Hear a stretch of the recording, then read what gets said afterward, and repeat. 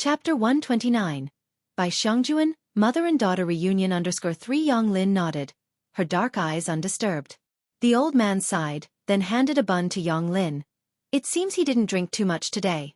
It'll be better once you're grown up. Yonglin shook her head. She didn't take the bun. Nor did she speak. She simply took out the keys to her home, and quietly went to open the door. She had grown numb to that phrase. How big did she have to get before she was considered grown up? Since she was 5, she had been looking forward to growing up. Now at 18, was she grown up? She didn't know. As soon as she opened the door, she was greeted by the blaring sound of the television, with smoke swirling in the cramped hallway.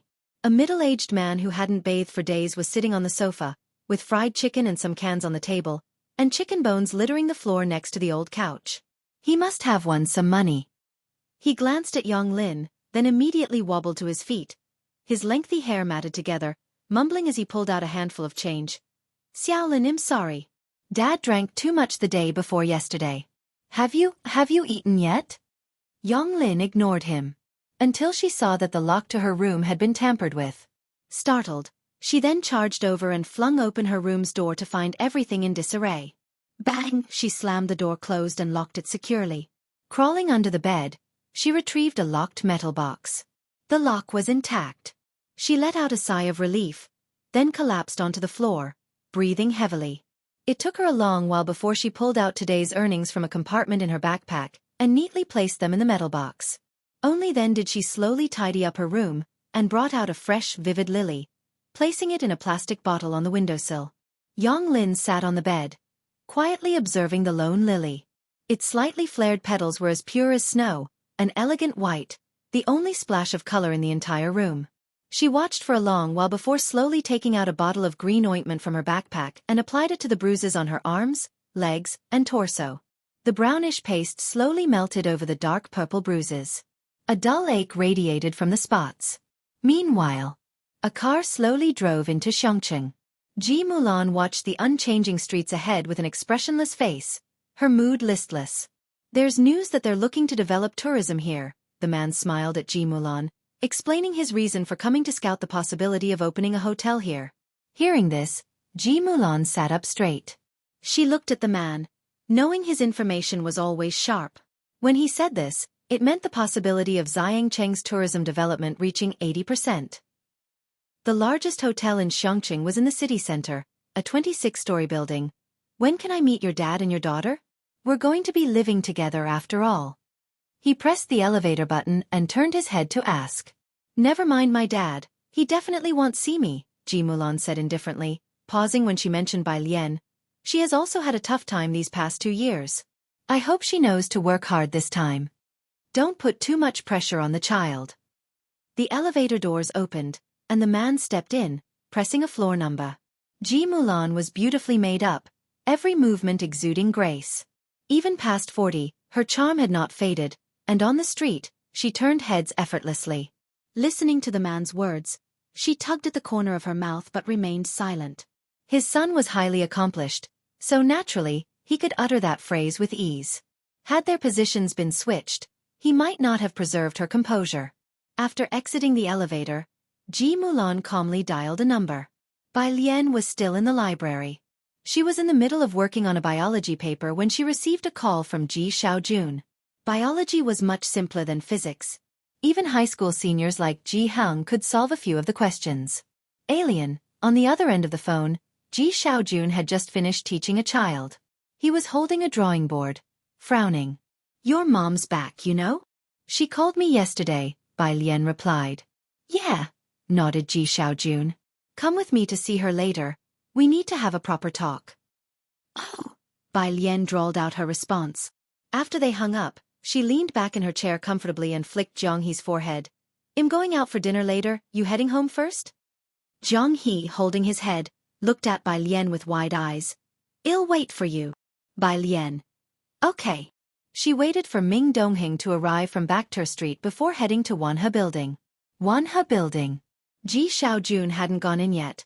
He was sitting on the outside steps, smoking and waiting for Bai Lian. His brow furrowed. Uncle. Bai Lian watched him for a while before standing in front of him, raising an eyebrow. Why not go in? Ji Xiaojun stubbed out his cigarette. He looked at Bai Lian, seemingly hesitant to speak. She just stood there in front of him, memorizing vocabulary words while she waited for him to talk, in no particular hurry. There's something I need to tell you in advance. Take it slowly. Ji Xiaojun looked at Bai Lian. It took a long moment before he patted his sleeve, stood up, and after another lengthy pause finally said, Your mom brought an uncle along. Bai Lian was slightly surprised. For about 10 seconds, as she grasped what Ji Xiaojun meant, she smiled lazily. That's nice. This was the modern age, where women were free to divorce and not be bound by societal norms. Bai Lian was happy for her. Ji Xiaojun had hesitated so long because he feared Bai Lian would be upset. Her father was accepting an illegitimate child, and her mother was on the brink of remarriage. He had imagined 1,000 different reactions from Bai Lian, but he never expected this one. All right, you really have grown up, he sighed deeply, casting his gaze downward and patting Bai Lian's shoulder. Let's go, join your uncle inside. Inside the private room, Ji Mulan was sitting next to a man. Relax, the man reassured Ji Mulan with a smile. I've already got someone arranging everything, it's going to be all right. He had found a school for her daughter just as Ji Mulan had requested. However, the man was a bit concerned. He actually didn't recommend that Ji Mulan's daughter attend that particular school. International schools typically had students who advanced straight through from a young age, with high competitive pressure. And Ji Mulan had mentioned her daughter studied liberal arts and that her academic performance was not very promising. Entering this school would bring immense pressure. A significant gap could be quite discouraging. He was mulling this over when the sound of the service staff at the door rang out, followed by the door opening. It must be her daughter's arrival. Ji Mulan and the man both looked up towards the door. Chapter 130, 051 Young Master Jiang comes out to save someone, Part 2. _1 Ji Xiaojun brought Bai Lian through the door. Ji Mulan had not seen Bai Lian for over 2 years, and upon seeing her now, she felt a sense of unreality. She was so different from her memory. Her daughter came in wearing a white long dress, with a light green belt slightly cinching her waist, each step as delicate as orchids. Holding a smartphone in her hand and with a slight air of indolence, the booth was brightly lit, and at a glance, her pitch-black eyes resembled those stained by an ink brush, reflecting a sky full of stars. The man was also startled, having always thought from Ji Mulan's description that her daughter was a badly behaved young girl. He hadn't expected her to seem so quiet. And there was Ji Xiaojun, who he originally thought would be somewhat nervous growing up in Xiangqing. But he didn't expect him to be so confident and at ease. The man stood up, surprised yet politely greeting Ji Xiaojun. He wore glasses, had a distinct profile, and it was clear he was well maintained, his figure not at all out of shape despite being close to middle age. Hello, my name is Xueqi. I met Mulan at a maritime exhibition. He was cultured, dignified, and courteously modest. It was obvious he came from a good family and upbringing. His manner was nothing like the piercing scrutiny of the Ren family. Ji Xiaojun glanced at Xueqi, his expression much improved, and shook hands with him. I am her brother, Ji Xiaojun. They sat down. Bai Lian looked at Ji Mulan and remained silent. Why are you always playing with your smartphone? Ji Mulan, dressed in a finely tailored dress with a shawl draped over her shoulders, squinted her shapely eyes. She watched Bai Lian fiddling with her smartphone, her gaze growing deep. Bai Lian paused for a moment. She looked up at Ji Mulan again, and put away her phone. Ji Mulan, Ji Xiaojun lifted his gaze. Ji Mulan then withdrew her own and without looking at Bai Lian, said to Ji Xiaojun, I will take her to Zhongjing. Xuan has found her an international private school. Although most of it is science-based, there are arts courses too, and one can go directly to a foreign university after graduation. This was not a discussion. It was a notification. Before Ji Xiaojun could speak, Bai Lian with her eyes lowered and voice unhurried, said, I won't go. Ji Mulan was about to get angry, but glanced at Xueqi and feared he would see her as a joke. So she stood up abruptly, glowering at Bai Lian. Come outside with me. Bai Lian looked up, her long and powerful hands pressing against the table as she stood. Ji Xiaojun wanted to follow but was deterred by a look from Bai Lian, and he hesitated. Across the table, Xueqi smiled and said, Mr. Ji, let the mother and daughter talk. You tell me about Mulan's childhood. After a moment's hesitation, Ji Xiaojun did not follow them out. He knew from earlier conversations with Ji Mulan that Su En was from Jiangjing. He also knew that Bai Lian would have a better future if she went to Jiangjing. On the corridor, Ji Mulan in her elegant high heels was barely taller than Bai Lian. Do you know how much effort it took to get you into that school? Your uncle said you've become more obedient. From now on, don't be so troublesome. The Su family's rules are much stricter than the Bai family's, just so you know. 2 years had passed, and facing Bai Lian again, Ji Mulan's heart was still troubled. The Bai family expelling Bai Lian was undoubtedly a slap in her face. She couldn't swallow this indignity. Am I just an object to you? Bai Lian turned off her smartphone and spoke up. She just looked at Ji Mulan, her almond-shaped eyes dark and deep, devoid of any other emotion. What do you mean? Ji Mulan looked at Bai Lian, her chest heaving with emotion. Am I not doing this for your own good? How much have I sacrificed for you? I hired the best tutors, got you into the best classes. Bai Lian listened silently to her finish. She did not feel much about everything Ji Mulan said. Am I just a tool for you to show off? Bai Lian said softly, 2 years, it took 2 years for you to come back and see me. I was alone at the Bai family, dealing with Bai Qiming, Bai Xueqi, Bai Shaoka. If you wanted what's best for me, why didn't you take me away with you? Ji Mulan was taken aback, then quickly recovered, frowning. You staying at the Bai family was the way for you to receive the best education. I was thinking of your best interests. It doesn't matter now.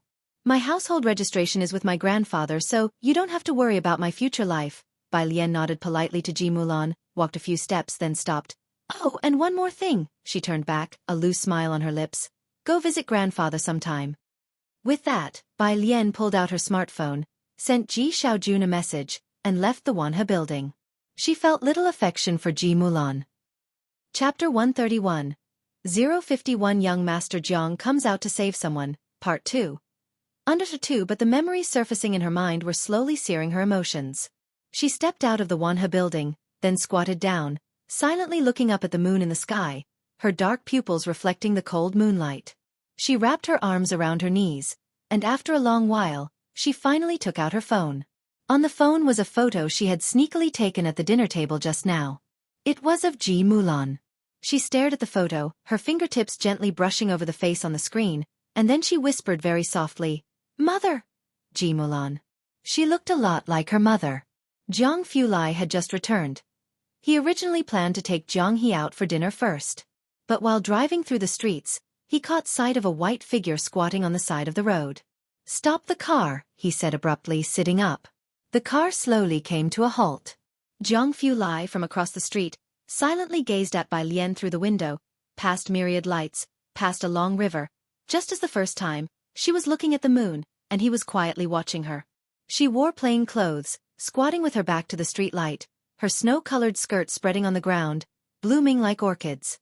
She seemingly had no expression, just quietly looking at one place. But Jiang Fulai always felt that at this moment, she was fragmented, shattered into pieces, scattered on the ground. Jiang He also saw Bai Lian. He was about to get out of the car after climbing down from the chair. But he was coldly seized by the back of the neck by Jiang Fulai. Jiang He's eyes widened, full of reproach. Jiang Fulai glanced at him and casually pressed him back into his seat. You can't talk anyway, let's go back. He got out of the car and then closed the door behind him. Jiang He. Is there really no police to deal with this? Ming Dongheng in the driver's seat glanced at the rearview mirror, indicating he was helpless to intervene. Jiang Fulai walked up to Bai Lian. A person usually so alert at this moment didn't sense his approach. He squatted opposite Bai Lian, following her gaze to see a full moon. After gazing for a while, Jiang Fulai commented, Did you calculate that from this angle, the moon looks brighter? Bai Lian snapped back to reality, and upon lifting her eyes, she saw a face of extraordinary features. The sudden sight was impactful. The man's pair of phoenix eyes were squinted lightly, his brow raised as he looked at her. Even while squatting, his posture remained remarkably graceful. Ah, Bai Lian thought he would return very late today. She turned off her phone. Why would you say that? I used to like sitting in the last row of the classroom, in one particular spot, said Jiang Fulai, looking at her. His eyes exceptionally shallow and clear. The school forum rumored that spot had the best study efficiency because I had calculated it. But in fact, Jiang Fulai continued leisurely, The professor felt intimidated speaking with me in the front, so he asked the dean of the Ma Institute to have me sit at the back whenever possible. Bai Lian felt like laughing. She rested her chin on her arms. She could imagine it. The professor not daring to speak, and not daring to find him directly. He could only silently ask someone else to pass on the message. You came out early. Have you eaten? Zhang Fulai asked after seeing her expression before he stood up. Bai Lian shook her head. As expected. He saw she was still reluctantly squatting on the ground, not very eager to move. Zhang Fulai extended his hand, his gaze lowered. Come on, it'll take you to eat something that ordinary people can't get. Bai Lian looked up with half-lifted eyes. She stared at that glistening slender hand for a long while. In the air, a faint scent of silvergrass seemed to flow, with continuous traffic on the road, and behind her were lights from 1,000 homes. She extended her hand and grasped that bit of warmth from Xueqi. Zhang Fulai took Bai Lian out for a meal, not to Wanhe building, but to a private residence in an alley. When Ming Dongheng knocked on the door, a man inside came out cursing and holding a kitchen knife. What are you knocking for? Do you need me to knock some sense into you with a hammer? Hammer? Creak, the door opened. The man's gaze fell upon the tall figure in an ink-colored trench coat standing behind Ming Dongheng. The man's light eyes, cold as a spring, swept over him dismissively. The man's machine gun-like mouth seemed to be hit by a switch, instantly shutting. He opened the door politely, a smile playing at his lips. He stepped aside to let the line of people enter. His eyes widened when they met Bai Lian's gaze. Then he grabbed hold of Ming Dongheng's hem tightly, gesticulating with his eyes to Ming Dongheng. How come there's a girl? Ming Dongheng looked at him in surprise. Qi lawyer, why are you grabbing me? Qi Yundai, he tilted his chin slightly, his peripheral vision fixed on Bai Lian, gesturing fiercely with his eyes, as if they were about to spasm. Ming Dongheng frowned. Do your eyes hurt? Qi Yundai. He was tired. Suddenly, Qi Yundai let go, turned without expression, and closed the door. He went to the kitchen with the knife. Wanhe building. Ji Mulan re-entered the private dining room trying to suppress her anger. Ji Xiaojun knew the moment he received the message from Bai Lian that the mother and daughter hadn't come to an agreement. He wasn't surprised. Ji Mulan had a strong personality and a strong need for control. Bai Lian was obedient but had her own thoughts, such as sitting by Ji Heng's bedside every day. Brother, you help me persuade her. Ji Mulan sat down, calmly speaking to Ji Xiaojun. I must take her with me. Ji Xiaojun didn't say a word. So, Ji Mulan turned her gaze towards Su En. Su En gave her a reassuring look and then said with a smile, throwing out the bait. Mr. Ji, you know that Zhongjing Private School has strong faculty and international connections. It's a breeding ground for diplomats in liberal arts. If she goes there to study, she will absolutely do better than anywhere else in the future. The position of a diplomat was an unattainable job for someone from Xueqi. Ji Xiaojun shook his head. She wants to finish high school in Xueqi. Those were the exact words Bai Lian had texted to Ji Xiaojun just now. Brother. Ji Mulan frowned. She slammed down her chopsticks with a snap. Don't you want to leave this place, or do you want her to stay here forever? Ji Mulan, Ji Xiaojun looked up. How long have you been back, and have you ever asked what alien is thinking? Do you know that she has now switched to science? Switched to science? Ji Mulan's brows furrowed. In her senior year? Switched to science. She glanced at Su En, holding back because he was present. She didn't mention that Bai Lian had been driven to switch from the science class to the humanities by her teachers in her first year of high school. Su En's son was a junior at Zhongjing University, currently applying for graduate school. For her to mention this in front of Su En was something she simply couldn't bring herself to say. Can you please stop making things worse? Ji Mulan poured herself a glass of cold water. She needs to suffer to know the value of hard work. Don't you know that she can fall asleep while practicing the zither, frustrating her teacher to the point of leaving? If we don't discipline her properly and just let her do as she pleases, how will she ever get by in society in the future? Every child has a rebellious phase. Su En was surprised to find Bai Lian so rebellious. Afraid that the siblings would start arguing, he consoled Ji Mulan, studying science is fine too. Maybe the child likes science. It's not like there are no opportunities. Su En was just saying it casually. Switching from humanities to science in her senior year. It must be rebellion, as Ji Mulan said. What opportunities? He hadn't really considered it. Ji Xiaojun didn't answer Su-en. Suppressing his anger, he pressed his hand on the table and stood up. Ji Mulan, it was bad enough you left her alone with the Bai family, but can you not impose your own ideas on her? Dad and I don't care about her getting into Beijing University or what grade she'll get. So what's wrong with letting her study science if she wants to? Also, Alien has only been learning the zither for a year and she already plays so well. What more do you want from her? Chapter 132. 052 Mediocre Little Lon Lon. Grandpa calls Xiaochen under 1. She can play the guzheng? Mulan placed her glass on the table with a clatter. Are you joking? Was she unaware of Bai Lian's learning progress?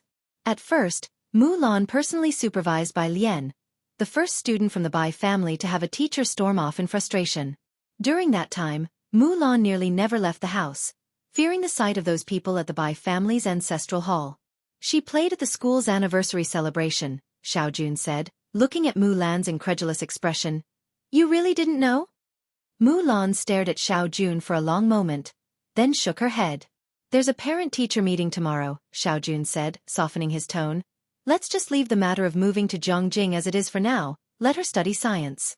If necessary, she can switch back to humanities next year.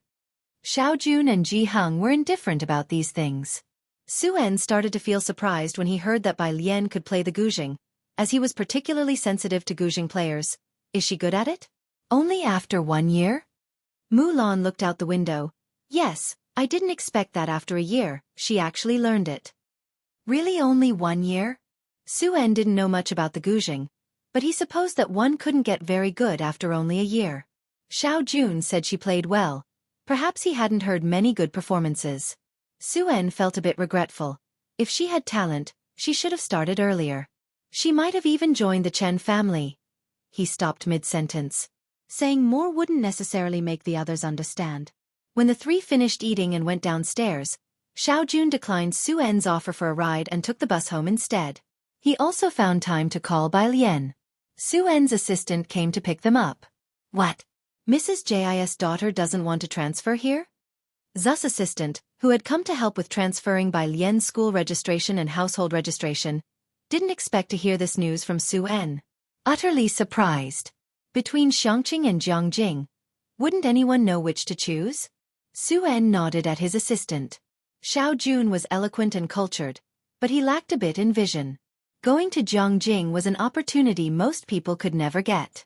He planned to marry Mulan during the new year, and Bai Lian would be his adopted daughter. To the Su family, raising one more person made no difference, and raising one fewer made no difference either. He was marrying Mulan, not her daughter. So whether her daughter stayed in Xiangqing or went to Zhongjing made no difference to him. Did he actually expect Mulan's daughter to help him gain favor with the main family? Mulan, Su-en sighed from the back seat, speaking to Mulan. Your brother is right, sometimes you have to learn to accept the mediocrity of your children. The assistant listened to their conversation and roughly understood the situation. If Su-en could nonchalantly use the word mediocre in front of Mulan, that must mean quite ordinary. President Su, the assistant waited for the two to finish before reporting. I've confirmed it. Patriarch Chen is indeed in Xiangqing. Really? Su-en sat up straight. Then this matter is settled. Mulan listened quietly to their conversation. Even though she had spent some time in Zhongjing, she still wasn't clear about the state of affairs there.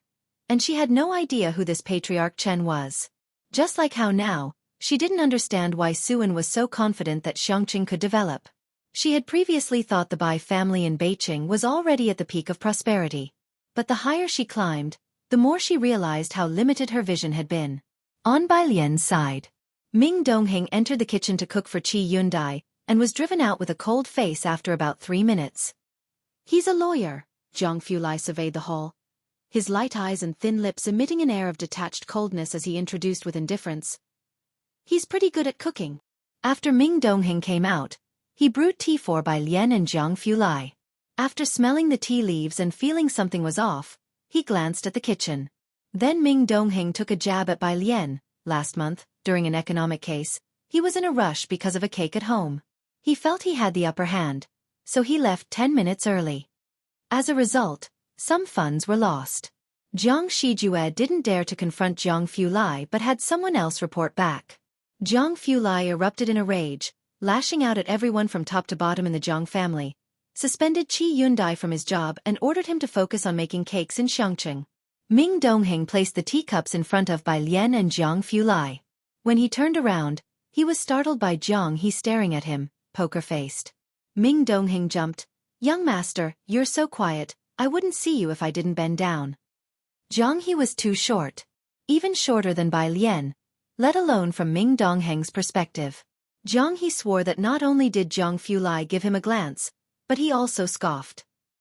Chapter 133, 052 Mediocre Little Lon Lon. Grandpa calls Shaochen under two. He silently climbed next to Bai Lian, ignoring Zhang Fulai and Ming Dongheng. As Bai Lian was quietly reading an English text, a message appeared at the top of her phone, sent by Mao Kuan. Picture? Mao Kuan. "Sis, Xueqi and the others have finished the logo design, take a look." Bai Lian opened it and glanced at it. The logo was very thoughtful, overall shaped like a gourd lying on its side, with a silver needle stuck upside down at its waist, and the head of the needle was two small leaves. The overall tone was a soft shade of green. Fresh, saving the world by dispensing medicine. A silver needle. A very atmospheric logo. Bai Lian rarely praised. Very good. Mao Kuan was excited, right? You know, Sun Chun has studied painting before. Mao Kuan, and Xueqi he hasn't studied it, but he's very good too. With that, Mao Kuan became somewhat melancholic. Everyone was talented, except he couldn't seem to make out anything special. After dinner, Ming Dongheng drove to Purist Street. Bai Lian didn't message Ji Hang, and since Ji Hing didn't pick her up today, Zhang Fulai got out of the car and walked into the alley with her. "I can go by myself." Bai Lian looked at the dark alley. Zhang Fulai, with one hand in his coat pocket, merely glanced at her upon hearing this, saying nothing as the shadow cast by the streetlight behind him partially covered his face. Bai Lian truly wasn't afraid of this stretch of road. She had traversed even darker paths before. But Ji Hang would always be here waiting for her, and now with Ji Hang absent, it was another person who accompanied her through this long and dark road that seemed to have no end. It was as if since coming into this world, she had never been alone. "Have you ever been to the Snow Mountain?" Zhang Fulai tilted his head slightly. His voice clear yet not cold. But not exactly unapproachable either. Bai Lian shook her head. Zhang Fulai, usually brisk in his pace, walked with a swift wind even in the lab, but now he walked at a leisurely rate. Under the moonlight's cloak, his sharp contour seemed to soften. Over 6,000 meters. When I used to feel down, I'd stay up there for a long time, sunlit golden mountain, clouds billowing and mist rising, purifying everything. If there's a chance, I'll take you to see it. Ji Heng's house was just up ahead. Bai Lian stopped, her white dress immaculate in the moonlight, her smile lazy. "Okay." She waved at him, as a sign that she had arrived. Zhang Fulai stood still, his figure upright. He didn't speak, but he visibly seemed in a good mood.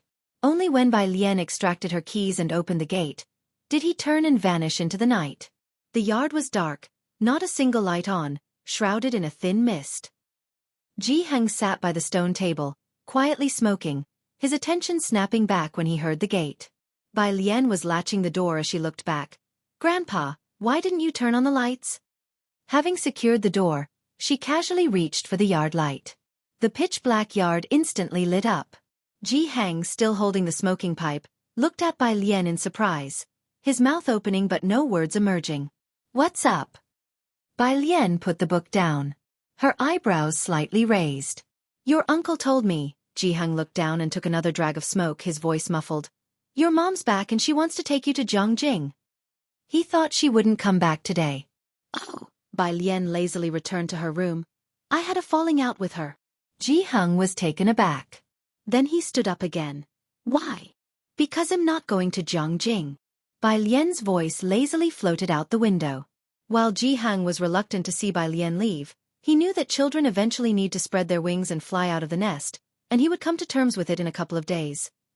Even he knew Zhongjing offered much better opportunities than here. Actually, Zhongjing. He took 2 steps forward, pipe in hand, about to explain to Bai Lian. Then Bai Lian methodically picked up her biology book. "Grandpa, since you're not sleepy yet, let's discuss the DNA replication process. ACGT is..." Ji Heng abruptly halted. and took 2 steps back, his demeanor calm. Never mind, Zhongjing isn't that great. He dejectedly went back to his room with the smoking pipe. Behind him, Bai Lian leaned lazily against the window, arms crossed, an eyebrow raised. Sunday. There was a parent-teacher meeting. The meeting was at 9, but Bai Lian had gone to the library to read first, and only around 9:30 did Ji Heng arrive at the bus stop. Waiting to go to school with Bai Lian. And this gentleman is... Chen was looking for Ming Dongheng and saw Bai Lian waiting at the bus stop, so he joined her there. Upon seeing Ji Heng, Chen was taken aback. Bai Lian stood up straight and casually introduced the two. My grandpa, last name Ji. Chapter 134. 052 Mediocre Little Lon Lon. Grandpa calls Xiaochen under the 3. Director Chen hurriedly greeted. Mr. Ji, hello, just call me Xiaochen. Hello, Ji Heng nodded, probably Bai Lian's friend, and said while holding an empty cigarette holder, Xiaochen. Director Chen chuckled and passed Ji Heng a pouch of tobacco. Give mine a try. Ji Heng looked at Bai Lian. Bai Lian lifted her head and said wordlessly, Go ahead, take it. Thank you. Ji Heng's face softened considerably toward Director Chen. Director Chen's eyes lit up. He stood in place, watching Bai Lian and Ji Heng leave. Rubbing his hands, he began to take out his phone to find some tobacco for himself. This was Ji Heng's first time attending a parent-teacher meeting. He had deliberately worn the robe from last time, his entire presence exuding scholarly elegance and authority as he sat in Bai Lian's place. Feeling a bit uncomfortable. Do I look all right? Ji Heng whispered. Students weren't allowed at parent-teacher meetings, so Bai Lian, standing in the aisle, reassured Ji Heng, Yes, you look cool. Okay. Ji Heng was finally at ease. Bai Lian saw he had adjusted and started to walk outside. Heaven knows this was her first time attending such an occasion too. As she reached the doorway, Bai Lian glanced at the seat of the student sharing her desk. No one had arrived, and she hadn't seen them today either. Behind her, Zhang Xiais came in with his head up, leading his mother. Physics 37, why do I even have to attend this parent-teacher meeting for you? His mom scolded, twisting his ear. Do you think I don't feel embarrassed? Zhang Xiais bent over and shouted his grievances. Mom, I told you I got 39, not 37. Don't listen to the physics teacher's nonsense. What? Those 2 points are very important to you. You can ascend to heaven with them? His mom scoffed. Zhang Xiais. You're right about everything. Zhang Shi's mom, face stern, deeply resented having to attend this meeting for him. Upon seeing Bai Lian, she softened a bit. Bai, your physics. Zhang Xiais, startled, quickly shoved his mom inside, then slammed the door shut with a bang. Swift and decisive. Next time you'll surely bless me to score 50, right? He prayed to Bai Lian with hands clasped together. Bai Lian. Just 50. Even in dreams. So unambitious. Lu Lingxi, holding a stack of papers, began distributing each student's results to the parents and started talking about important matters for senior high school students, including their physical and mental health. Ji Heng received Bai Lian's grades and ranking. Slightly surprised. He had learned about the college entrance examination before. 750 points. Bai Lian, from humanities to sciences, scored in the 400s. These were excellent results. Lu Lingxi talked at length, and Ji Heng listened attentively, even taking notes. By the time the parent-teacher meeting concluded, it was already past 10 o'clock. Not fond of crowds, Ji Heng waited until most of the class had left before slowly making his way downstairs, with Bai Lian waiting for him at the cake shop outside. Dressed in his distinctive robe, his unique demeanor stood out immediately in the crowd. The Secretary General, standing at the bottom of the building, spotted Ji Heng at once. His gaze fleetingly swept over the report card in Ji Heng's hand, and the Secretary General gave a sarcastic smile at 450 points. Ran Qian was busy today and had no time to attend Ran Wangshuan's parent-teacher meeting. Ran Zhouwei was always very busy. And Ran Wanxian didn't want Ji Xiaorong to come, so it was almost always the Secretary General who showed up. He didn't see eye to eye with the Ji family members. Secretary General. The principal, hearing of the Secretary General's arrival, hurried over with several leaders to greet him. This was the person second only to Ran Qian. The Secretary General gave them a slight nod. When the principal approached the Secretary General, it was clearly for a reason. He smiled and got straight to the point. Yesterday, Miss Ran had a conflict with a student from class 15. It's just a little friction between students. We hope Miss Ran is generous and will continue to shoot tomorrow. Ran Wanxian had already spoken to the Secretary General about this incident. He merely glanced at the principal and the others while walking forward, scoffing. Principal, do you really think it's just a little friction? The principal was taken aback. The students of Class 8 have good living conditions and can afford a small cafeteria. That's what their parents and grandparents worked for, the Secretary General said with a smile as he looked at the principal. How the other students live, that's their ancestors' issue. Principal, do you understand? The words of the Secretary General were veiled yet mocking. Was he implying that students from other classes were jealous of Class 8 students and deliberately targeted them? The principal pursed his lips without speaking immediately. The lady is with her senior brother. The Secretary General looked faintly at the principal. I believe you've also heard of him. He might help our miss to submit an entry for the Orchid Pavilion Award this year. Everyone knew about the Orchid Pavilion Award, which had an influence not unlike the 100 Flowers Award in the entertainment industry. Those present were all quite astonished. The Secretary General enjoyed their expressions before speaking. Our miss isn't opposed to continuing writing. Possibility arose. The eyes of the principal and the others lit up. Have the people from Class 15 apologize to our miss in person? The Secretary General spoke slowly but with authority. Only then will she continue to write. Chapter 135. 053 refuses entry to Jiang Jing, who doesn't know a bit of Liang style yet. Second update. Under one having said that, the Secretary General didn't wait for their response and headed straight for the door. Behind him, the principal and the others exchanged glances. Suddenly one spoke up. I'll go find Teacher Liu, and have Zhang Xi's and the others apologize to Ran Wanxian. The principal sighed but did not object. Indeed, yesterday's incident was Zhang Shi's fault, and students from Class 15 should apologize to Ran Wanxian. Although it seemed a bit much, the principal always had to think about the bigger picture. There was no one else in the entire school who could film that shot other than Ran Wanxian. The Secretary General had essentially represented Ran Qian's stance. This wasn't just the Secretary General's attitude, but also Ran Qian's.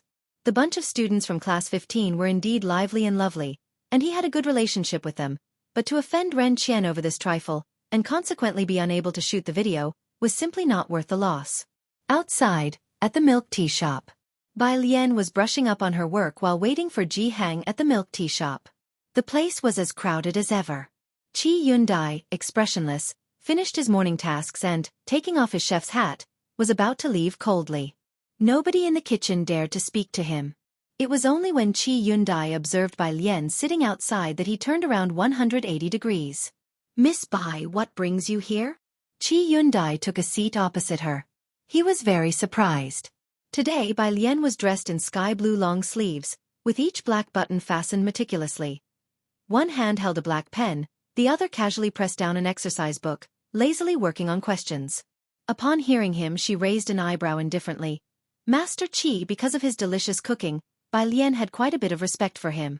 Just call me Xiao Qi. Qi Yundai sat across from her, the unwelcoming expression on his face was gone, and he began to complain.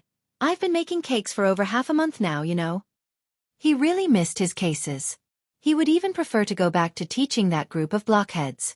He had almost forgotten what his main job was. Qi Yundai was around 40, a bit older than Chief Chen. Bai Lian couldn't bring herself to look at his face. But don't you like it? Bai Lian listened to him attentively, her fingers writing a string of neat characters. Qi Yundai spoke despondently. No, that was in the past. He was paying for his youthful recklessness. When Ji Hang came to find Bai Lian, he found Qi Yundai chattering non-stop in front of her. A stranger arrives. Instantly, Qi Yundai's face turned cold, and he regressed to his expressionless self. Bai Lian introduced Ji Hang to him. Qi Yundai stood up graceful. Mr. Ji, hello, I am Xiao Qi, the cake chef here. Yet another stranger. Following Bai Lian, Ji Hang felt that in this past month, he had met all the people he was meant to meet in his lifetime. Hello, Xiao Qi. Ji Hang, holding his pipe, greeted politely. But he wasn't particularly warm. Qi Yundai only complained to people he knew well. Bai Lian praised his cooking last night. Zhang Fulai was a bit nicer to him, so unilaterally, Qi Yundai counted her as one of his people. In front of Bai Lian, he could vent. In front of others, he remained a cold, heartless cake-making machine. Mr. Ji, Chi Yundai returned to the kitchen and took out a bag of freshly baked cakes. This is a new product with less sugar. Take it home and try it. He placed a bag of cakes in Ji Heng's hands. Before Ji Heng could react, Chi Yundai greeted Bai Lian and turned to leave. It was Ji Heng's first time receiving these little cakes. He looked down and subconsciously glanced at Bai Lian. With her slender legs crossed, Bai Lian tapped on them as she methodically finished a problem, one hand propping her chin, and lazily smiled at Ji Heng. The cake is delicious. In meeting your mother later, Ji Heng didn't sit down. Holding his pipe, he stood in front of Bai Lian, his weathered eyes deep. Will you come with me? Ji Heng had decided to accept Ji Mulan's invitation. If it had been 2 years earlier, Ji Heng would never have agreed to meet Ji Mulan. But now, simply because of Bai Lian, Ji Heng was willing to see her. Especially since Ji Xiaojun had mentioned that the person Ji Mulan had found this time had better character than Bai Qiming. He decided to check it out. No! Bai Lian rested her wrist on the table, calmly capped the pen with her other hand, and spoke in a light tone. Ji Heng nodded. Okay. Not wanting to see Ji Mulan again, Bai Lian headed back to the library to plan dining out with Zhang He. It was a small restaurant near the school. With her legs propped up, her slender fair fingers pulled out a menu hidden under the teacup, and she tilted her chin toward Zhang He, casually asking, Is there anything you don't eat? This wasn't her first meal with Zhang He. Chapter 136. 053 refuses entry to Zhang Jing, who doesn't know a bit of Liang style yet. Second update. Undersir too, but it was the first time she had ordered dishes for him. Zhang He slowly looked at Bai Lian. Bai Lian did not realize the seriousness of the issue, only squinting her eyes slightly. Zhang He bowed his head and began to list the dishes. I don't eat celery, potatoes, carrots, lotus root, cucumbers, lettuce, soybeans, asparagus. A lock of black hair fell by Bai Lian's forehead, her fair fingers holding a pencil, her dark eyes filled with self-doubt. Ah. Zhang He quietly added the last one. Tribute vegetable. Although he only said it once and listed a long string of names, Bai Lian remembered them all. She looked at Zhang He with a smile that was not quite a smile and then casually ordered a few dishes, avoiding those he did not eat. After she finished ordering, she took out her phone, wanting to complain to someone. Bai Lian, this world actually has so many dishes. Zhang Fulai was still busy at this time. His team member had placed his lunch next to his desk, which he put aside dismissively to attend to later, after finishing his tasks. He massaged his forehead and removed his glasses. He looked coldly at the team members, his brows and eyes frosted over as if sunlight shone onto a snowy field. Has your brain grown mold? Hewen led the apology. I'm sorry. Don't ask. If you do, apologize. Are you apologizing to me? You're apologizing to Euler. If he had known that you would treat his formula this way, he would have preferred to take it with him to King Yama, Zhang Fulai said icily. Hewen's head almost drooped to the floor. Here he was, the up-and-coming prince of mathematics, only to find his reputation ruined in the laboratory today. Zhang Fulai bowed his head and closed the file. Looking at his phone screen, he took a deep breath. Don't be angry. At least Hewen is a person. Get out. We'll have a group meeting at 2, he said as he looked up, his tone cold and clear. Considerably calmer. Hewen and the others left as if fleeing, and the moment they exited the office, Hewen was pinned by the neck. Didn't you say to write it like this? I believed you and didn't check. How could you betray our trust? It's not, cough cough, Hewen struggled and waved his hand. Doesn't anyone care about our life-saving benefactor? In the office. Zhang Fulai opened his lunchbox with one hand and unlocked his phone with the other, replying to Bai Lian's message. Zhang Fulai. What dishes? Did you also just have lunch? Bai Lian. Image. Bai Lian. What a pity, so many dishes did not grow into Zhang Xianiao's liking. Zhang Fulai clicked on the image Bai Lian sent. It was the 2 dishes she had ordered. Zhang He does not eat a lot of things, which Zhang Fulai was aware of. He raised an eyebrow and slowly, deliberately replied, Don't worry about him, he's just picky, that's why he's so short. He quickly switched to Zhang He's WeChat. Zhang Fulai. Smile. Meanwhile, Ji Heng also met Ji Mulan. In front of others, Ji Mulan was assertive, but facing Ji Heng, she became much more silent. The two hadn't sat down for a proper talk in almost 20 years. It was Ji Mulan's first time sitting across from Ji Heng, And as she reached a certain age, people aged faster. In Ji Mulan's memory, Ji Heng was still a middle-aged man with not much white in his hair. But the Ji Heng sitting across from her now had his face filled with deep lines, and his eyes were no longer as bright as before. Especially his hair, which was almost entirely white. Ji Mulan instinctively felt a twinge of anxiety in her heart. After so many years of separation, the father and daughter were now very silent in each other's presence. Having calmed significantly over more than 20 years, Ji Heng put down his tobacco pipe and the cake, looking across at Xuan. "You're getting married at the end of the year?" "Yes," Xuan, holding Ji Mulan's hand, replied earnestly. "Don't worry, I will take good care of her." Old people are accurate judges of character. And so was Ji Heng. He could tell at a glance that Xuan was indeed different from Bai Qiming. Bai Qiming had never once brought Ji Mulan back after they got married. Xuan, even before marrying her, had already brought Ji Mulan back with him. "You should be able to see the difference in our family's circumstances," Ji Heng mused aloud. Anyone in Jiangjing from an ordinary family was beyond their comparison. This time Xuan fell silent for a moment. His mother, indeed, was not willing. "Life is for two people to share," Xuan pondered for a moment before seriously saying. "I don't live with my parents anyway, so she won't feel pressured being with me." That was when Ji Heng refrained from speaking. The atmosphere fell silent once again. Xuan changed the subject, looking at the cake Ji Heng had placed on the table. "This cake you bought for Alien is very nice looking." Ji Heng glanced at the cake, his tone much warmer when mentioning Bai Lian. He bowed his head and methodically opened his tobacco pouch. "No, it was a gift from her friend Xueqi. The tobacco was from Shaochen." Chapter 137. 053 refuses entry to Jiangjing. Who doesn't know a bit of Liang style yet? Second update. _3 Xueqi. Shaochen? Xuan nodded. He didn't care who this Xueqi or Shaochen was, as long as the atmosphere wasn't awkward. Alien got 450 on her monthly exam. Ji Heng began slowly. She switched from liberal arts to science, and her teacher said she has a lot of spirit. "You don't need to worry about this matter." 450?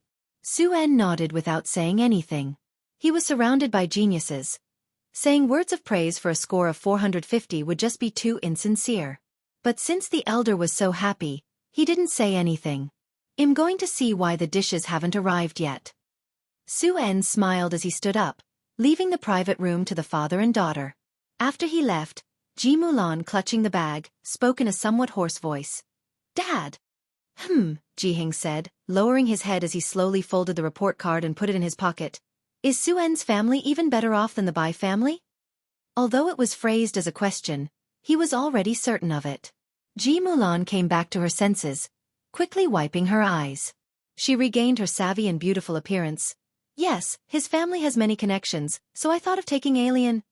"Let Alien stay in Chongqing." Ji Heng lit his tobacco and took a rough drag. Smoke blurred his face. "Dad, you!" Ji Mulan was sparked at once. She had come back this time for Bai Lian. But Ji Heng raised his hand, interrupting her. "As you said, Xuan's family is well off, and he's surrounded by capable and outstanding people. What kind of life could our Alien lead there? There are barriers between Chongqing and Jiangjing." Ji Mulan paused. "Also," Ji Heng sighed, "his family doesn't agree with your marriage, does it? If you take Alien there as well, to what extent do you two plan to live at the mercy of others?" That silenced Ji Mulan completely. The Su family actually supported many people. Taking in one more person was not a big deal for them. But among those they supported, who wasn't talented? To Mrs. Su, Bai Lian might be less important than even the dogs she raised. Did she really want to take Bai Lian to live such a life? "Then my marriage to Su En." Ji Mulan opened her mouth. Ji Heng took another drag of his cigarette, looking down. "We will go." "Great, great." Ji Mulan unavoidably became emotional. It was the first time she spoke calmly with Ji Heng, and he was willing to attend her wedding. "I'll have someone come to pick you up when the time comes." "We'll talk about it later." Ji Heng shook his head. The three of them finished their meal in peace. After escorting Ji Heng away, Ji Mulan finally confirmed with Xuan that they would not be bringing Bai Lian back to Jiangjing. "Not going back?" Xuan glanced at her. Although he was surprised, he didn't ask much. He didn't try to persuade Ji Mulan to bring Bai Lian back to Jiangjing. After all, Bai Lian wasn't some irreplaceable lab talent, not yet to the point where he'd be troubled. Go and find out what Mr. Chen's recent likes are, Xuan instructed his assistant, and present my card of respect. Monday. After lunch with Pu Xiaohan and Yang Lin, Bai Lian returned to the class.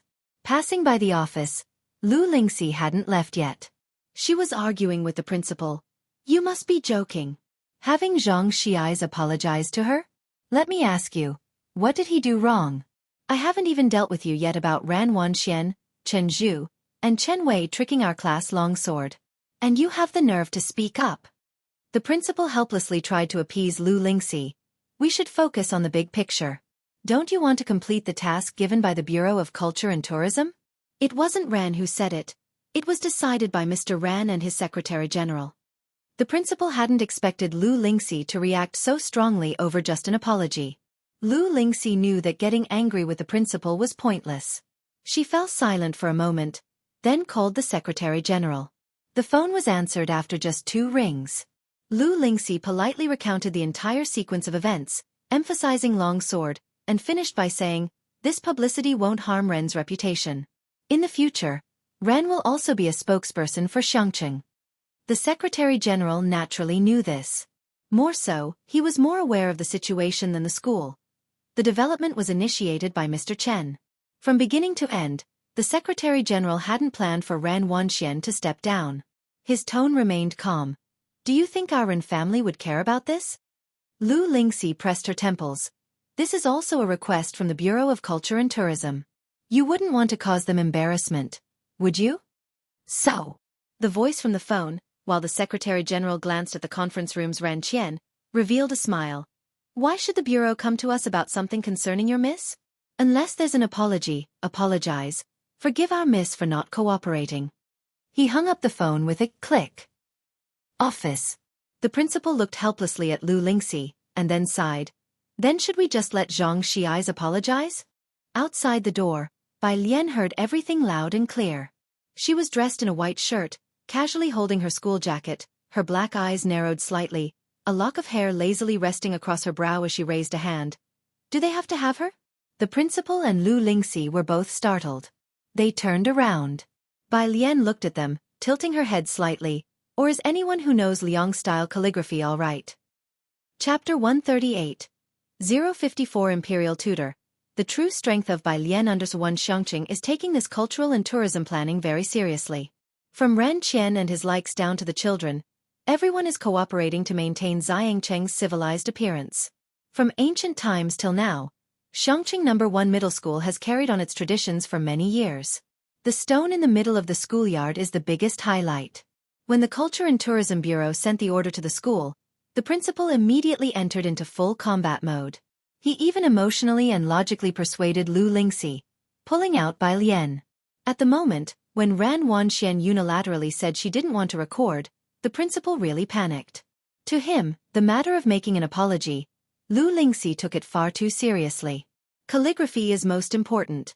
The principal had a very good impression of Bai Lian. He knew she always studied earnestly everywhere. Others might not know, but the principal was very aware that her physics grades had caught the attention of Jiang Jing. But in our school, only Ran Wanxian has achieved the highest level of study. The history and culture of Xiangqing are profound. Especially the Bai family. The most glorious stroke of the great Yong dynasty was like a brilliant firework. Resplendent yet fleeting. It bloomed only in Xiangqing. The stone standing in the courtyard of Xiangqing No. 1 Middle School represented Liang-style calligraphy, and the culture presented in the video had to be the Liang style. Not to mention, that was also the style that Mr. Chen valued. Therefore, the only choice for this role was none other than Ran Wanxian. The Ran family was firmly holding on to the principal's lifeline. Oh! Bai Lian's gaze didn't fall on the two of them, her dark pupils seemingly fixed on some point in the void. In that case, I can give it a try. What are you going to try? Lu Lingxi blurted out instinctively. You and Zhang Xiai's don't need to worry about this. Halfway through speaking, Lu Lingxi suddenly realized what Bai Lian meant. She scrutinized Bai Lian carefully. The girl's snow-white shirt was meticulously buttoned from bottom to top, and the cuffs and collar were embroidered with green gentleman bamboo. Her black pupils reflected the scattered sunlight outside the window. Peaceful and calm. You know Liang's style too? Yes. Bai Lian nodded. Lu Lingxi knew about Bai Lian's foundation in Guanga-style calligraphy. Although Guanga style was good, it was quite limited by the development of other styles. But she was always not one to discourage students and would not deny them opportunities. Then should we let Bai Lian try? Lu Lingxi suggested to the principal. Calligraphy isn't something just anyone can pick up and execute well. It requires training from an early age and immense wrist strength. According to what the principal knew, the hardship a calligrapher endured while practicing hanging the wrist was no less than that at Shaolin Temple. That's why few persisted with the practice. Getting onto the promotional video wasn't a matter of just any casually written character. It required characters that were presentable on stage. In the whole school, only Ran Wangshuan's practice showed proper form, but to say it so directly to Bai Lian would be too discouraging. The principal stared at Bai Lian for a while before speaking. Write a few characters for me to see first. He hadn't prepared any brush, ink, paper or inkstone, so he just found a white paper in the office and a black pen on Lu Lingxi's desk, then handed it to Bai Lian to write. Bai Lian wasn't particular about the pen or the paper, nor the setting. She put aside her jacket, spread a blank A4 sheet on the table, and with her slender and strong fingers holding the black pen, she wrote 4 characters. Meanwhile, the principal and Lu Lingxi were still debating over the possibility of sending Zhang Xiais to apologize. Having put down the pen, Bai Lian picked up her school uniform, looked up towards Lu Lingxi and the principal, and politely said, "Teacher, I have finished writing." So quickly. The principal was somewhat surprised since he was accustomed to Ran Wangshuan's writing. She needed a long time to prepare, and she would write with great care, redoing it over and over if dissatisfied. Bai Lian hadn't even taken a minute from start to end. Had she? Lu Lingxi glanced at the principal, then gently said to Bai Lian, "All right, you go back to doing your homework." After Bai Lian left, the principal continued, "Leaving aside the matter with the long sword, it would be quite normal for Zhang Xiais to apologize. Living in this world, it's impossible not to adapt." As for the characters Bai Lian wrote, the principal hadn't even looked at them. He just didn't believe Bai Lian could write Liang style. "Why leave aside the long sword?" Lu Lingxi scoffed. "I haven't even started to make trouble for them, and you're already leaving it aside." She turned around and returned to her seat. Seeing the paper that Bai Lian had casually placed on the desk, she picked it up and examined it. "No, why is your vision so narrow?" The principal still wanted to convince her. After talking for a while and realizing that Lu Lingxi was ignoring him, he turned around only to find her holding a piece of paper, so engrossed that she was lost in thought. The principal walked over to have a look, and upon seeing it, his face, previously filled with helpless entanglement, instantly turned to dumbfounded astonishment. Chapter 139, 054 Imperial Tutor, The True Strength of Bai Lian. Under 2 there were only 4 characters written on the paper. Bai's Imperial Vines. It was the phrase she had used the first time to introduce herself. Even though she used a plain black pen, each character was deeply etched into the paper, their strength seeming to burst through the back, swirling and retreating with a surging vitality, the sinew of each character fully revealed. Through the paper, one could feel the momentum of 1,000 horses galloping. What kind of experience did it take to write with such formidable expression? Last time Director Chen visited, he was not very satisfied with Ran Wangshuan's calligraphy. At that time, the principal had not understood, but now he finally had a faint understanding of why Director Chen had looked down on Ran Wangshuan's calligraphy. Because he had seen better. Ran Wangshuan's characters indeed lacked a bit of real combat experience. "Teacher Lu," the principal pulled out the paper from Lu Lingxi's hand and murmured, "I think you're right. This apology might not necessarily need to be spoken out loud. I'll go contact the photographer right away." Having said that, the principal stuffed the paper into his pocket and hurriedly left. Behind him Lu Lingxi. Wait, had she read it all? The last class of the afternoon. The class meeting.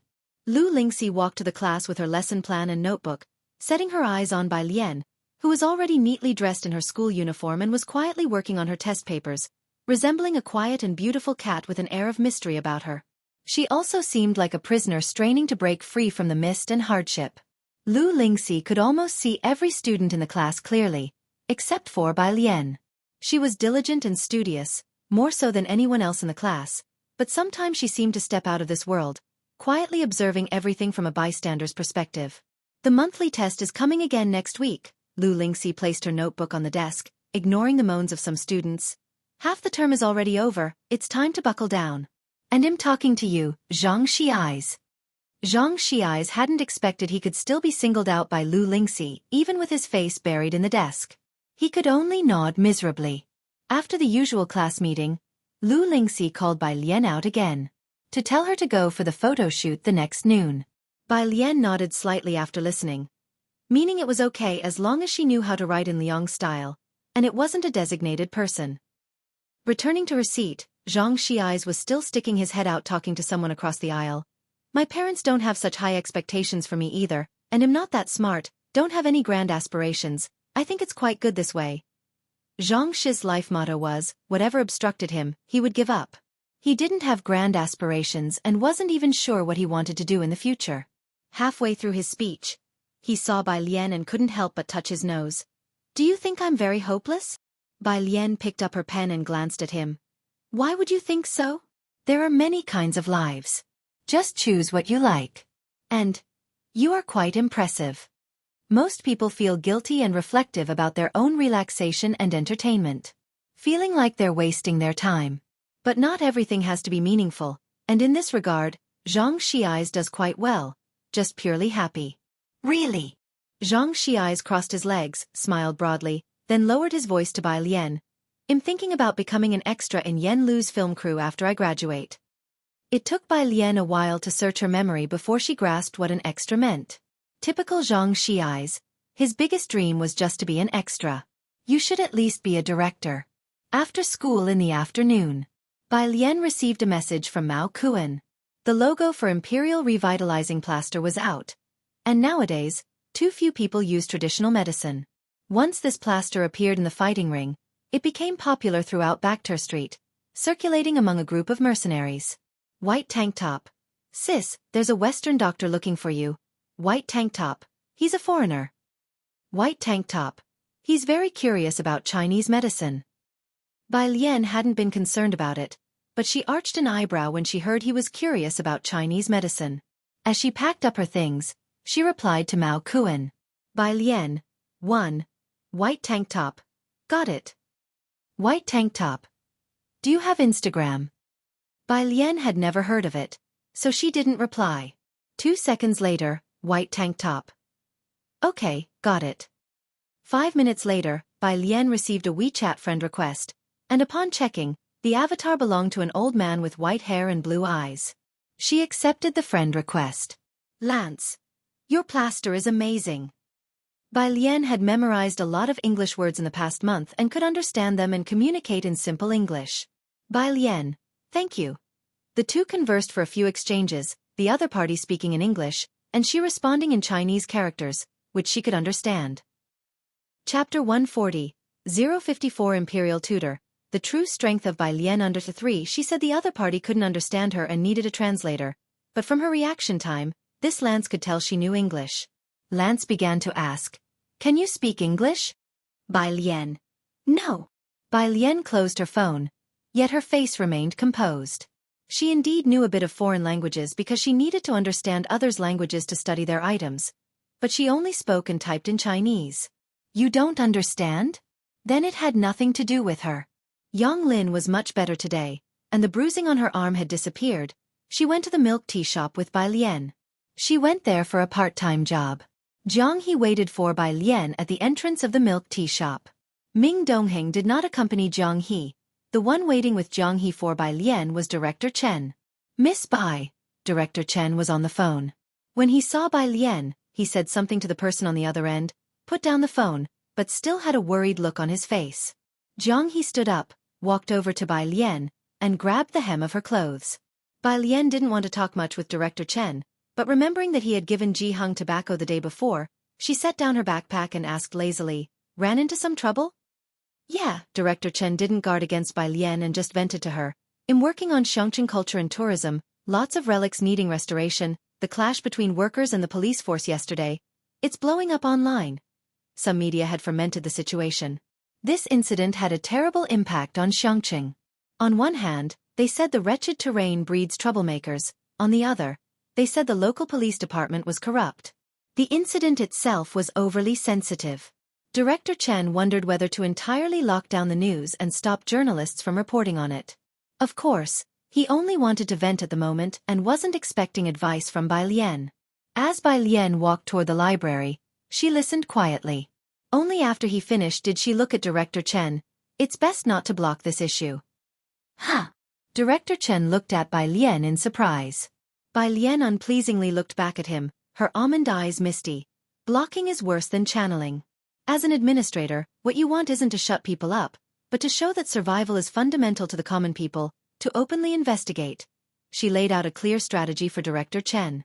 Finally, she extended a pale finger, lightly tapped Director Chen's chest, and lazily turned her head with a smile. There's no absolute in law. You represent authority, credibility, so never let yourself lose the power of speech. Director Chen rarely discussed such matters with anyone. Ming Dongheng couldn't understand. Jiang Fulai didn't have the time to talk about it with him. He never imagined that he'd hear these insights from a high school senior. It was like breaking through layers of fog. I understand, Director Chen straightened up, now looking at Bai Lian with a touch of respect. Thank you, Miss Bai. This Miss Bai was more respectful than any he had said before. The library was one stop away from the school, and Bai Lian walked there because she was talking with Director Chen. The two of them talked about a lot more in bits and pieces. Upon reaching Xueqi Library, Director Chen respectfully saw Bai Lian off as she went in, his heart shocked from his first casual chat with her. Many strategies she spoke of were enlightening. If Bai Lian wasn't clearly a high school senior, he couldn't help but wonder, had she been an official? Otherwise, where had she learned such art of governance? After Bai Lian entered the library, he took out his phone, calling his people. Have you found any good tobacco yet? Make it quick. After giving orders, Director Chen opened the chat with Ming Dongheng. He faintly sensed a broad and open path spreading out before him. Chen Yongkuan, Mr. Ming, what does Miss Bai like to eat? Chen Yongkuan, what are her hobbies in daily life? Chen Yongkuan, besides gouging, what else does she like to do? Ming Dongheng just sent back 2 characters, suicidal. Director Chen, who was furiously typing. Damn it, this guy's sharp when he shouldn't be and as oblivious as a dog when he needs to be sharp. Unbelievable. Well, he might as well put more effort into his work with Mr. G.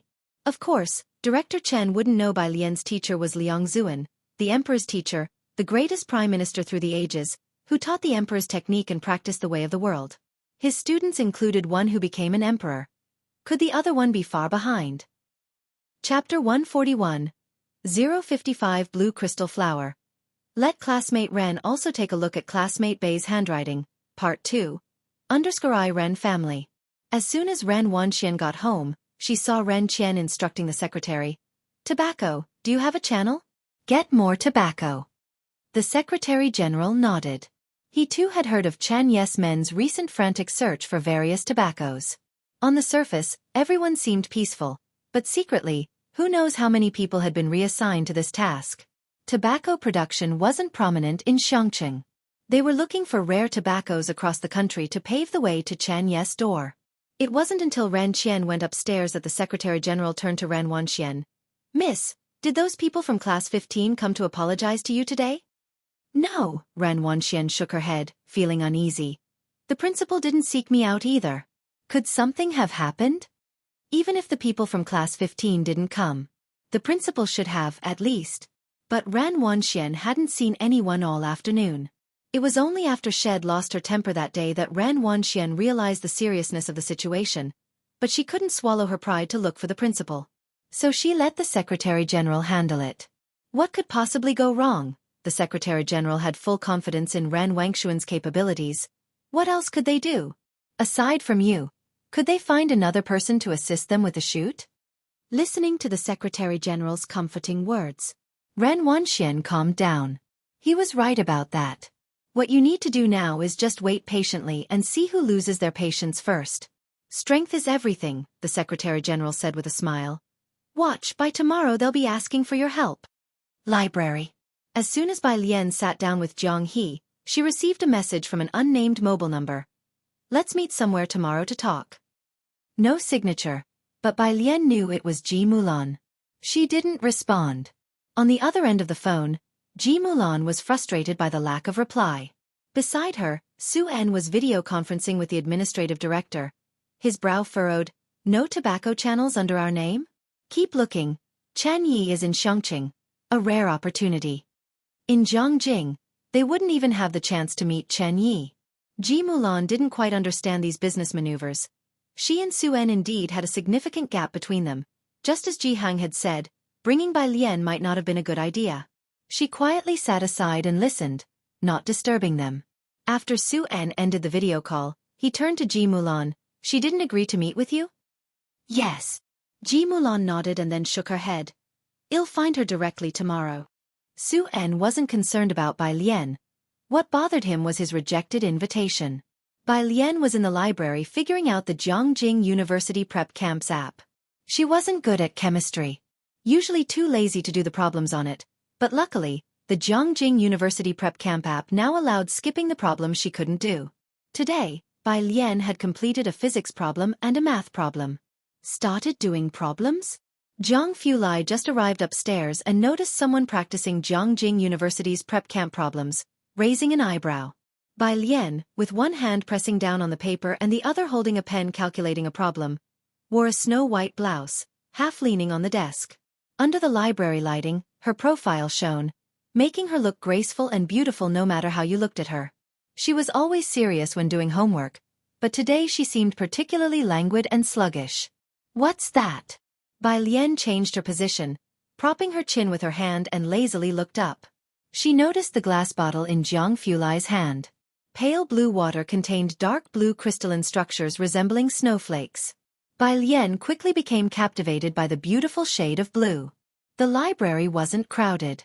Zhang Fulai sat opposite her, slightly leaning back in his chair, and pushed the bottle over with an air of nonchalance. Blue crystal flower vase. Bai Lian took it and quietly observed the bottle under the light, looking at the crystallized blue flowers. Made with glycine and basic copper carbonate, Zhang Fulai's light-colored eyes always appeared cold, but now as he sat in the library, the light created a hint of a languid charm. Do you know this blue has another name? Bai Lian continued to observe the blue crystals. From Zhang Fulai's words, she roughly knew they were made with chemicals. Klein blue, Zhang Fulai said faintly.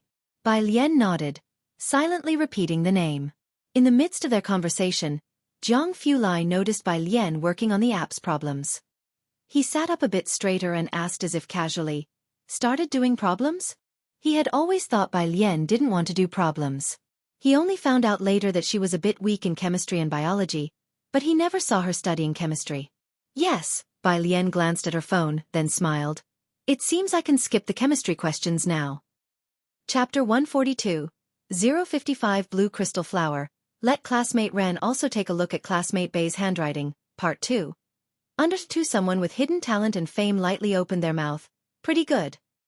Zhang He sat next to Bai Lian, flipping through a large dictionary expressionlessly. During your winter vacation, the Zhongjing app will have a local training camp. Zhang Fulai reached for Bai Lian's phone and flipped through it a bit. It's quite helpful for chemistry. This was the first time Bai Lian had heard about the training camp, and she pondered it. 9 o'clock. The library closed. Zhang Fulai watched Bai Lian pack her book bag, his phoenix eyes slightly narrowed, and after a moment's thought, he said, Qi Yundai made a lot of delicious food today. Qi Yundai was the best cook Bai Lian had ever encountered. She hesitated a bit about the meal he prepared but still swooshed to zip up her jacket and slanted her head towards Zhang Fulai with a hint of regret. Then you'll have to go eat with Zhang Xiaoniao. I have to go back and have dinner with my grandfather. Ji Hang had been restless these past few days. Bai Lian would go back every night to have dinner with him. Your grandfather hasn't eaten yet? Zhang Fulai looked at her. You guys go eat, Bai Lian waved behind her. I'll take the bus back. Having said that, the bus came to a stop, and Bai Lian got on board with her backpack. Zhang Fulai watched expressionlessly as the bus swayed into the distance, leaving him staring at its rear. Next to him, Zhang He crouched on the ground.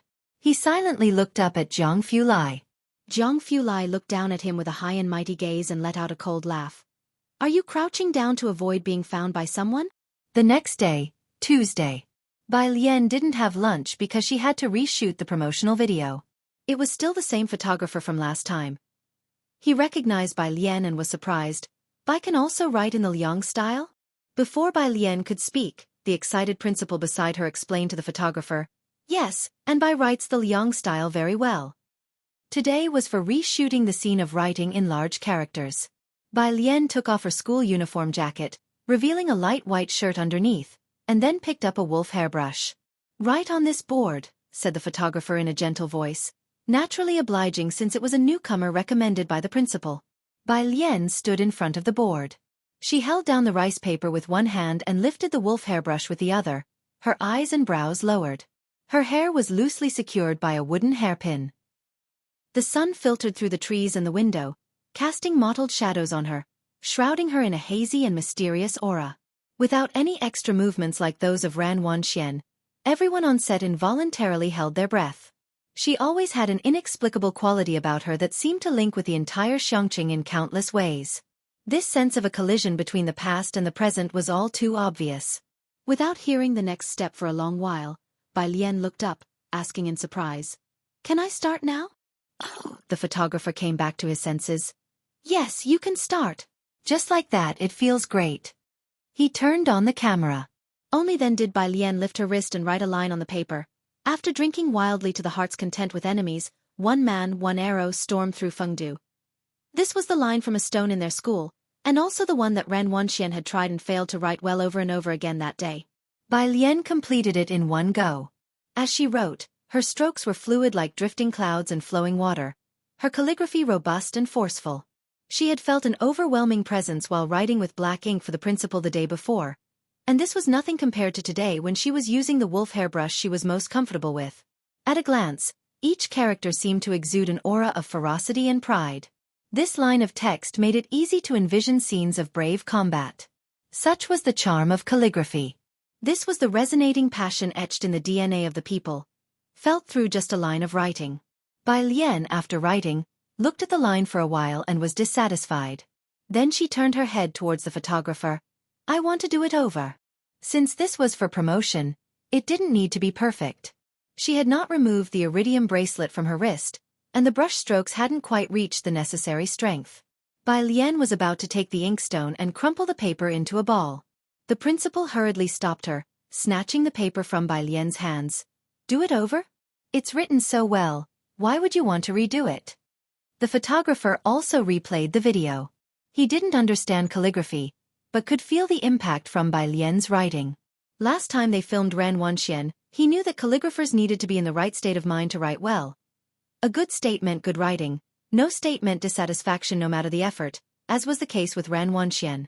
If Bai Lian's writing, as impressive as it was, got destroyed, what if she couldn't reproduce the same effect? "Let's just leave it like this, Bai." The principal carefully dried the ink, his eyes never leaving the piece of writing. "You go back to your class. This writing will remain as it is." Chapter 143, 055 Blue Crystal Flower. Let classmate Ran also take a look at classmate Bai's handwriting, Part 2. Under 3 just like that, fearing Bai Lian might crumple up the paper. Clearly, he shared the same thoughts as the photographer. Bai Lian. She opened her mouth, wanting to explain. Then she was pushed out of the door by the photographer. Bai Lian looked at the closed door, somewhat speechless. "Principal, my school uniform." The door opened a crack. The school uniform was thrown out. Bai Lian picked up her uniform and looked at the door for a long while. "Fine then." She slowly walked toward the direction of the cafeteria. Since the photo shoot was quick, most students hadn't finished eating. As soon as Bai Lian entered the cafeteria, Pu Xiaohan waved at her. "Over here." Pu Xiaohan had gotten Bai Lian some food. The group finished their meal and then returned to class. Along the way, they happened to run into a line of students from Class 8. Ran Wanxian and Chen Zhu had just finished eating too, and neither group had a good impression of the other, but at least they maintained superficial peace. Ran Wangshuan's eyes darkly stared at Zhang Xiai's. Zhang Xiai's felt goosebumps all over. "Sister Lian, let's go, there's something filthy here." He exaggeratedly spoke and left with the class 15 students. Behind them, Ran Wanxian looked even more upset. She had thought Zhang Xiai's intentionally came to apologize, so why did he just leave? By her side, Chen Zhu also remembered the last incident. What happened with that thing? "I don't know." Ran Wanxian was also feeling frustrated. She knew that the photo shoot was scheduled for noon today, but Zhang Xiai's hadn't looked for her, and neither had the principal. "I'm going to find the principal." The whole situation from beginning to end was shrouded in strangeness. The Secretary General told her to stay put. The principal and people from Class 15 would surely come to find her. Initially, she was indeed full of confidence and didn't take it to heart, but as time almost ran out, she hadn't seen anyone come to apologize. That's when Ran Wanxian began to panic. She went to look for the principal in his office, but he was not there at that time. Ran Wanxian waited patiently for another 10 minutes before he finally arrived, late as usual. Ran student, seeing Ran Wanxian, the principal was quite surprised, then seemed to understand something. He smiled, yet didn't say it straight out. Please take a seat. Ran Wanxian sat down. The principal then poured himself a cup of tea and began leisurely. Ran student, what brings you here? Ran Wanxian could tell by the principal's composed manner that things were different than she and the Secretary General had imagined. Principal, Ran Wangshuan's demeanor as always had no issues. She was very polite. Regarding the cultural and tourism promotion, please don't take my grandfather's secretary's words to heart. This was offering a way out. The principal smiled gently, his voice very warm. So you've forgiven Zhang Xi's? We are all classmates. The principal nodded. That's good. And that was all he said. Ran Wanxian waited for the principal to accept her offer, but after his, that's good, he fell silent. Seeing that Ran Wanxian hadn't left, the principal looked puzzled. Is there something else, Ren student? She bit her lip, looking at the principal, almost humiliatedly she spoke. I will participate in the promotional video shoot. Promotional video? The principal looked up from his computer, then smiled. Ah, that. I forgot to tell you, Bai Lian just finished filming it. Ran Wangshuan's humiliated expression instantly turned to shock. Her heart missed a couple of beats. What? The principal continued calmly waving her over. You didn't know, did you? Student Bai actually knows the Liang style too. I am watching her video right now. Why don't you come and have a look as well, Ren student? Chapter 144. 056 Traditional Calligraphers Association. Have a couple of drinks with Xueqi Ren Wanxian endured the fear. She walked over to look at what the principal was viewing. The video happened to show the moment when Bai Lian wrote her characters. As someone who had studied Liang-style calligraphy, Ran Wanxian could tell at a glance that the person writing those lines had executed the brushwork and transitions with extremely meticulous technique and composition. Nearly at first sight, she realized what her mentor Xueqi often meant by the words, sinew and bone. How about it, isn't Bai Lian's writing good? The principal said, crossing his legs, unable to resist starting the conversation. Isn't this what Teacher Qiu refers to as being in the zone? Today's calligraphers always learn the methods of ancient writers. Most people guess the state of mind the ancient calligraphers were in by studying authentic works. The principal reflected on the second Bai Lian wrote her characters. He felt that Bai Lian had a moment of enlightenment then, and almost everyone in the audience hadn't even reacted yet. This state is just good luck anyway, Ran Wanxian, looking at the principal, couldn't come up with an answer. She pursed her lips, glanced at the principal, and suddenly took a step back. She couldn't believe that Bai Lian, someone she never took seriously, could surpass her in every way. Even if it were just a training class. Calligraphy had always been her proudest aspect, promoted for so long by the Ren family and Shangqing No. 1 High School. She wouldn't even regard Xueqi. With his Orchid Pavilion Award nomination, how could she possibly admit that Bai Lian could measure up to her? It's just a momentary state. She took out her cell phone and called the Secretary General. What's wrong? The Secretary General was with Ran Qian. Miss, have you finished shooting? Ran Wanxian heard Ran Qian's voice on the other end. She gripped the phone tightly, her gaze lowered as she spoke. It's nothing. She abruptly ended the call. This matter. She couldn't let Ran Qian know. She held her phone, stood in place for a long while, and then sent a message to Xueqi. Senior brother, did you talk to the teacher about the Orchid Pavilion Award? Meanwhile, at the Qiu family, Xueqi had just received the message when he got home. In the living room, Xueqi was discussing matters with people from the Cultural and Tourism Bureau. Xueqi didn't interrupt and just stood aside waiting for them to finish. Is it really impossible for Shangqing to set up a calligraphy association? The Cultural and Tourism Bureau official seemed disheartened as he looked at Xueqi. So many remote places can have a calligraphy association, so can't we in Shangqing? There are countless calligraphers in the country. Apart from the Traditional Calligraphers Association, all small locales have their calligraphy associations, except Xueqi. The Cultural and Tourism Bureau had applied 3 times already and had been unsuccessful. It's still lacking a bit, Xueqi said with a sigh, unless we win the Orchid Pavilion Award, which would give Xueqi a significant boost in reputation and might just provide an opportunity. Winning the Orchid Pavilion Award paves a clear path for the future. The Traditional Calligraphers Association, and even some families in Zhongjing, would extend olive branches. Then applying for a calligraphy association for Xueqi would be much easier. But whether Xueqi could win the Orchid Pavilion Award this year was still uncertain. I believe Teacher Qiu can certainly do it, the person from the Cultural and Tourism Bureau said, looking at Xueqi with a face full of hope. Xueqi didn't respond. Xueqi just smiled, then sighed again. After the Cultural and Tourism Bureau official left, Xueqi looked at Xueqi, his lips pursed, quite puzzled. Grandfather, why didn't you recommend junior sister's work for the Orchid Pavilion Award? Her mind is too restless now, not suitable, Xueqi shook his head. But Xueqi disagreed.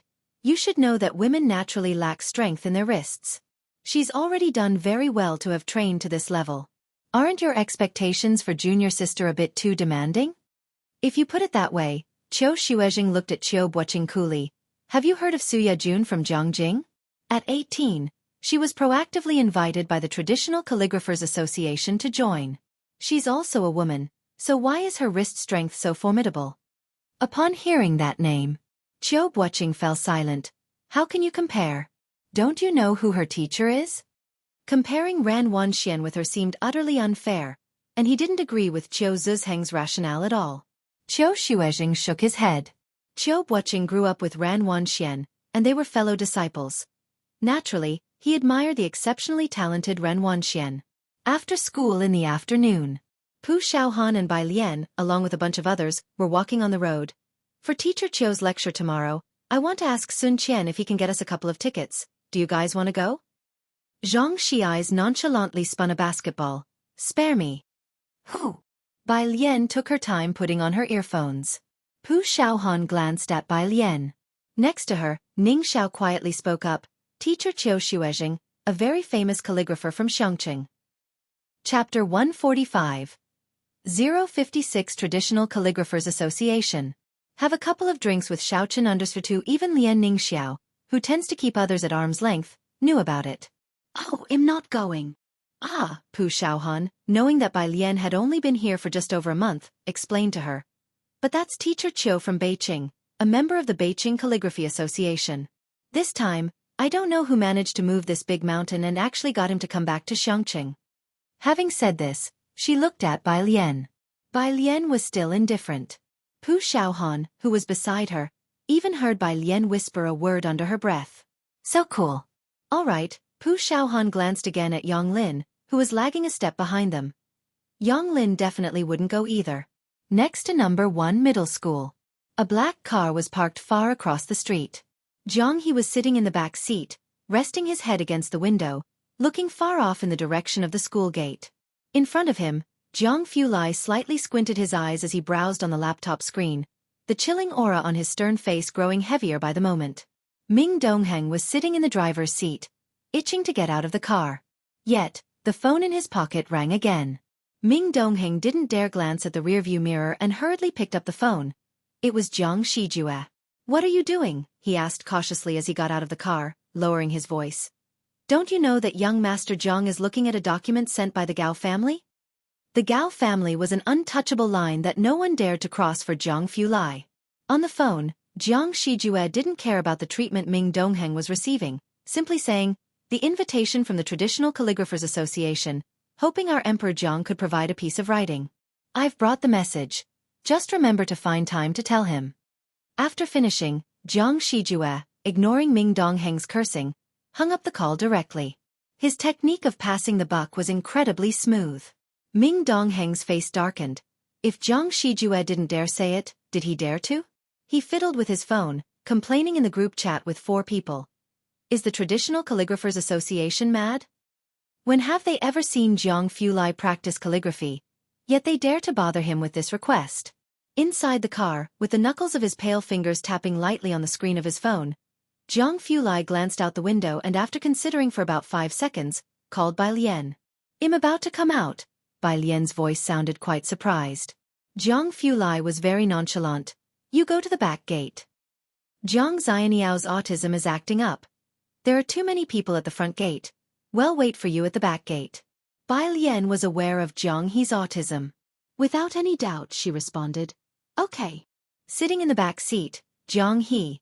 The black business van slowly drove into number 1 middle school's back gate. Zhang Fulai's car was allocated by Zhang Jing, but the license plate was that of Shangqing, making it inconspicuous for daily use. At the school gate, sitting in the driver's seat of a white car, Xuan looked at the black car. He was slightly taken aback. Ji Mulan was trying to call Bai Lian, but no one answered. She had some doubts whether Bai Lian had blocked her. After speaking a few words to Xuan, she saw him staring blankly at something. What's up? Ji Mulan followed his gaze, but saw nothing special. Xuan came back to himself and shook his head. It's nothing. But he couldn't shake off the feeling, that car. He had once seen a similar one from a great distance in Jiangjing. The entire body of the car was bulletproof. However, he never saw the person inside it, and he hadn't expected to see a similar car in Shangqing as well. At the back gate of the school, Bai Lian had already arrived. The season had turned to autumn, and she had her school uniform jacket pulled tight, with the sun already half set, casting a reddish glow. She stood by the roadside in her school uniform, cold and clear, holding her phone with fingers that were also pale and cold. Her silhouette projected like a simple ink painting of early autumn. Ming Dongheng quietly parked the car beside her. The rear car door opened automatically. Bai Lian stood still, looking at Zhang He propped up against the back of the seat, smiled, as if the silent figure in the painting had come to life. Why are you so weak? She got into the car and pinched Zhang He's face. Zhang He pursed his lips and looked up. Zhang Fulai cast a warning glance at Zhang He, his long fingertips tapping the laptop as if absent-mindedly. Chapter 146. 056 Traditional Calligraphers Association. Have a couple of drinks with Xiaochen_3 today. Ming Dongheng seemed to be heading to the fighting arena to watch some new godly match. Zhang Fulai had given him the day off. During the day, Zhang Fulai dealt with the affairs of the Zhang family and had to make a trip to the research institute in the evening, while Zhang He was dead set on finding Bai Lian. Ji Hang had also gotten to know Zhang He, and he had no objections to heading back with Bai Lian at this moment. Purist Street intersection. Bai Lian and Zhang He got out of the car. Zhang He turned and was about to walk down the alley when Bai Lian grabbed him by the nape of his neck and pulled him back, raising an eyebrow. Why didn't you say goodbye to your brother? Zhang He. Goodbye. Zhang Fulai's gaze lightly swept over Zhang He before he said to Bai Lian, if he has any trouble, call me. After all, Zhang He was not a normal child. It wasn't until Zhang Fulai left that Bai Lian led Zhang He into the alley. The long and winding alley was filled with many workers installing street lamps today. Bai Lian was somewhat surprised. However, she didn't pay much attention to it. When they arrived at Ji Hang's courtyard, she found the door half open, and Ji Hang's somewhat hearty laughter could be heard inside. Xiaochen, you must have dinner here tonight. I'll cook. As soon as Bai Lian opened the courtyard door, she saw Ji Hang sitting at the stone table with a pipe in hand, squinting his eyes, taking a deep drag on the tobacco. You know, although this tobacco has no brand, it's even stronger than what I used to smoke. A thin wisp of smoke exhaled from his mouth. On the stone table lay a small bag of tobacco casually stuffed into a plastic bag. Xiaochen immediately noticed Bai Lian returning, his face lighting up. Miss Bai is back. Ji Hang paused. His smoking slowed down a bit. Bai Lian knew Ji Hang had a strong addiction, but she just didn't want him to smoke so uncontrollably. She greeted Xiaochen. I'm going to tidy up Zhang Xianyao room. Ji Hang pointed with his pipe to a room next to Bai Lian. That was Shayan's old room. I tidied it up in the afternoon. You check if there's anything missing. As the two talked, Xiaochen did not dare to chime in. It wasn't until Ji Hang asked him, do you have any dietary restrictions for the meal? Xiaochen hardly dared to trouble Ji Hang to cook for him. He was thinking of bringing that cake maker over. He was pondering the possibility. Then Ji Hang's old-style cell phone rang. It was Ji Mulan. I've been waiting for her at the school gate until now and haven't seen her. Has she skipped class again? Ji Mulan didn't bother with pleasantries, her voice cold as if she were angry. Of course, she was talking about Bai Lian. Ji Hang walked towards the door with the phone, holding the tobacco pipe upright and taking a puff. She's already back. How come I didn't see her? Ji Mulan's voice rose. She wanted to say more, but remembering that she had just made peace with Ji Hung, she said, "What I mean is, I've been waiting for her." "Never mind. Xuan just acquired a hotel, and we're celebrating tonight. You two come out first. Xuan and I will wait for you." "No thanks," Ji Hang said calmly. "I'll have a couple of drinks with Xueqi tonight. If you want to come, you can join us for a few drinks." With that, he hung up the phone. On the other end of the phone, Ji Mulan's expression was very unpleasant. She really didn't understand. Why was she bending over backward to create opportunities for Bai Lian to meet Xuan? If Bai Lian was clueless, it was one thing, but was Ji Hung just as oblivious? What's wrong? Xuan looked at her as she sat back in the car. Ji Mulan shook her head, not letting her displeasure show. "It's nothing. My dad said we should go back for dinner, but you're not used to the place where he lives, and he also has a friend over for drinks tonight. Let's just head back first." Ji Mulan wouldn't take Xuan to a place like Purist Street. Xuan nodded slightly. He wasn't in the mood to join Ji Hang and his friend for drinks. Wednesday. Under the watchful eyes of most of the students, Xueqi came to the auditorium of Xiangqing No. 1 High School to give a speech. The principal personally greeted him. Even 2 reporters showed up. "Mr. Qiu, please have a seat." The principal escorted Xueqi to the reception room and personally made him a cup of tea. "Thank you for caring so much about our senior students." He was a big positive example for the whole of Xiangqing. "There's no need for formalities. Principal. I grew up in Xiangqing," said Xueqi, one of the few who had made it out of Xiangqing and achieved a bit of success. Although he returned infrequently, it didn't mean he wasn't concerned about his hometown. "I'm happy to do something for the place where I grew up." The principal naturally knew this as well. In Xiangqing, especially among the older generation, feelings for the hometown ran deep. The principal was tidying up a pile of stuff on the conference table. "This year, the school has a few top students. I wonder if they have a chance to soar to great heights." As he was speaking, a piece of paper drifted gently to the floor. "That's what Mr. Ren told me," said Xueqi as he took his teacup, blowing on it lightly. He was about to sip when he noticed the paper on the floor. His eyes casually glancing at it, and he stopped in his tracks. Snap! He slammed down the teacup, reached out to pick up the paper. "Who wrote this?" Chapter 147, Chairman Teacher 057, Sister Lon is going to stir things up. Second update. Under one, the principal was still organizing books. Upon hearing the voice, he quickly set down the book and took 2 steps forward. Seeing Xueqi lost in thought over a piece of paper, he lowered his head to take a look and then smiled. "This is written by our student Bai Lian. It's no less impressive than the work of student Ran, don't you think?" The principal knew that Ran Wanxian was Qiu Zizheng's prized disciple. So he didn't overly praise Bai Lian. Yet Xueqi shook his head. "No, this kind of brush strength, let alone Wanxian, even my grandson might not measure up to him." The principal couldn't see it, but Xueqi was very clear. "Laymen don't understand what it means to penetrate wood by 3 fun, that the brush can kill into the paper, controlling the speed and pressure at the fingertips, demonstrating the writer's skill." He subconsciously assumed that such writing must have been done by a male student. He then remembered the principal mentioned that this student was still in senior year. How old would that be? And who was their teacher? How could there be such hidden dragons and crouching tigers in Xiangqing? Xueqi quickly spoke up. "Which student is it? I'd like to meet them." The principal hadn't expected Xueqi to hold such a high opinion of Bai Lian.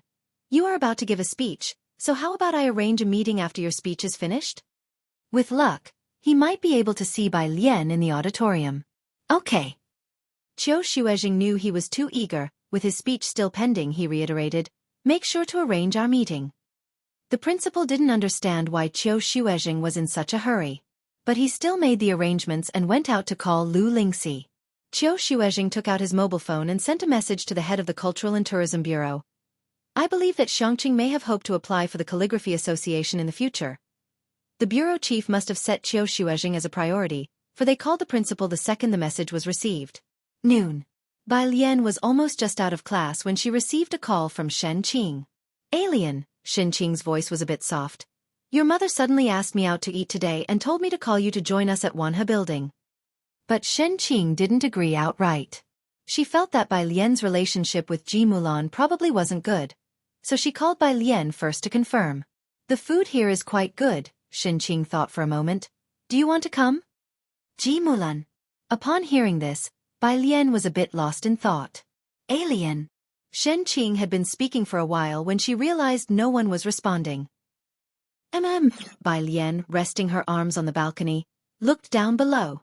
Her emotions had stabilized over the past 2 days, and her eyes were dark and deep. I'm on my way. Xueqi was sitting on the toilet. She hung up the phone. Then she came out, washed her hands, and headed for the private room. There was only Ji Mulan in the private room. Xuan hadn't arrived yet. Ji Mulan was looking down at her mobile phone, not speaking with Xueqi. Xueqi sat opposite her somewhat awkwardly. Xuan arrived a few minutes before Bai Lian. His presence was even stronger than Ran Zhou's, and Xueqi didn't know where to put her hands and feet. She wanted to ingratiate herself with Xuan but found herself unable to articulate any flattery. Xueqi was starting to regret coming. She had just heard Ji Mulan mention dining at Wanhe building and wanted to try this delicacy that was usually beyond her reach. This is my sister-in-law, Ji Mulan introduced Xueqi with indifference, as she had always looked down on her a bit. Xuan was very polite. Xueqi could only give a stiff nod, finally understanding she didn't fit in at this kind of occasion. Fortunately, the sound of the doorbell saved her. Xueqi quickly stood up. Bai Lian walked in from the outside, glanced at the people sitting inside, pulled out the chair next to Xueqi, and sat down casually, leaning back lazily. Her school jacket was left open, her long eyelashes hung down, lightly casting a shadow over her dark pupils. She greeted Xueqi lightly. As for the others, Bai Lian found it hard to extend any politeness. Ji Mulan sat opposite her, troubled by her rebellious demeanor. Don't you know how to greet people? This is your Uncle Su. Only then did Bai Lian look up, silently observing Ji Mulan. The person had a very beautiful face, but the expression was noble and domineering. Those eyes lacked warmth. They were gradually becoming estranged from the memory she held. Bai Lian couldn't help thinking of the Klein blue Jiang Fulai had mentioned, the color of a person's pupils after death. Was that the color of her mother's eyes when she passed away? Kids are always like this, Xuan didn't mind, just smiled at Bai Lian. Even though you don't want to be registered under the Su family, I still consider myself your Uncle Su. Xuan was skilled in negotiations, and with just a sentence or two, he lightened the mood. Chapter 148. Chairman Teacher 057, Sister Lan is going to stir things up, second update. _2 Xueqi instantly relaxed and signaled to Bai Lian with her eyes that this stepfather wasn't bad. But Bai Lian didn't catch her eye. Ji Mulan observed Xuan's reaction, and knew he had a favorable impression of Bai Lian. As long as Bai Lian didn't mess up, her face indeed possessed a deceptive charm. Although she couldn't take Bai Lian to the Su family, she would still try to make sure Bai Lian had opportunities to interact with Xuan. Your grandfather told you, didn't he? Xuan pondered for a moment. He'll be marrying your mother at the end of the year. Sure. Bai Lian was indifferent to the news. Congratulations. Ji Mulan's expression softened a lot. Xuan was taken aback. He wanted to say more when the cell phone head placed aside rang. He looked at it and immediately answered. Hello. Xuan's voice was serious and respectful. It was obvious the person on the other end wasn't ordinary. Yes, I'm in Xueqi, preparing to acquire a project. The person on the other end of the phone said something. Xuan exclaimed in surprise and quickly stood up with some excitement. What? Okay, I understand. I will do it well. He waited for the other party to hang up first. Then he disconnected the call. Ji Mulan had never seen Xuan speak to anyone with such an attitude, and she couldn't help but look at him with surprise, then hesitated. Who was that call from? The butler Su. Xuan tried to contain his joy but couldn't hide it completely as he smiled at Ji Mulan. He said Miss Su is coming to Xueqi to pick up something and take it back to Zhongjing. He knew I was in Xueqi and told me to take good care of her. Mulan, our decision to come to Xueqi was right. Ji Mulan understood that the butler Su and Miss Su he mentioned were definitely not the people she knew from Xuan's family. Miss Su? Asked Ji Mulan slightly inquisitively. It's Miss Su Yajun, explained Xuan to the few people at the table, with a hint of awe and rare envy. She was earmarked by the Traditional Calligraphers Association at the age of 18, and her teacher is the president of the association. Su Yajun's father and he had been classmates. They grew up together, but unfortunately, because of Su Yejun's soaring status, his family held considerable weight in the main house, while he was still at the same place. At this point, Su-en sighed, just hoping that his own son would have a slightly easier time applying for the laboratory this year. You guys don't understand the weight of the Traditional Calligraphers Association in Jiangjing. Su-en was about to continue when he looked up and saw Shen Qing's confused expression. Not just Shen Qing, even Ji Mulan, who had just arrived in Jiangjing, seemed silent. Su-en stopped mid-sentence, remembering these few individuals likely had no clue about the situation in Jiangjing, let alone anything about Su Yejun and the Traditional Calligraphers Association. There was no point in explaining the significance of the president of the Calligraphers Association to them. All right, let's not talk about this, Su-en shook his head and smiled. You just need to know that Miss Su is very important. After finishing, Su-en didn't continue eating. He picked up his cell phone, bid farewell to Bai Lian and Shen Qing, and hurried back to start an online meeting with his assistant and the chief administrative officer. Ji Mulan also had a lackluster meal. As she was paying the bill and leaving absent-mindedly, she suddenly stopped when she saw Bai Lian waiting obediently for Shen Qing. Wait until I get a firm footing in the Su family. I made it very clear last time. I'm now registered with grandfather, said Bai Lian, slowly zipping up as she bowed her head. Then when she raised her eyes, they were calm. Don't bring this up again. I will never leave with you. Bai Lian wasn't the real original character. She didn't know what Ji Mulan was thinking, but even if Ji Mulan was truly reflecting and making amends, she couldn't replace the original person and forgive the Bai family and Ji Mulan. Because the harm had been done, leaving the original girl to die alone in that lake. Bai Lian could never forgive anyone on her behalf. Ji Mulan stood frozen in place. Bai Lian nodded slightly to Ji Mulan and left with Shen Qing. It was only after they got into the elevator that Shen Qing dared to speak to Bai Lian. You fool, not taking advantage of a good situation. Your future stepfather is from Jiangjing. As Shen Qing spoke, she couldn't help but click her tongue in wonder. Such fortune for Ji Mulan, she thought, not knowing where it came from. Bai Lian's hands were in her pockets, and instead of studying vocabulary like usual, she just lazily walked ahead. Oh! Silly child, Shen Qing wanted to ask if she knew what being from Jiangjing meant, but remembering that Bai Lian was even willing to give up the Bai family, she fell silent. Bai Lian had just returned to her class. Pu Xiaohan waved at her from her seat with a smile. Lu's mom said as soon as you're back, go straight to the principal's office. The principal's office again? The principal's office. Mr. Qiu, director. The principal looked at Qiu Xueqi and the cultural bureau director who were sitting idly, and cautiously suggested, Student Bai has gone out. Wouldn't you two prefer to have lunch first? Chapter 149, Chairman Teacher 057, Sister Lan is going to stir things up. Second update. Under the 3, no need, Qiu Xueqi waved his hand. He stared intently at the direction of the office door. By his side, the director had just arrived not long ago and was looking at a large character that principal had just shown them, written by Lian earlier with a wolf hairbrush. The paper had been taken by the photographer for additional shots. The principal only had a photo. I think you're right, the director whispered to Qiu Xueqi. We really might have a chance. The two were in the midst of their conversation. The door gently creaked, and Qiu Xueqi and the director immediately looked up to see a slender silhouette. The person bowed his head slightly with long pale and cold fingers on the door, drifting in lazily as the door pushed open, a cool jade-like brilliance softly filling the space. It was a girl. The director and Qiu Xueqi both withdrew their gazes. Both had subconsciously assumed that such characters could only be written by a boy. Principal.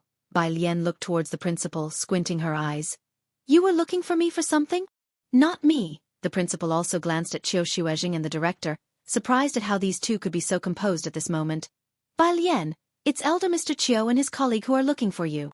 Qiu Xueqi had thought it was some student looking for the principal. Upon hearing what the principal said, he suddenly stood up, staring intently at Bai Lian. She wrote these characters? Yes. The principal was startled by his reaction. But Qiu Xueqi exchanged a glance with the director. In the calligraphy world, men were prevalent and women scarce. Over so many years, only one woman had won first place in the 7 competitions for the Lanting Prize. They had thought Ran Wanxian was outstanding, but to think the one who wrote such a powerful stroke was a girl. The director was much more direct than Qiu Xueqi. Bai Lian, you're planning to participate in the Lanting Prize this year, aren't you? If she missed this year, she would have to wait another 3 years. Bai Lian, not recognizing them, simply raised an eyebrow. Launting prize. She had never heard of it. Not only the director and Xueqi but even the principal found it too outlandish. Bai Lian, you don't know about the Launting prize? Bai Lian's eyes were sincere. Could she be the disciple of a hidden master? Xueqi gave the director a look, which the latter understood and began to explain the Launting prize to Bai Lian. If you participate, you'll definitely make it to the preliminary selection. Not just the preliminary. You even have the potential to win the third prize, although it may be a bit challenging this year. But the Traditional Calligraphers Association will surely invite you to join. He went on and on. All about the benefits of participating in the Launting prize. Of course, no matter how much he said, he only dared mention up to the third prize, considering even Xueqi was aiming for that. Oh, Bai Lian responded disinterestedly, her long lashes lowered, her dark eyes appearing lethargic. She spoke with an air of nonchalance. Is there anything else, Principal? Xueqi and the director had thought of many possibilities. But the one thing they hadn't considered was that Bai Lian was indifferent to the Launting prize. After all, no calligrapher was disinterested in the Launting prize. Even Ran Wanxian had been scheming for a chance to participate. As she started to walk away, the director spoke helplessly. I was also going to say that if you participate in the Launting prize, you could help us in Xueqi to apply for a calligraphy association, allowing more children to learn calligraphy. Bai Lian stopped in her tracks and turned around, the gentle sunshine striking her profile. Apply for an association? Yes, winning an award makes it much easier to apply for a calligraphy association, Xueqi explained softly. There are many children in Xueqi who want to learn calligraphy, but we lack teaching resources and facilities. With a calligraphy association, it would be much easier to manage. I see. Bai Lian lightly flicked a lock of hair by her face, her expression mild. Then I'll participate. What? Bai Lian, recalling the mention of the third prize, touched the iridium on her wrist, contemplative. The higher the rank, the better the benefits I can apply for. Chapter 150. People from the Traditional Calligraphers Association are here. Guaranteed second place. Under one, of course. Xueqi came back to his senses. He looked at Bai Lian, seriously explaining, as long as you're shortlisted, people will approach you. If you win third prize, the Traditional Calligraphers Association will definitely invite you to become a member. And then you won't have any trouble applying to local calligraphy associations. The higher the ranking, the better, of course. If you win the first prize, it goes without saying that you might even become a senior member of the Traditional Calligraphers Association. At this point, Xueqi did not continue. He realized that Bai Lian was more concerned about Xueqi, so he continued to talk about these resources. Many children in Xueqi like to learn calligraphy, but the area is remote and lacks teachers. Very few families like the Ran family hire famous teachers from Beijing, so most people are self-taught without any formal instruction. By the way, Xueqi suddenly remembered something. He stared at Bai Lian with sparkling eyes. How old are you this year? 2. Bai Lian, thinking about the Orchid Pavilion prize, started to reply instinctively, then hesitated. She lowered her eyes and after a long silence said, I'm 19. 19. The eyes of the head of the Culture and Tourism Bureau shone brightly. This age, she would still be very young the next time she participates in the Orchid Pavilion prize. After making sure that Bai Lian will participate, Xueqi and the other person both sighed in relief. He solemnly cautioned Bai Lian, you should practice your calligraphy more during this time. Your brush strokes are still a bit unsteady. You need to submit your work by next week. The deadline for the Orchid Pavilion prize was drawing close. After Bai Lian left, the principal turned to the two of them. Mr. Qiu, director, shall we go have dinner first? Sure. The director of the Culture and Tourism Bureau finally showed a smile. As he headed out, he looked in the direction Bai Lian had gone. Being shortlisted is certain, but I wonder if she and young Mr. Qiu can win the third prize this time. 19 is too young an age. I didn't even ask her what her CCPT score was. Xueqi walked out, knowing more insider information than the other two, and sighed. And this time, the Orchid Pavilion prize is like a dragon's den of hidden talent. Just Xie Jinyun and Su Yejun are too eye-catching. But it's not a big problem. She's still young. By the next Orchid Pavilion prize she is sure to astonish everyone. The principal did not understand these matters and listened quietly. What if Bai Lian writes an even more brilliant piece during this period? If she could win, a 19-year-old third prize winner, then in another 3 years, she goes on to win the first prize, the director thought and couldn't help but chuckle. By then, our Xueqi will also be seen by them. The Traditional Calligraphers Association will definitely allocate resources to us. These thoughts were overly optimistic. Xueqi looked at the director of the Culture and Tourism Bureau wordlessly. Dreaming day by day that Xueqi would win a prize was one thing, but now he even dared to dream of a first prize. Bai Lian returned to class 15. Pu Xiaohan was talking to someone else about Qiu Zizheng's lecture from that morning. Mr. Qiu really is my idol. The meaning of reading is why to read for oneself. Zhang Xi's was lying in the back, asleep, while Ning Xiao and Yang Lin were busy solving practice questions. Bai Lian sat back in her place and slowly pulled out her physics practice book from among a pile of books. When Pu Xiaohan saw her return, she abandoned her conversation with the others, turned around, and asked Bai Lian in a low voice, "What did the principal want with you this time? Another promotional video?" "No," Bai Lian said, casually uncapping a pen with one hand and leaning back in her chair. Then she suddenly looked up and smiled at Pu Xiaohan. "Why didn't you get good at calligraphy?" Pu Xiaohan touched her nose and shrugged her shoulders. "Just a little bit I learned from the teacher during big character class in elementary school. Then later I learned on my own watching videos online." She sounded somewhat proud by the end of her statement.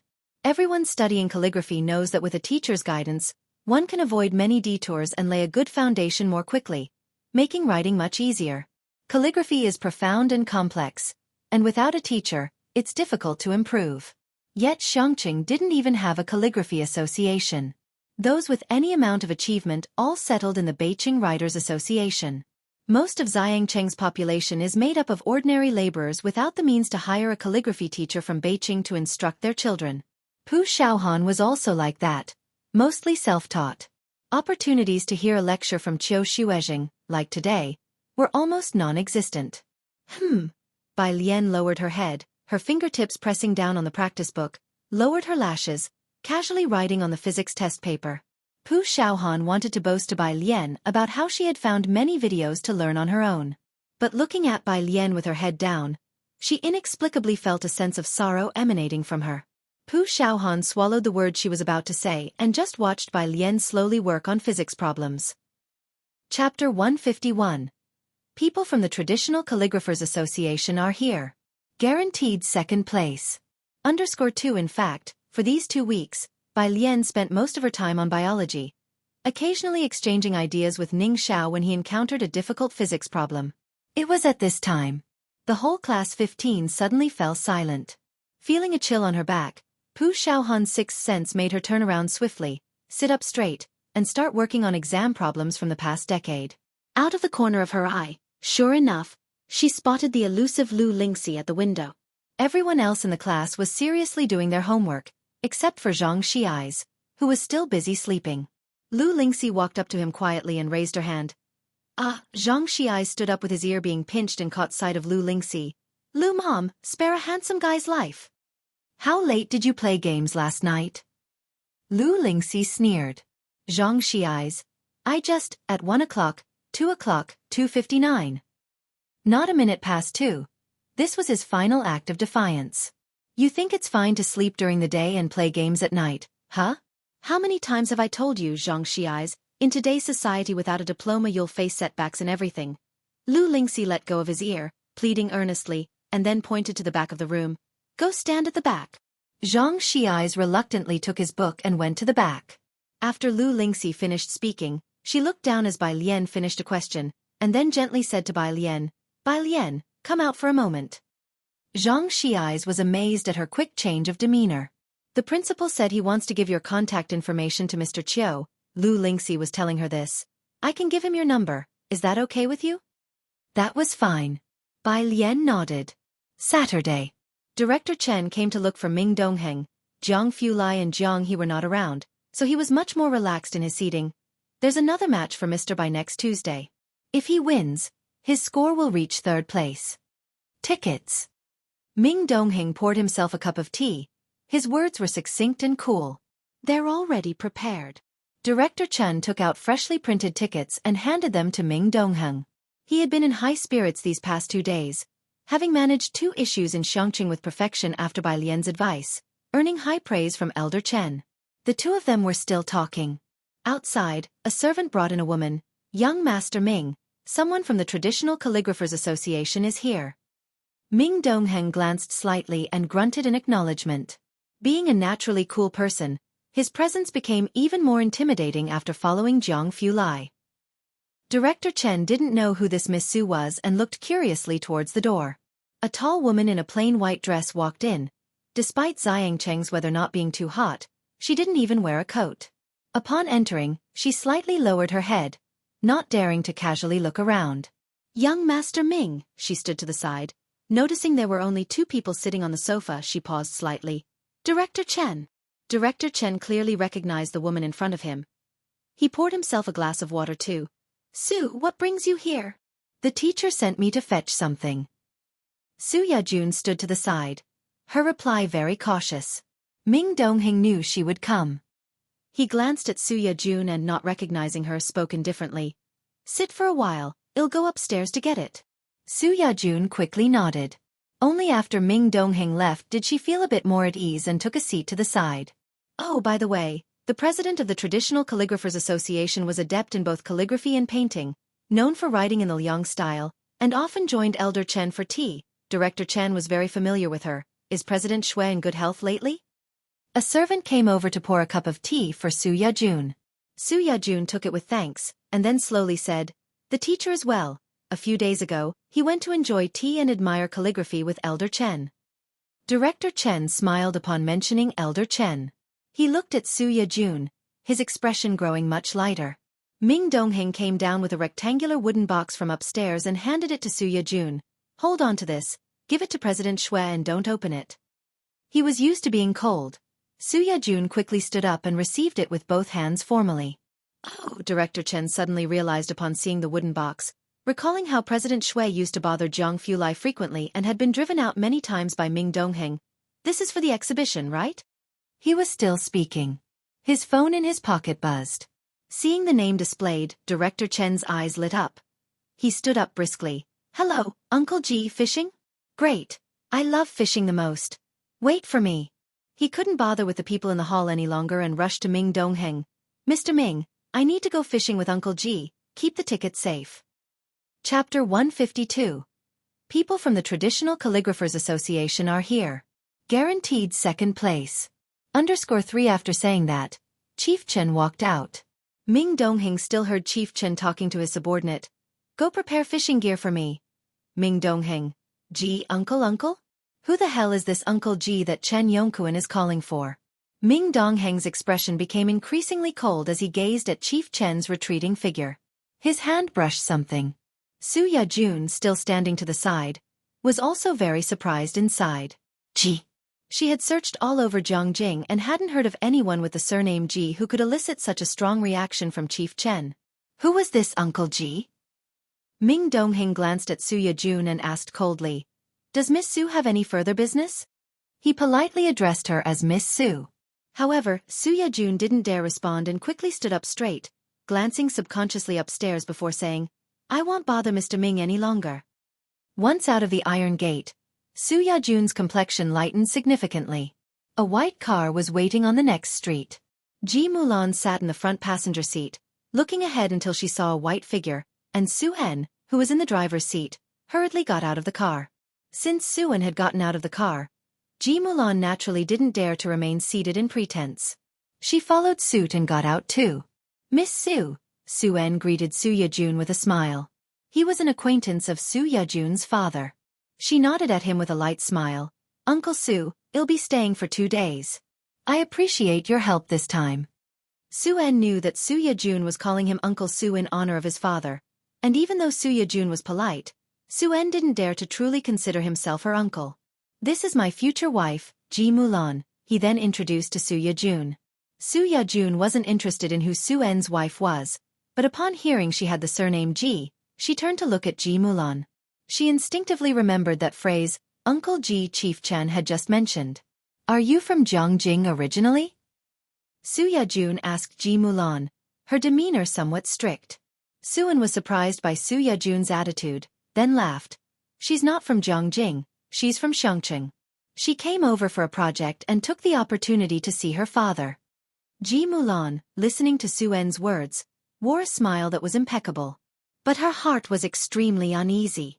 She had already tried so hard to escape Xueqi, but everywhere she went, she couldn't shed the shadow of Xueqi. Sure enough, when Suen mentioned Xueqi, Miss Zu's smile faded a lot. Su Yajun no longer pried into the matter and got into the car. In the car, Suen checked the rearview mirror, noticing Su Yajun still holding the wooden box in a hug, not placing it on the seat. The box's length suggested a scroll. Whose calligraphy is this?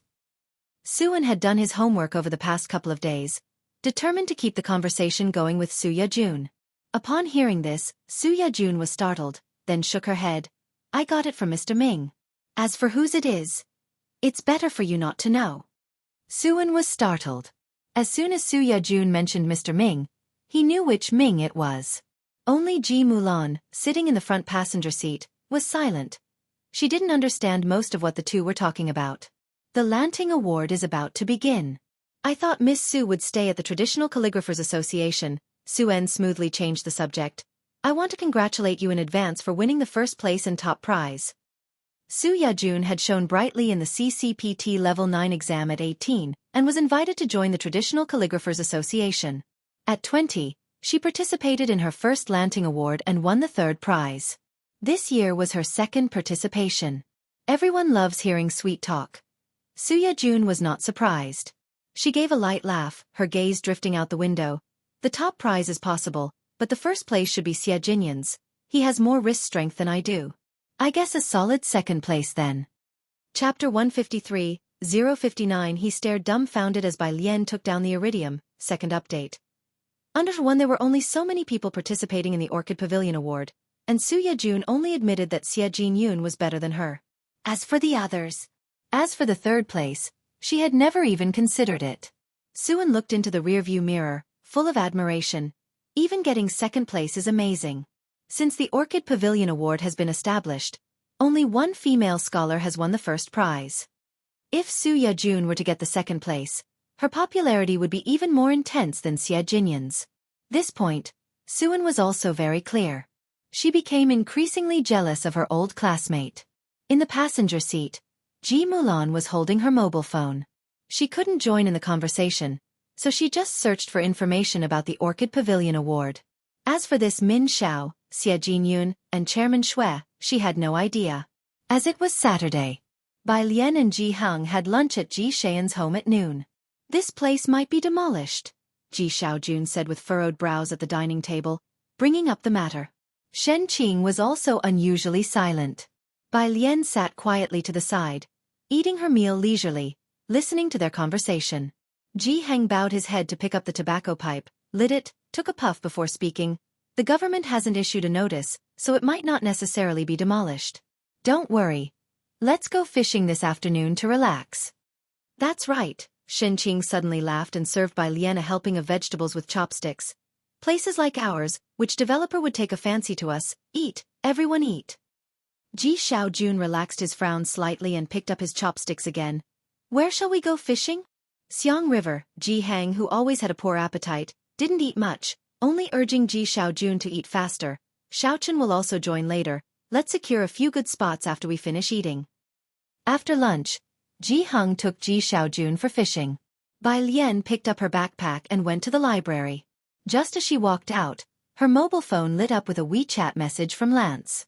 Lance, hello. Bai Lian raised an eyebrow. Hello, Lance.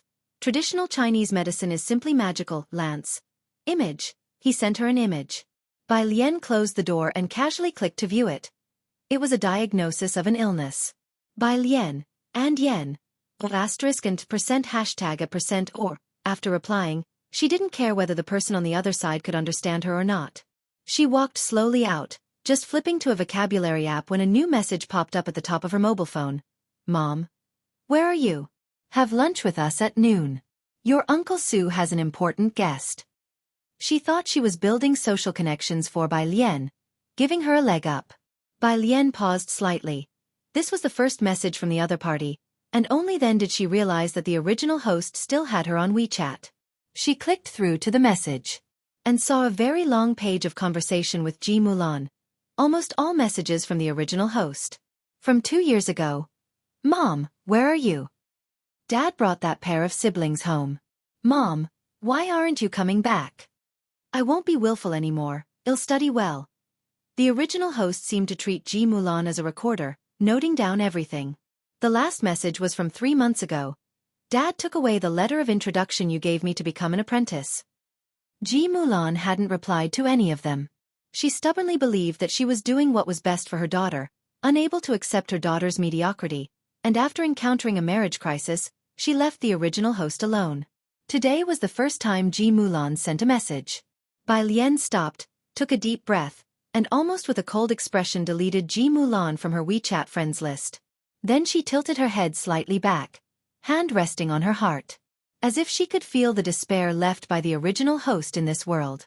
Outside the community gate, a black car was quietly parked opposite, with the car door open. Zhang He was squatting at the front of the car, hands covering his ears, staring intently in the direction of the community entrance. By his side, Zhang Fulai stood in a black shirt, coldly standing there.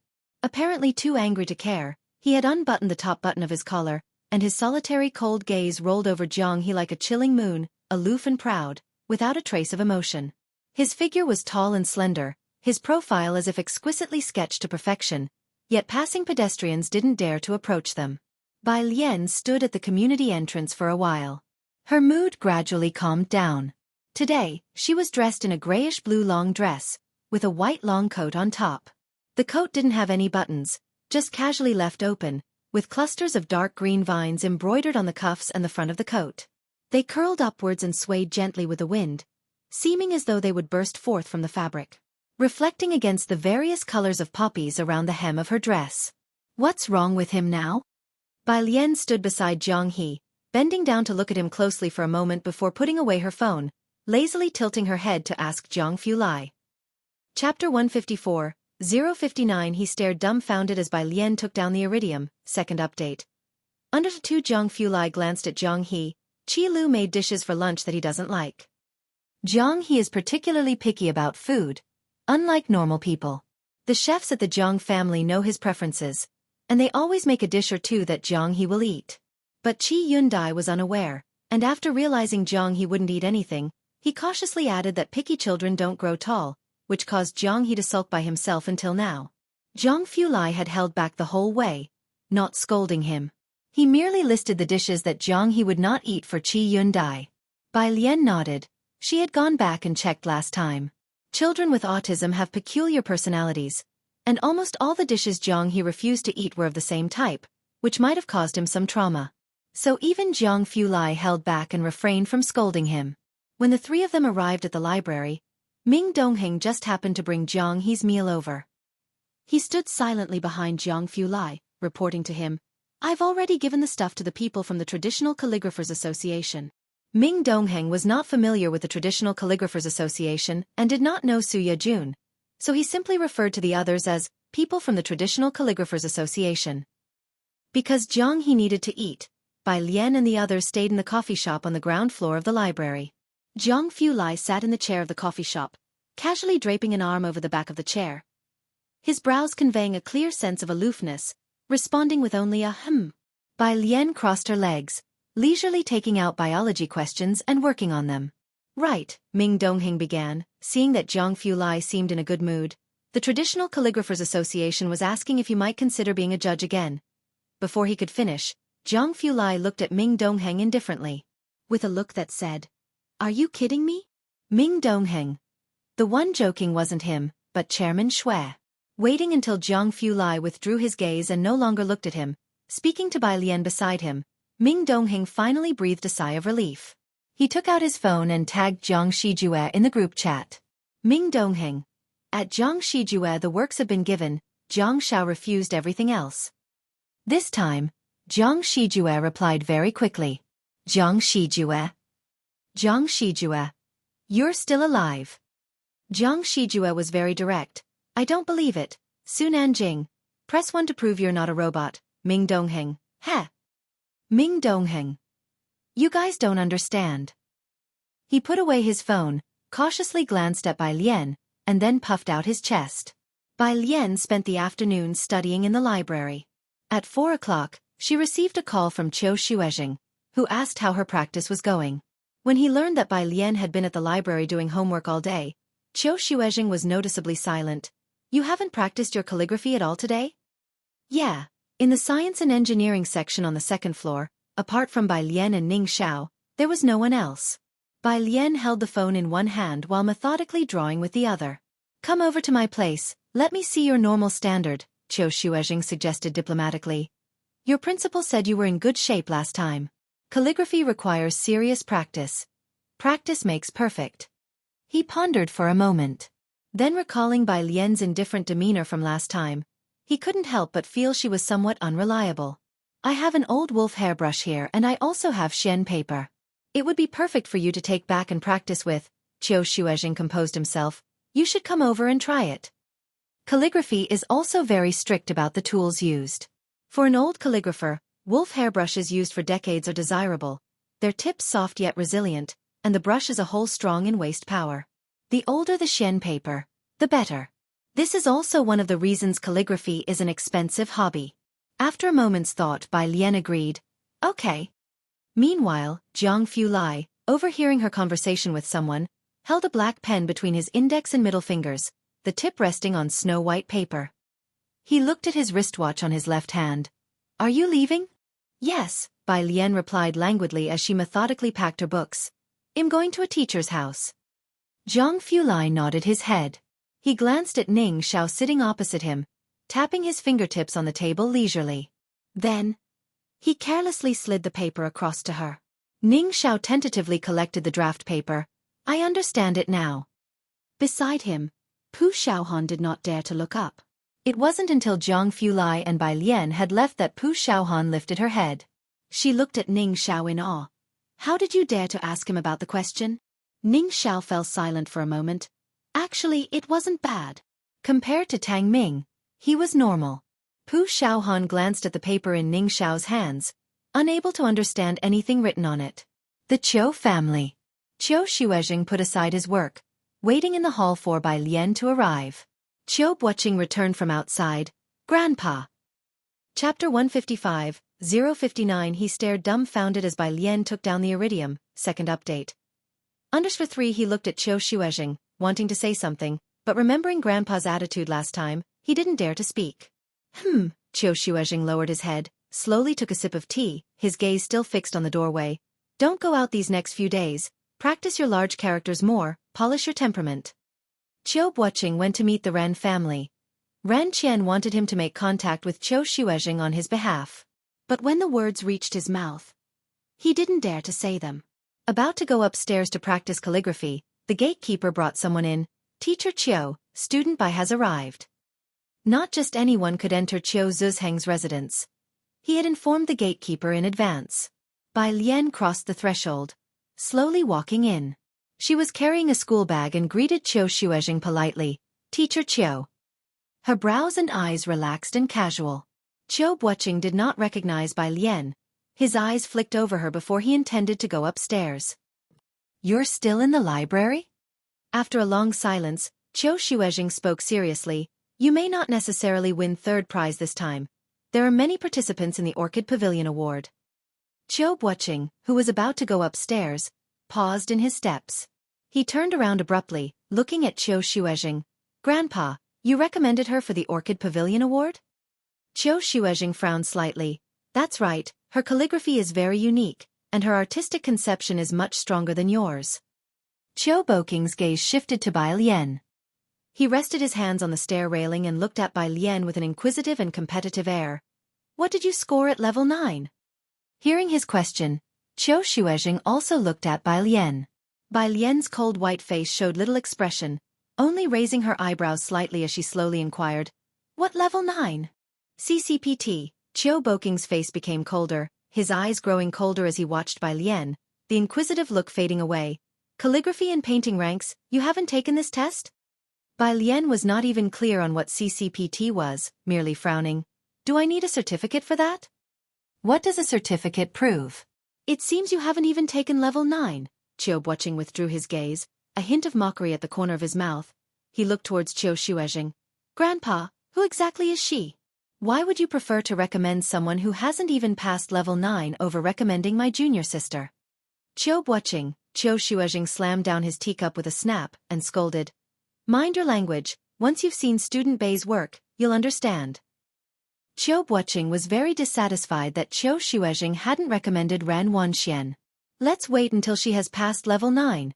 Xueqi turned around and went back upstairs. Behind him, Xueqi shook his head. Unlike Xueqi, he knew that Bai Lian was unaware of even the Orchid Pavilion Award, not to mention CCPT. It was beyond his expectations yet rational, which made him all the more curious about who Bai Lian's teacher was, which hermit it could be. He's taking up for his junior sister, don't take it to heart, Xueqi apologized to Bai Lian. I indeed haven't taken it, Bai Lian shook her head, then immediately brought up another matter. Do all these now require a certificate? She seemed to learn a new term. Examinations for certificates. Without a certificate, one would not be recognized. Let's go try out the brush, Xueqi led her upstairs, explaining as they walked. Not just calligraphy, even traditional Chinese doctors need a certificate to practice. Practicing without one is against the law. Without permission from law, it's forbidden. Even traditional Chinese doctors need certificates? Bai Lian followed, murmuring in amazement. So the wandering herbal doctors no longer exist? There used to be some in Xiangqing. Xueqi was surprised by the archaic term Bai Lian used and after a moment's pause, said, later, due to the need for medical practice certificates, these people disappeared. Bai Lian fell silent for a bit. She was now starting to understand why Lu Lingxi was always managing Zhang Xiai's. Xueqi opened the door to his study, solemnly took out a pen box from the drawer, opened it to reveal a dark brown weasel hairbrush. Try this brush today, see if it feels right for you. He also took out some plain white paper, letting Bai Lian test the brush first. Bai Lian uttered an "ahem," no longer thinking about the certificate issue, placed her school bag aside, and then approached the desk, noticing at first glance the weasel hairbrush Xueqi had brought out. With her eye for quality, she could naturally tell that this brush was very precious. Xueqi's desk was large, and he was stooping over to grind ink. He smiled at Bai Lian. Go ahead and try. Bai Lian nodded slightly, took the weasel hairbrush in her right hand and lightly held up her somewhat wide sleeve with her left. She dipped the brush in the ink, bent over, and wrote a large Xiang character. This was the first time Xueqi saw Bai Lian write in large characters. The strokes were fluid, the brush tip penetrated deep into the character. Today's character was even better than last time's. This indicated that her performance last time was not a fluke, but her normal level. There it is, Xueqi stopped, looking at Bai Lian with a sharp gaze. Although this time many master students have joined, I believe you will definitely get third prize. Third prize. Bai Lian tilted her head slightly, pondering for a moment. Please wait. What? Xueqi didn't understand. Bai Lian carefully placed the weasel hairbrush down, lifted her right sleeve, revealing a brilliant ribbon inside and a silvery white small ball tied around her wrist. Xueqi watched, dumbfounded, as Bai Lian effortlessly removed the metallic white sphere from her wrist. Chapter 156. Mr. Cho, who doubts life, goes crazy criticizing Lian unders. One people who never pick up a brush to write large characters will never know just how difficult it is to keep their wrist steady when lifting the hand to write. Wrist strength is the most basic of fundamentals. Men and women are naturally different, so when Xueqi first saw Bai Lian's calligraphy, he thought it was the work of a male. It was evident from her solid brushwork, but now, as Xueqi watched Bai Lian remove the chunk of metal the size of an egg and calmly place it aside, he felt an urge to swear for the first time despite his usual composure in practicing calligraphy. He wasn't Chen Ju. He didn't deal with iridium or even recognize it. Looking at the silvery white metal, he could only think of iron and alloys. Judging by its size, it seemed to weigh more than half a gene, which was already enough to make him question his life's choices. This isn't your hand? Xueqi began to speak, unable to restrain himself. You've been carrying half a gene of iron in your hand. As he spoke, he reached out to pick up the iridium Bai Lian had set aside, wanting to weigh it himself. As soon as he got a hold of it, Xueqi's half-spoken sentence stopped abruptly. Classmate Bai, how heavy is this? Xueqi couldn't tell and simply turned his head to ask.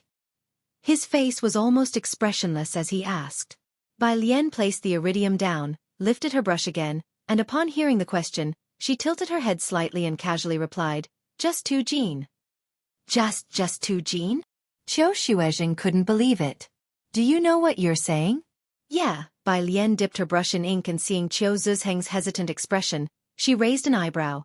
"Is there a problem?" Xueqi looked at Bai Lian's serene and slightly calm face.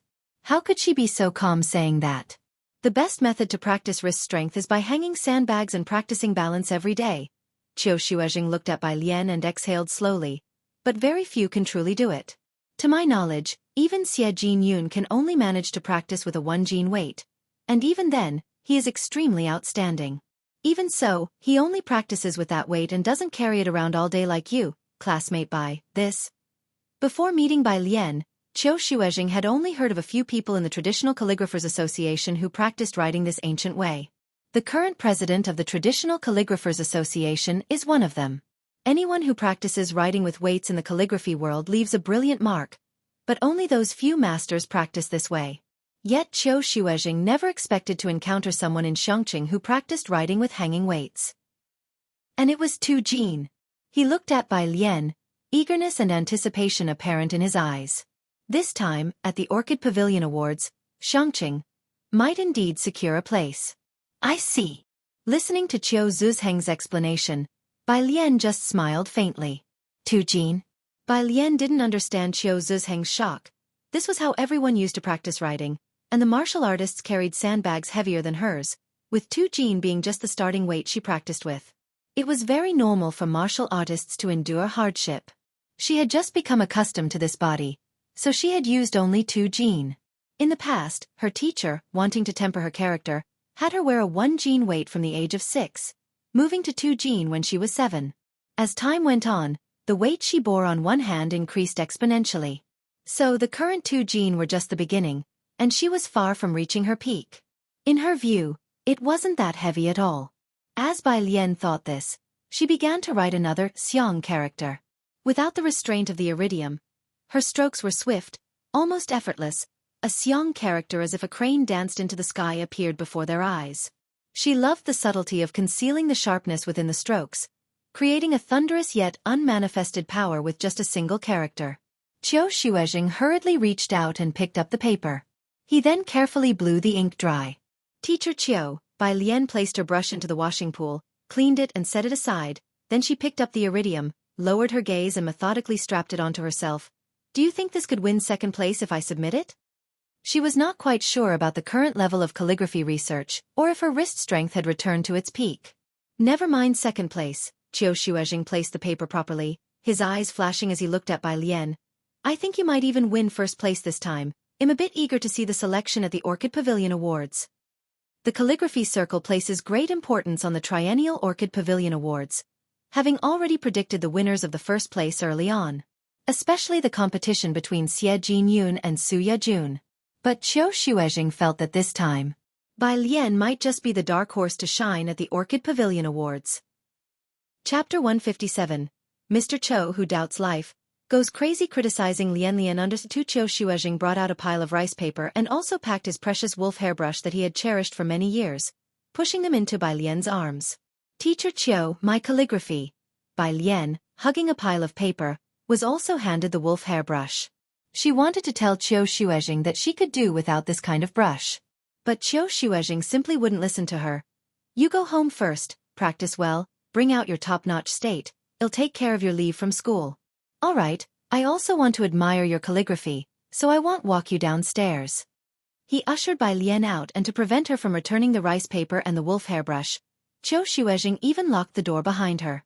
Holding her backpack and the papers and brush, Bai Lian stood outside the door, staring at it for a long time before she finally started walking downstairs. Downstairs. Xueqi was sitting on the sofa, quietly talking on the phone with someone, his gaze briefly landing on Bai Lian as she descended from upstairs before quickly shifting away. He had no fondness for someone who sought fame by unworthy means.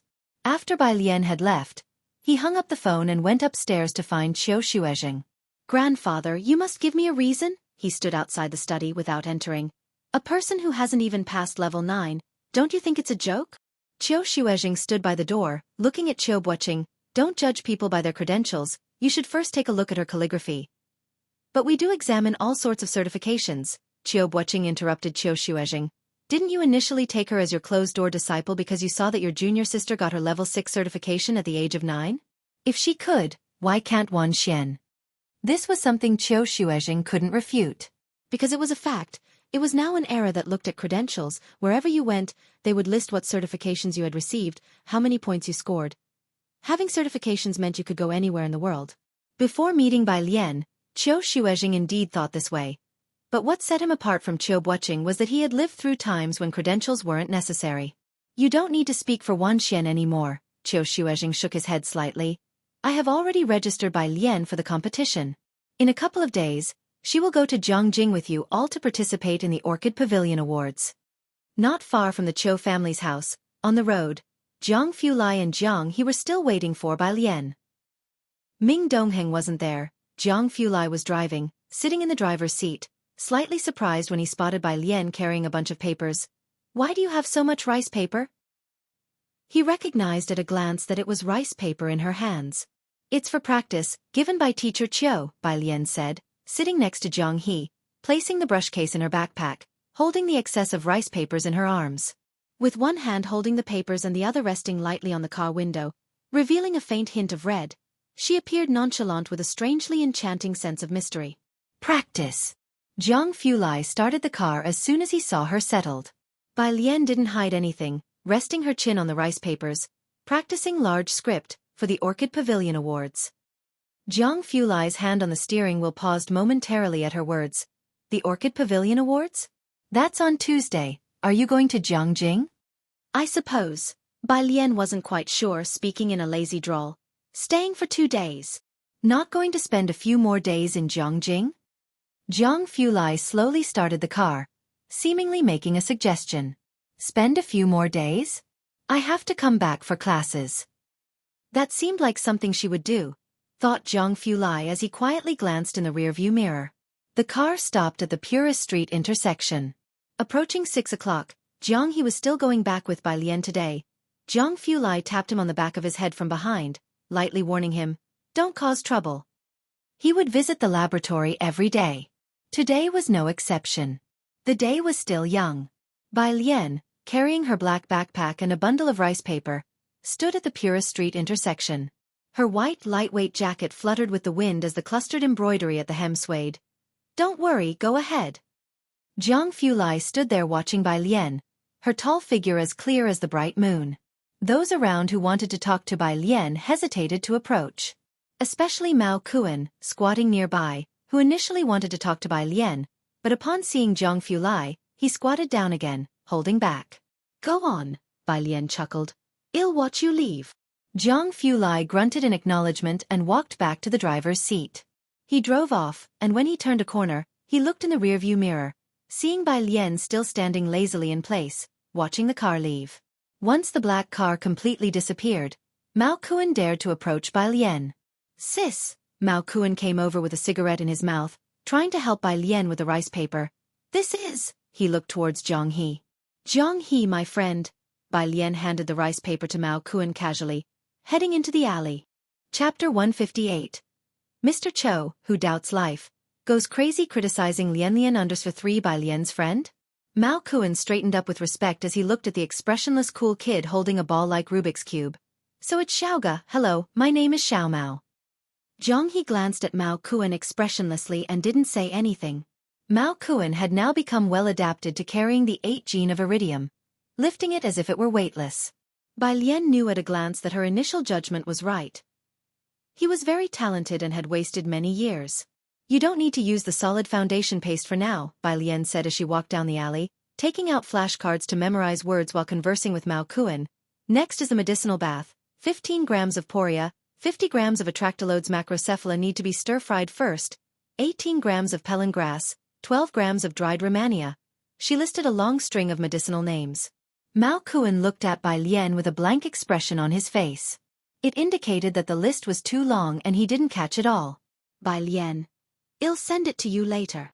Mao Kuan laughed sheepishly, just about to thank her, when he saw the delicate-looking Xiaoga beside Bai Lian gave him a look, full of speechlessness.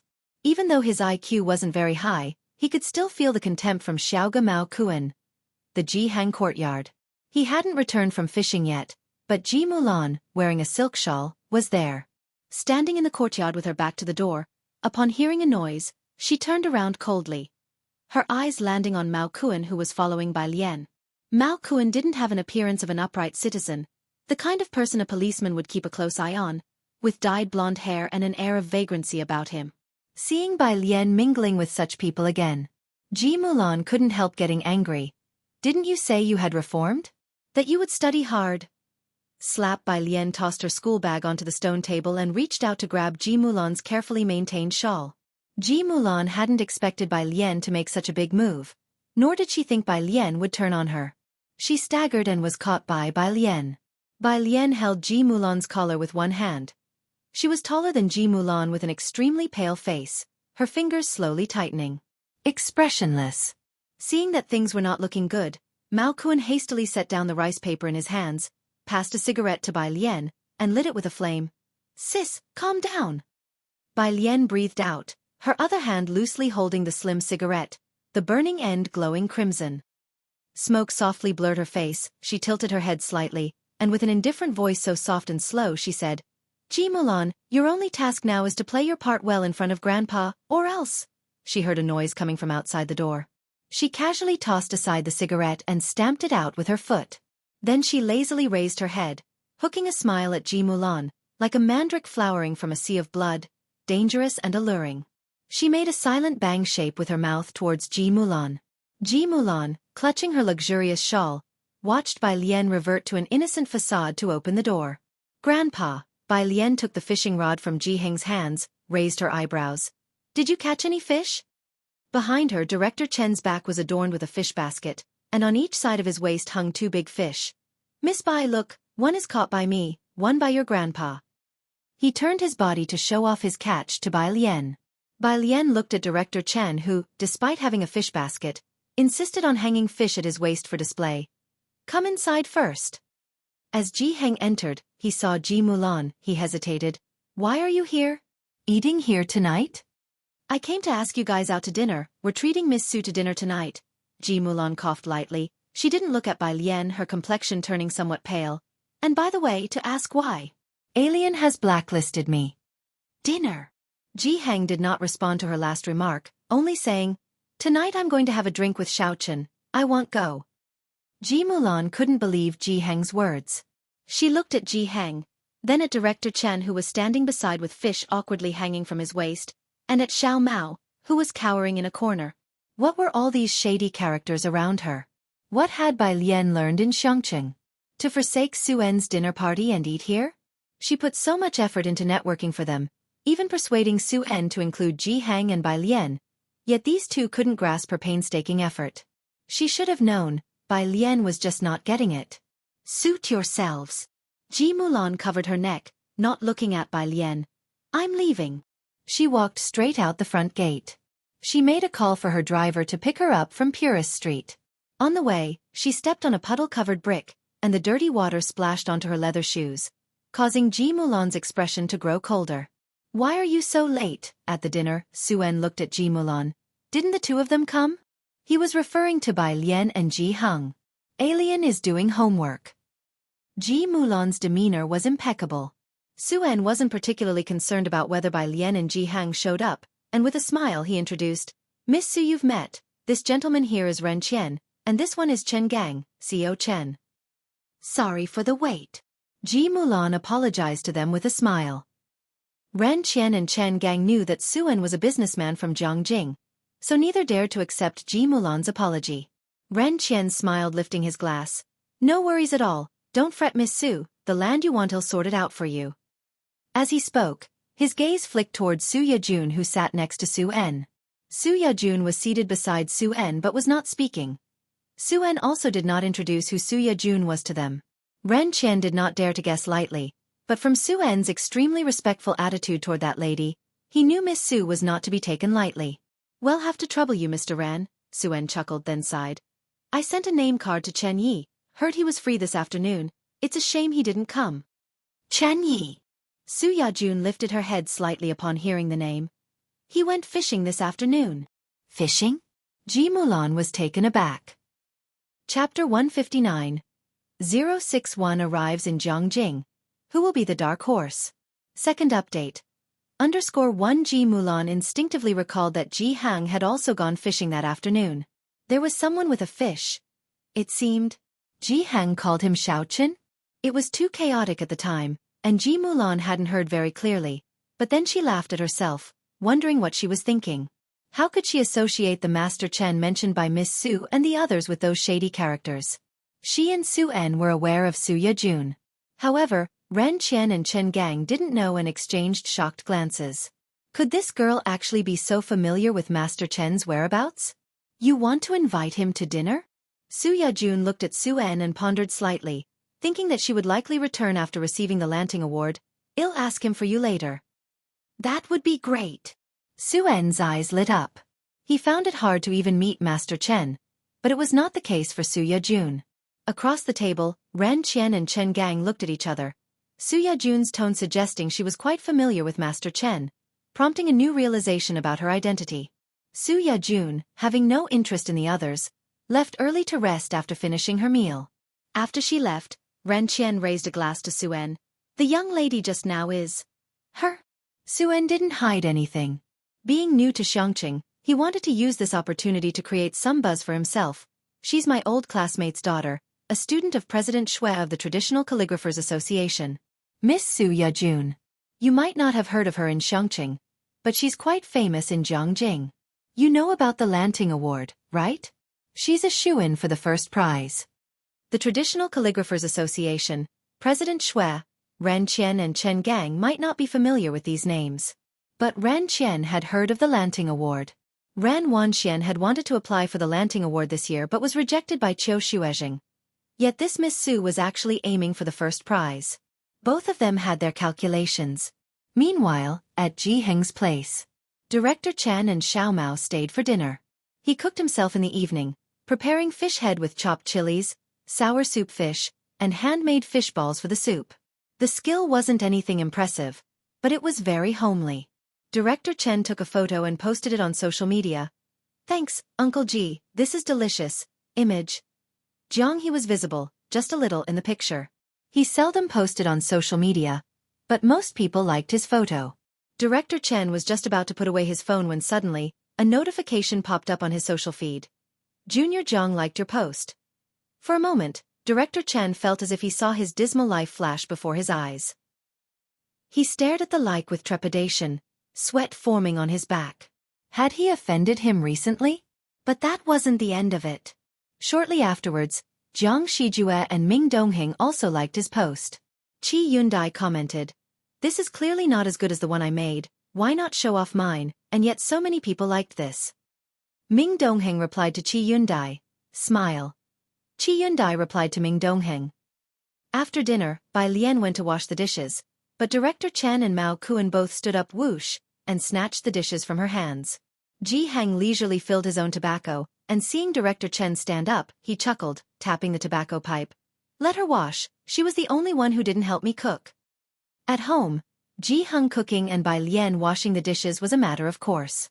How could Director Chen dare? Not just Director Chen. Mao Kuan was also feeling nervous about the idea of his sister washing dishes. Will the dishes still be there tomorrow? He reached out and snatched the dishes back from Director Chen, saying cheerfully, "No need, I'll do it, I'll do it. I love washing dishes the most." Mao Kuan was strong, and Director Chen simply couldn't snatch the dishes back. "I'll help you dry the dishes." Missing out on the chance to show off, Director Chen followed Mao Kuan closely. Halfway there, he suddenly felt that Mao Kun's head of blonde hair was very familiar. Jiang he sat aside, watching the two of them squeeze into the kitchen, utterly speechless. Ji Heng's courtyard had grown more vibrant lately. As he watched Jiang he solving the Rubik's Cube. When he saw Bai Lian come out looking relaxed, he asked again, "How could you let a guest do the dishes?" "I did want to wash them." Bai Lian sat down lazily. But she saw Director Chen and Mao Kuan looking almost ready to cry. "Did you block your mother today?" Ji Hung remembered this issue, telling Jiang he to go farther away before lighting up a cigarette. Bai Lian took out her phone and put on her earphones. "Yeah." Ji Hung sighed. He knew Ji Mulan's issues very well. He smoked silently for a while before saying, "Add her back. She's your mother. After I'm gone, she will be your only family." He didn't want the future Bai Lian to be entirely alone. "Grandpa," Bai Lian suddenly stood up, interrupting Ji Hang, "I'm going to Zhongjing in a few days." Ji Hang was taken aback as he lifted his gaze, holding the pipe. "Zhongjing? With your mother?" Chapter 160. 061 arrives in Zhongjing. Who will be the dark horse? Second update. _2 Bai Lian raised an eyebrow. "No," she said, looking at Ji Hang before leisurely responding. "The teacher asked me to participate in a competition, so I asked for 2 days off." "Oh." Ji Hang lowered his head and continued smoking. At this moment, he didn't speak any further about Ji Mulan. Xueqi secured time off for Bai Lian. Since Xiangqing didn't have an airport, she had to take a 12-hour train journey to Beijing. Without the accompanying qualifications, Bai Lian and Buoqing needed to meet up with representatives from the Beijing Writers Association in Beijing. They would depart under the leadership of Vice President Qian from the Beijing Writers Association. Monday morning. Carrying a simple backpack, Bai Lian had just reached the bus station. When she saw Jiang He across the street, leaning against the car window and waving at her, she walked over, surprised. In the back seat, Jiang Fulai lowered the window. Dressed in a soft white loungewear, his typically haughty demeanor appeared much softened. His wrist was casually resting on his knee as he leaned back against the seat at an angle. He seemed busy, on the phone with someone. Hearing Jiang He's noise, he looked outside the window and waved to Bai Lian. Bai Lian got into the car and sat in the back seat with Jiang He. "We're also heading back to Zhongjing." Jiang He leaned close to her and gazed out the window, not too happy. "To see a doctor." He had thought he could avoid it this year in Xiangqing. Not only had he not managed to elude it, but it had also come several days earlier. Bai Lian nodded and rubbed Jiang He's head. "Don't neglect your health out of fear." Then she took out her phone, found a contact, and sent a message to the person in charge. "Vice President Qian, I will go to Zhongjing by myself and meet up with you there." Vice President Qian must have been busy, as he didn't reply. Jiang Fulai's car didn't head to Beijing. Instead, it went to the neighboring Danping city, which was slightly more developed than Xiangqing with no mountains, only plains. The car arrived at a vast airport apron. Just as she got out, Bai Lian saw the legendary airplane. No security check or ticket gates were visible. Bai Lian had never flown before, but the original person whose memory she had did, and the scene differed greatly from what she had seen before. The captain, dressed in uniform, came running over from a distance and respectfully asked, "Mr. Jiang, shall we depart now?" Jiang Fulai took off his headphones and gave a slight nod. His eyes and brows sharp. Ah. Bai Lian followed them onto the plane and suddenly realized, right, a private plane. The plane was quite large, with an entertainment room where 4 couches surrounded a table, and a big bok choy pillow rested on the couch by the window. Jiang He silently went over and hugged the pillow. Bai Lian put down her bag and settled herself by the window on the opposite side. As the plane took off, the aircraft shook. It was Bai Lian's first time on a plane. Not burdened by studying vocabulary, she quietly watched the aircraft lift into the air, the instant feeling of increased weight causing her to feel somewhat dazed. The plane climbed higher and higher, her hand lazily propping up her chin, lips slightly pursed. This was a significant shock for someone who had never experienced flight in ancient times. Rare to see you not studying vocabulary. Having finished his business, Jiang Fulai bent over to place a cup of lemon water in front of her and sat across from her, leaning lazily against the couch. Bai Lian turned her gaze from the window. She took the lemon water and drank slowly, easing her discomfort. "I'll study in a bit." "There are still a few hours to go." He handed her a blanket, his pale eyes calmly observing her, his voice very light. "You can sleep for a while." When they arrived in Zhongjing, it was the afternoon. Jiang Fulai asked for Bai Lian's hotel information and directed the driver to head straight there. The hotel was arranged by the Beijing Writers Association, located next to the Traditional Calligraphers Association. After checking into her room, Jiang He didn't want to leave but was expressionlessly dragged away by Jiang Fulai. That was all the flights from Beijing to Zhongjing. By the time Vice President Qian and a group of students wearily arrived in Zhongjing, it was already 11 at night. Vice President Qian was checking off names at the airport one by one. The last black pen rested on the name Bai Lian. While other people's names had a long list of awards following them, only Bai Lian's space was blank. Only the most basic information was filled. With the pen and the roll call list in hand, Vice President Qian called Xueqi. This is the last flight today, and she hasn't arrived. Even if she catches the earliest flight tomorrow, she'll arrive in the afternoon and miss the competition. Bai Lian was a late addition to the roster of recommended individuals by Qiu Zuzheng's insistence. Otherwise, Xueqi didn't say much. Her file lacked details and was sparse on credentials. She was young, and on top of that, a girl. Vice President Qian didn't pay much attention to her. On the phone, Xueqi sounded surprised. She should have arrived, right? She sent me a message in the afternoon. Check the hotel later. Chapter 161. 061 arrives in Jiangjing. Who will be the dark horse? Second update, _3. Okay, I'll go ask at the hotel, Vice President Qian casually replied. Bai Lian just needed to be safe. Whether she had arrived or not didn't make much of a difference to him. After getting to the hotel, he arranged the accommodation for the competitors and then confirmed Bai Lian's whereabouts with the hotel staff. He learned that Bai Lian had arrived in the afternoon. Vice President Qian was somewhat surprised. Bai Lian had only set out in the morning. It took some time to get from Xueqi to Beijing, and from Beijing, it was a 5-hour flight to Jiangjing. How had she arrived so quickly? Could it be that she set off yesterday? However, Vice President Qian didn't spend much time thinking about Bai Lian. After sending a message to Xueqi, he went back to rest. There was a tough battle ahead tomorrow.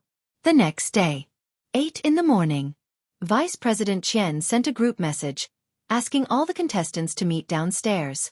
The hotel was close to the Traditional Calligraphers Association, and most competitors chose to stay there. When Bai Lian came downstairs, there was already a large gathering of people. She sent a message to Zhang Fulai and then looked up, searching through the crowd, eventually spotting Vice President Qian to the right of the hotel's entrance. She wore a white blouse that day, paired with a horsehair skirt embroidered with golden patterns. Elegant yet bold. Her complexion was pale, her figure slender and tall, her jet black hair casually swept up. Lowering her head slightly, as she passed by, most of the people gradually fell silent, quietly watching her. Bai Lian went over to Vice President Qian to check in. Vice President Qian, with a stern look, made no small talk. He checked off her name and cautioned, "Don't wander off during the event, wait for me at the door when you're done."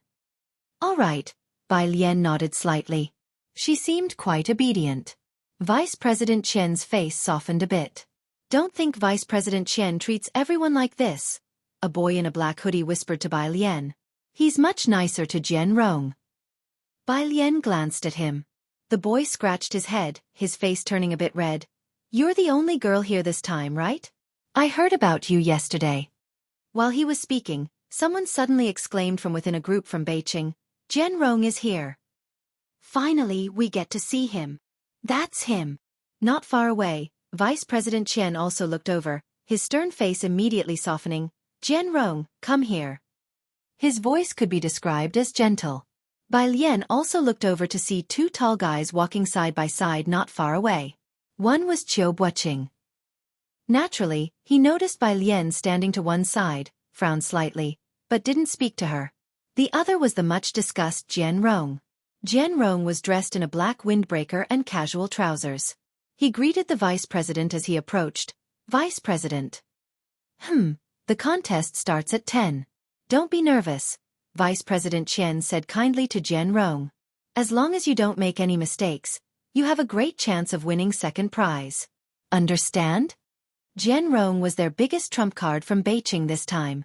This year's Lan Ting Prize had age restrictions, with significant distinctions between the first, second, and third prizes. All 4 major cities were desperately competing for the second prize. There were many contenders for the third prize, but its value was several notches below that of the second prize. The vice president and the whole Beijing Writers Association had high expectations for Jian Rong to win the second prize.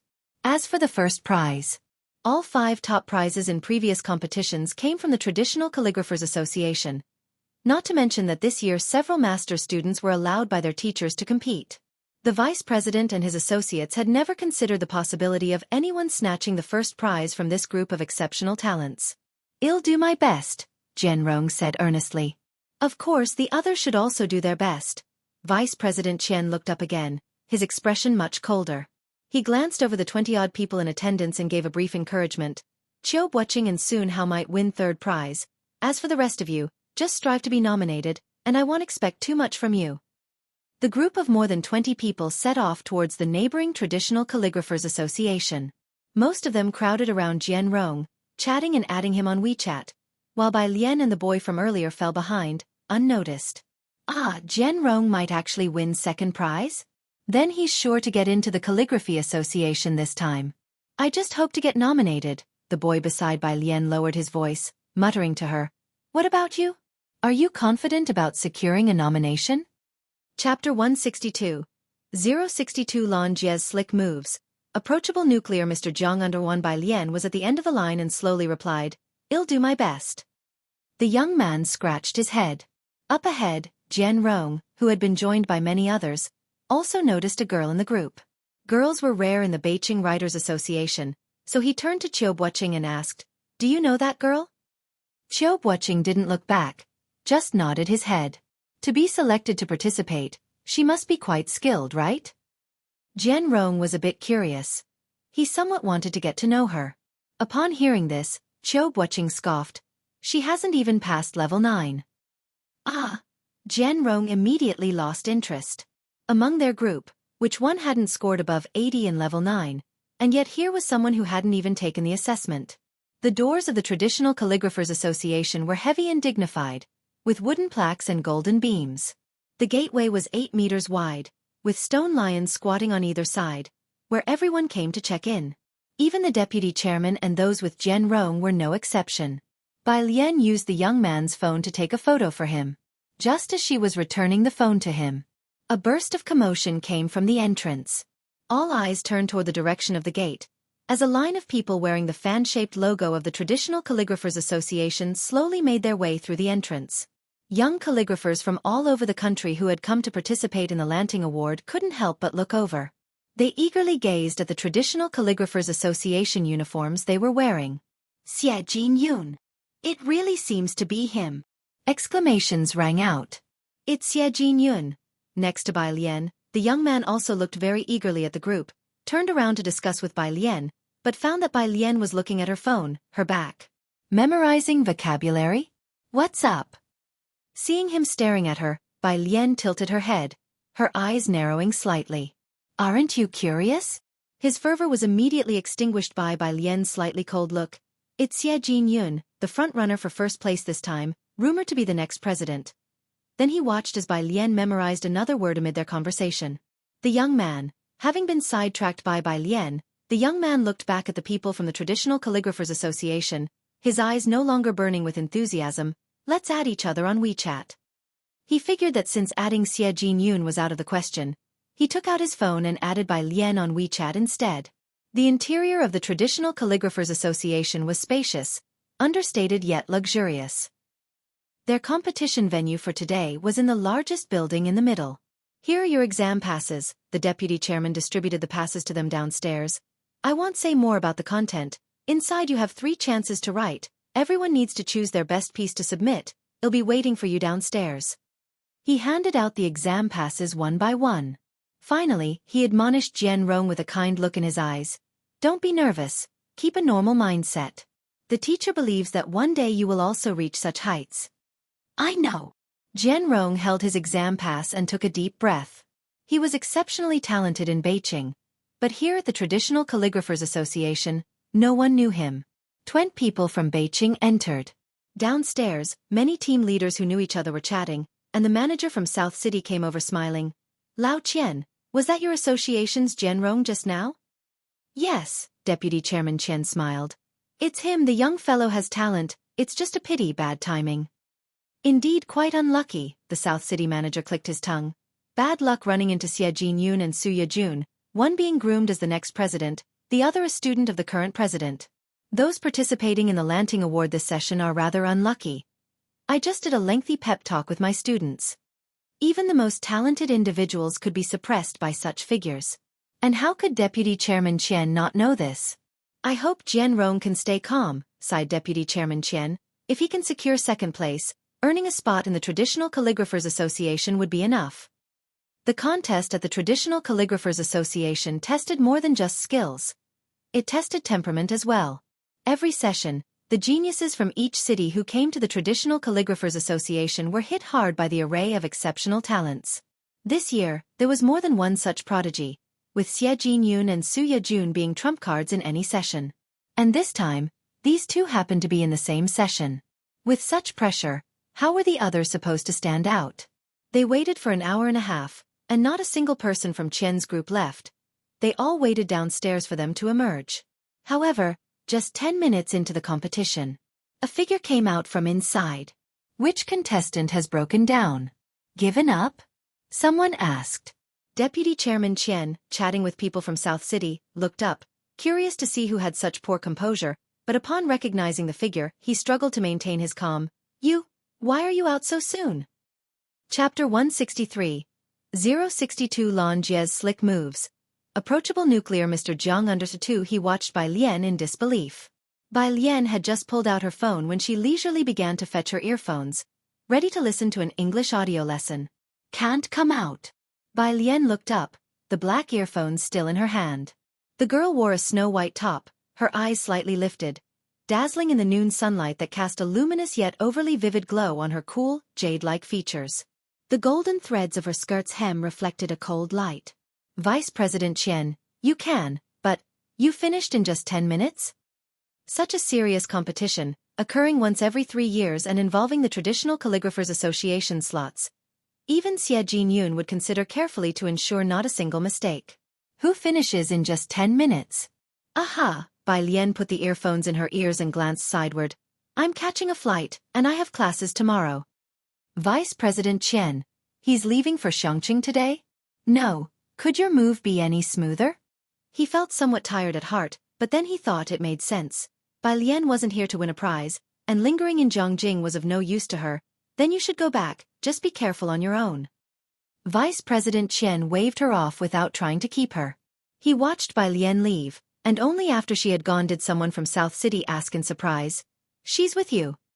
Yeah, just here for the excitement, Vice President Qian said with a smile, refraining from discussing Bai Lian further. Just to gain some experience. His gaze was fixed on the building, waiting for Jian Rong and Qiu Buoqing to come out. Meanwhile, Bai Lian returned to her hotel to pick up her backpack. She took a flight back to Chongqing. A black car was already waiting quietly not far from the hotel.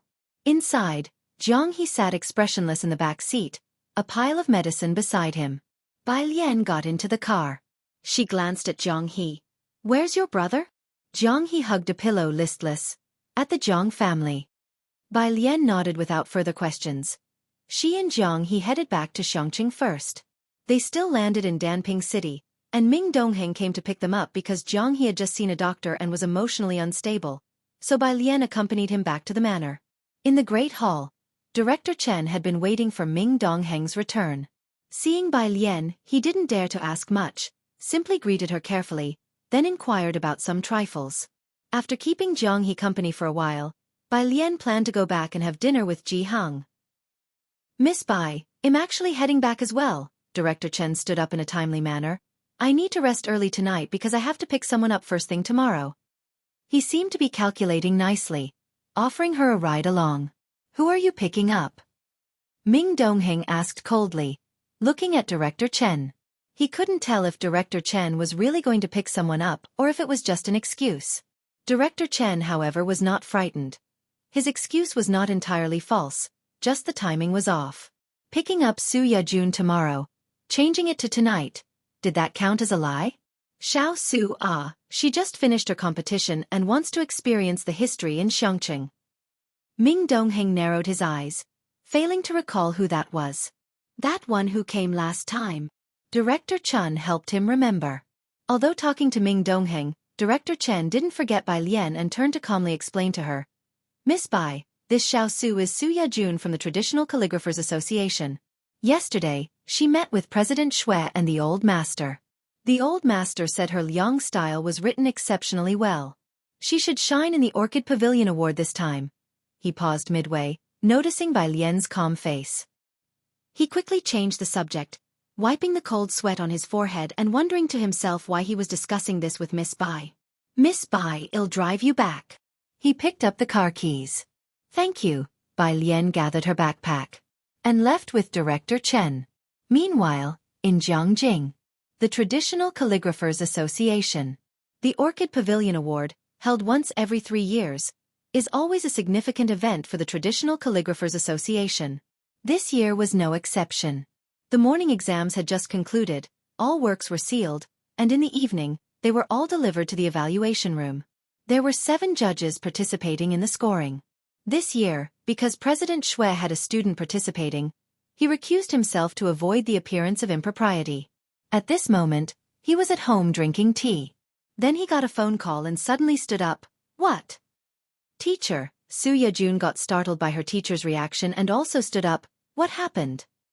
President Xue, middle-aged, grabbed his coat, not having time to explain in detail. That person actually showed up at the Traditional Calligraphers Association. Didn't he refuse to be a judge? How did he suddenly? President Xue hurriedly left. Su Yejun quickly followed. Teacher, who are you talking about? It's nothing, President Xue shook his head. I have to go to the Calligraphers Association. I've arranged for you in Xueqi already. You go ahead. Chapter 164. 062 Lan Jie's Slick Moves. Approachable nuclear Mr. Jiang under the 3, he didn't have time to explain to Su Yejun. He drove directly to the Traditional Calligraphers Association. The Traditional Calligraphers Association's judging area. In the middle of the conference table, a man in a snow-white shirt sat, his eyes lowered. His pale fingers tapped on the computer's surface, fine black hair falling over his eyebrows, the corners of his eyes and brows carrying an air of coldness. Even without speaking, one could feel the chill of his lofty demeanor soaking his whole being. With a single movement of his finger, it seemed as though a cold gust had swept through the entire judging room.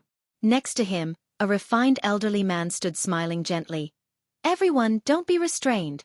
Our young master is just here to have a look. All the teachers need to do is score properly. Just relax a bit. 7 judges clutched the artworks tremblingly, and upon hearing this, were almost in tears. Your words sound good. But with this gentleman seated here, who dares to relax? Also, don't you know that even when young Master Jiang is silent, he's not very approachable? As soon as Chairman Xue arrived, he saw the 7 judges huddled in their seats like quails. Butler Jiang, what brings you and the young master here? Chairman Xue was very polite. He didn't dare speak to Jiang Fulai directly, only to the old butler at his side. Butler Jiang chuckled. Young Master Jiang just came to take a look. He intends to donate a sum digitally to the Lanting Award. As he said so, Butler Jiang gestured with his fingers. Chairman Xue rejuvenated. I thank young Master Jiang on behalf of the participants.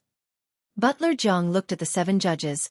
I heard that this year has hidden dragons and crouching tigers. Chairman Xue's student is also among them. Ya Jun. Chairman Xue proudly mentioned his outstanding disciple. For her, a young lady, to have come this far, it's truly not easy. The arrival of Chairman Xue greatly improved the atmosphere of the office. Finally, the 7 judges could give the artworks their scores. The grading was on an average point system. This slender gold script must belong to Xie Jinyun, said one judge as he flipped to a piece, admiring it with a colleague and then sighed. No wonder he is the hot favorite this year. He gave the calligraphy 91 points. Calligraphy has many contenders, but nowadays, not many people can truly settle down to study the art. The Lanting Award is intended for the younger generation. The levels of skill were varied. Apart from Xie Jinyun's slender gold script, most had not seen any other good work. Isn't Chairman Xue's student also here this year? I thought I saw she wrote in the Liang style. A judge chuckled as he turned to the next piece, his words trailing off abruptly as he stopped. He stared at the artwork. It was in Liang style. It was Record of Xueqi. The person who wrote this poem, each stroke was like a bayonet, the curved strokes resembled vines, and overall it flowed like water, the brushwork splashing ink onto the paper unrestrainedly, as if the vast waters of the Milky Way were tumbling down from the heavens, the style and spirit striking one in the face. He looked at the piece for a long time before he could bring himself to put it down. The person next to him noticed the unusual reaction and looked over. What piece have you found that has left you so? After a long look, he suddenly turned to Chairman Xue, who was chatting with Butler Jiang. Chairman, you are really keeping a low profile. Your student is remarkable, this vigor in the strokes, it leaves me somewhat ashamed. What? Chairman Xue was momentarily dazed by the remark. This one, the judge showed him the piece. Look at this boldness, this sharpness, it's quite a bit higher than Xie Jinyun. Those present were intimately familiar with the capable competitors for the first prize in this contest. The one who excelled in the Liang style was Su Yajun. Chapter 165, Fault 063, Part 1, Second Update. Under her one apart from Su Yajun, they couldn't think of a second person who could write in the Liang style so well. Did she outperform herself? Chairman Xue also felt astonished. He stopped his conversation with Butler Jiang and walked over to the judges to have a look. With this glance, Chairman Xue was somewhat stunned. Chairman Xue thought he understood Su Yajun like the back of his hand. Although finding the right artistic conception could sometimes be difficult, the basics were there. He held the work with fervent eyes. This isn't Yajun's handwriting. Yajun definitely doesn't have this kind of wrist strength. Not Su Yajun's? Then whose was it? Where did this dark horse come from? The 7 judges looked at each other, perplexed. Jiang Fulai, who had been sitting at the front and gazing down at his computer, finally lifted his head. His slender fingertips tapped on the table decisively, and he uttered 2 indisputable words, "Bring it." Chairman Xue wanted to take another look. But hearing this voice, he didn't dare refuse and respectfully handed over the work. Jiang Fulai took the piece, looked down, and his eyelashes covered the pale hue of his pupils as he silently examined the writing. The most captivating aspect of him was the almost imperceptible pressure he exerted. Without doing anything, just sitting there casually, his very presence was enough to make people dare not approach. At this moment, as he gazed down in silence, Chairman Xue couldn't bear it. The entire selection room was so quiet you could hear a pin drop. Only Butler Jiang by his side could withstand it a bit. After Jiang Fulai had looked for quite some time, Chairman Xue couldn't hold back any longer and sought help with a glance towards Butler Jiang. Butler Jiang also felt it strange. He bent slightly, lowering his voice. "Young master, the plane is about to take off." Answered Jiang Fulai as he returned the work to Chairman Xue, picked up his laptop with one hand, and took a few steps. Then he seemed to remember something, and looked indifferently toward Chairman Xue. "Double the funds, and send this year's first-place work to the Jiang family." Ah! Chairman Xue was slightly stunned. Jiang Fulai cast a glance over. It wasn't that his expression had changed, but his sharp knife-like face emitted a chilly aura. Chairman Xue shivered involuntarily and hurriedly replied, "All right, I'll personally deliver it." Finally, the man left.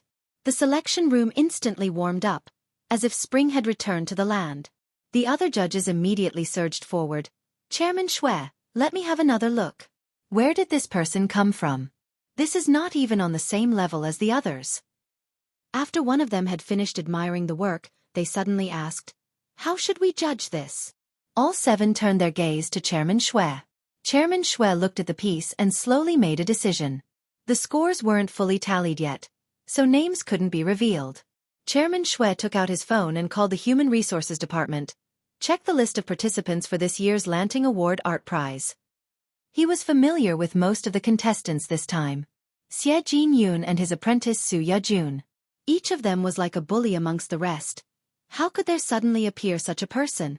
Bai Lian had no idea that because of her work, the 7 judges had spent the whole night discussing it at the Traditional Calligraphers Association, and had not slept all night. Wednesday. Early in the morning, around 6, Ji Xiaojun arrived to see Bai Lian sitting on the stone table, eating and talking at the same time. "Who are you talking to?" Ji Xiaojun put down a carton of milk, not seeing Ji Heng in the kitchen or the yard. He had just finished speaking when a faint voice came from the bathroom. "It's the growth hormone. Pinching the back of the cucumber will inhibit the growth hormone." Ji Xiaojun, what was all this about? He could understand growth hormones, but why pinch a cucumber? Ji Xiaojun didn't understand, but he didn't dare say anything else. After Ji Heng came out, Ji Xiaojun finally spoke quietly. "Suan has invited our family out for dinner, Dad. Alien, what do you think?" Suan had a very good impression of the Ji family as a whole, with their upright and noble characters. If he was to marry Ji Mulan, it was only proper to invite them to discuss wedding matters over a meal. Ji Xiaojun also held a good opinion of Su En, a courteous man, far superior in conversation skills compared to the Ren family. He had only this one sister, Ji Mulan. Even when Ji Mulan had run away from home to marry into the Bai family, Ji Xiaojun had never given up on his sister. Now that she had found a decent future, Ji Xiaojun was happy for her. Of course, if Ji Mulan could improve a bit as a mother, Ji Xiaojun might be even happier. I have class, Bai Lian spoke leisurely. I missed 2 days and need to catch up. How did you miss 2 days of classes? Ji Xiaojun was unaware of her participation in the Jiangjing competition. Bai Lian drank the last sip of milk and smiled at Ji Xiaojun. I went to see what Jiangjing was like. If it's good, I'm considering applying to Jiangjing University. Chapter 166, Fault 063, Part 1, Second Update, Underscore 2 Ji Xiaojun. As long as you're happy. Alien isn't going, Ji Hang holding a rag, asked Ji Xiaojun to carry out the embroidery frame and pondered for a while. I'll go with you. He needed to clarify things with Ji Mulan. Ji Xiaojun nodded, as he moved to carry the embroidery frame, then Il replied to Mr. Su. Grandpa, Uncle, I'm off to school. Bai Lian was now extremely sensitive to the name Ji Mulan. She and Ji Mulan were like two parallel lines. As long as the other party didn't bother her, it was fine. Go ahead, Ji Hang, while instructing Ji Xiaojun to be careful with moving things, waved to Bai Lian, watch out for cars on the road. It wasn't until Bai Lian had left that he looked at Ji Xiaojun, who had moved the embroidery frame out. Really going to demolish? Ji Xiaojun set the embroidery frame down properly and uncommonly took out a cigarette, responded vaguely, I want sign the contract. He squatted to one side, looking very silent.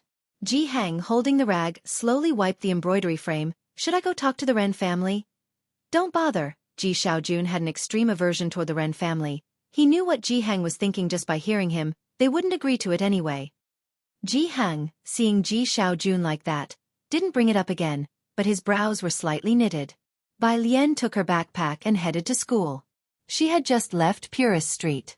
That's when she saw the blue car parked across the street. Bai Lian raised an eyebrow.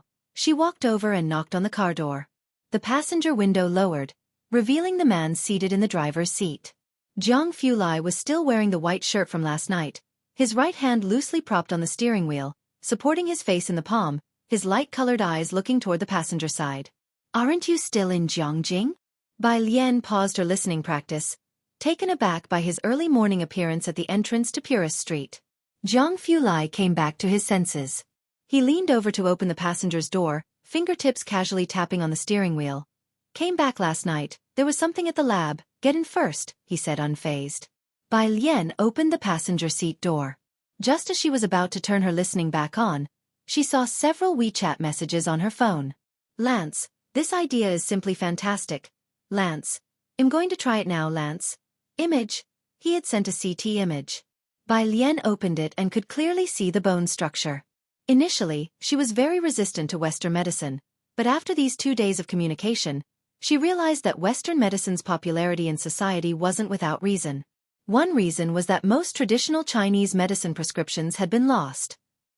Another reason was because Western medicine was based on scientific principles, and they could tell you everything about your illness clearly. Nearly reliant on machinery, you could clearly see where the lesions and sources were. Bai Lian had to admit, there were merits to this. They didn't need to use inspection, auscultation and olfaction, inquiring, and palpation. Bai Lian leaned back in her seat, but she had seen true doctors who didn't need instruments, like those itinerant doctors in Xiangqing who could identify the soldier's lesions at a glance. She always felt that culture hadn't been cut off. But now she couldn't help beginning to think, after being passed down for thousands of years, why it was on the verge of being replaced by a few hundred years of Western medicine. The traffic light was red. Jiang Fulai noticed she had paused on the English listening page for quite some time without hitting play, so he tilted his head slightly and commented on her studying, meditating on English? Bai Lian snapped back to reality. Dressed in her blue and white school uniform, revealing the pristine white collar underneath, the window half open, the breeze lightly lifting her fine hair, her features were so delicate they were dazzling. Bai Lian first glanced at her phone, then lazily turned to Jiang Fulai, her eyes slightly narrowed, the corners of her lips lightly curved up. No, I was thinking about how to kill English. Jiang Fulai, capable of great things anytime, anywhere. He pressed on the gas pedal. Not for any particular reason, but he knew, Bai Lian genuinely wanted to kill English. Why aren't you saying anything? Bai Lian propped her chin with her hand, raising an eyebrow. Zhang Fulai maneuvered the steering wheel, speaking with utmost calm. I'd like to as well, but one must be rational. Peace, peace. Bai Lian reopened her English listening, gave him a smile, then sighed. I know. Zhang Fulai turned the car around a bend, glimpsing the trace of regret between her brows. When Bai Lian returned to school, Pu Xiaohan and others asked where she had been the past couple of days. Something came up, Bai Lian replied casually, as she placed her backpack on the desk and glanced over in Yang Lin's direction, frowning. Did my desk mate come in yesterday? No, Pu Xiaohan kept her voice down. Lu's mom seemed to have gone on a home visit last night, not sure what the situation is.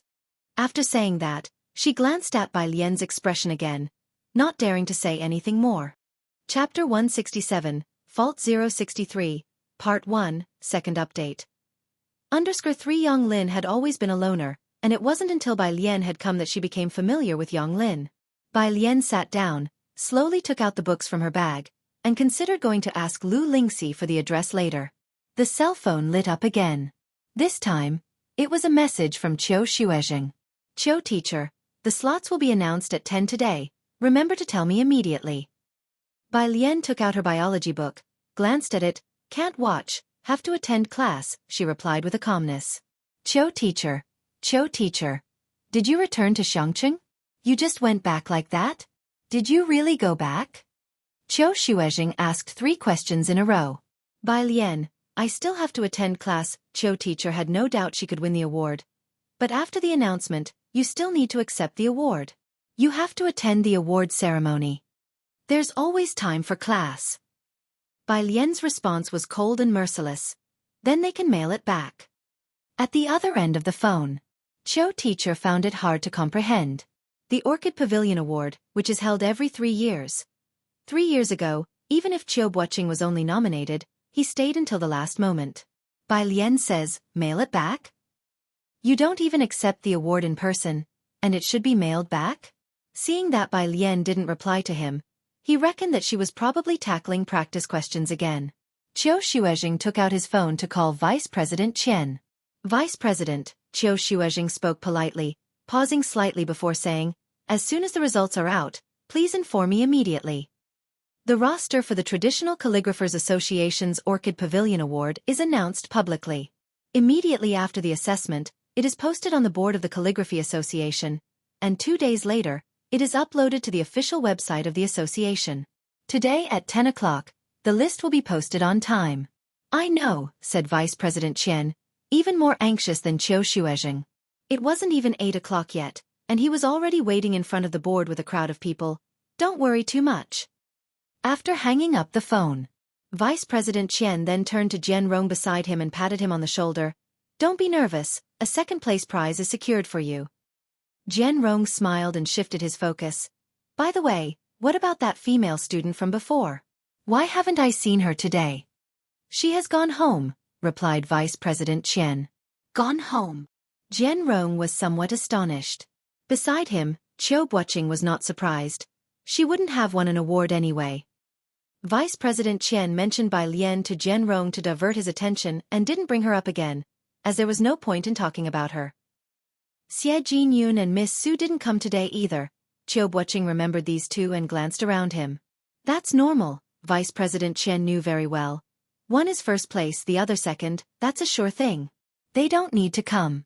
This year's Orchid Pavilion Award, running into the 2 of them, it's just bad luck for you guys. This is the confidence in one's own ability. 9:40. The staff of the Calligraphy Association came with the red roster. Everyone eagerly watched the red list, covered with a red silk cloth, being attached to the notice board. Vice President Qian and Jian Rong, usually talkative, remained silent, intently focusing on the list. As soon as it hit 10, the red silk was unveiled. Instantly, the crowd surged forward. Vice President Qian had foresight. One of the reasons Beijing Writers Association sent him was his good physical strength. He squeezed into the front and started reading from the bottom, first coming across the nominations, skimming past each name. He saw Sun Hao and Qiu Buqing. Both had a chance for the third place prize. Vice President Chen thought at least one of them would make it into the third prize rank. How come they were only selected? He frowned slightly. Why did neither of them perform well? Then he looked towards the third place winners. There were many third prize winners, and he scanned through them, ready to skip ahead. But then he saw a familiar name inside, Jian Rong. Jian Rong was Biqing's biggest hope.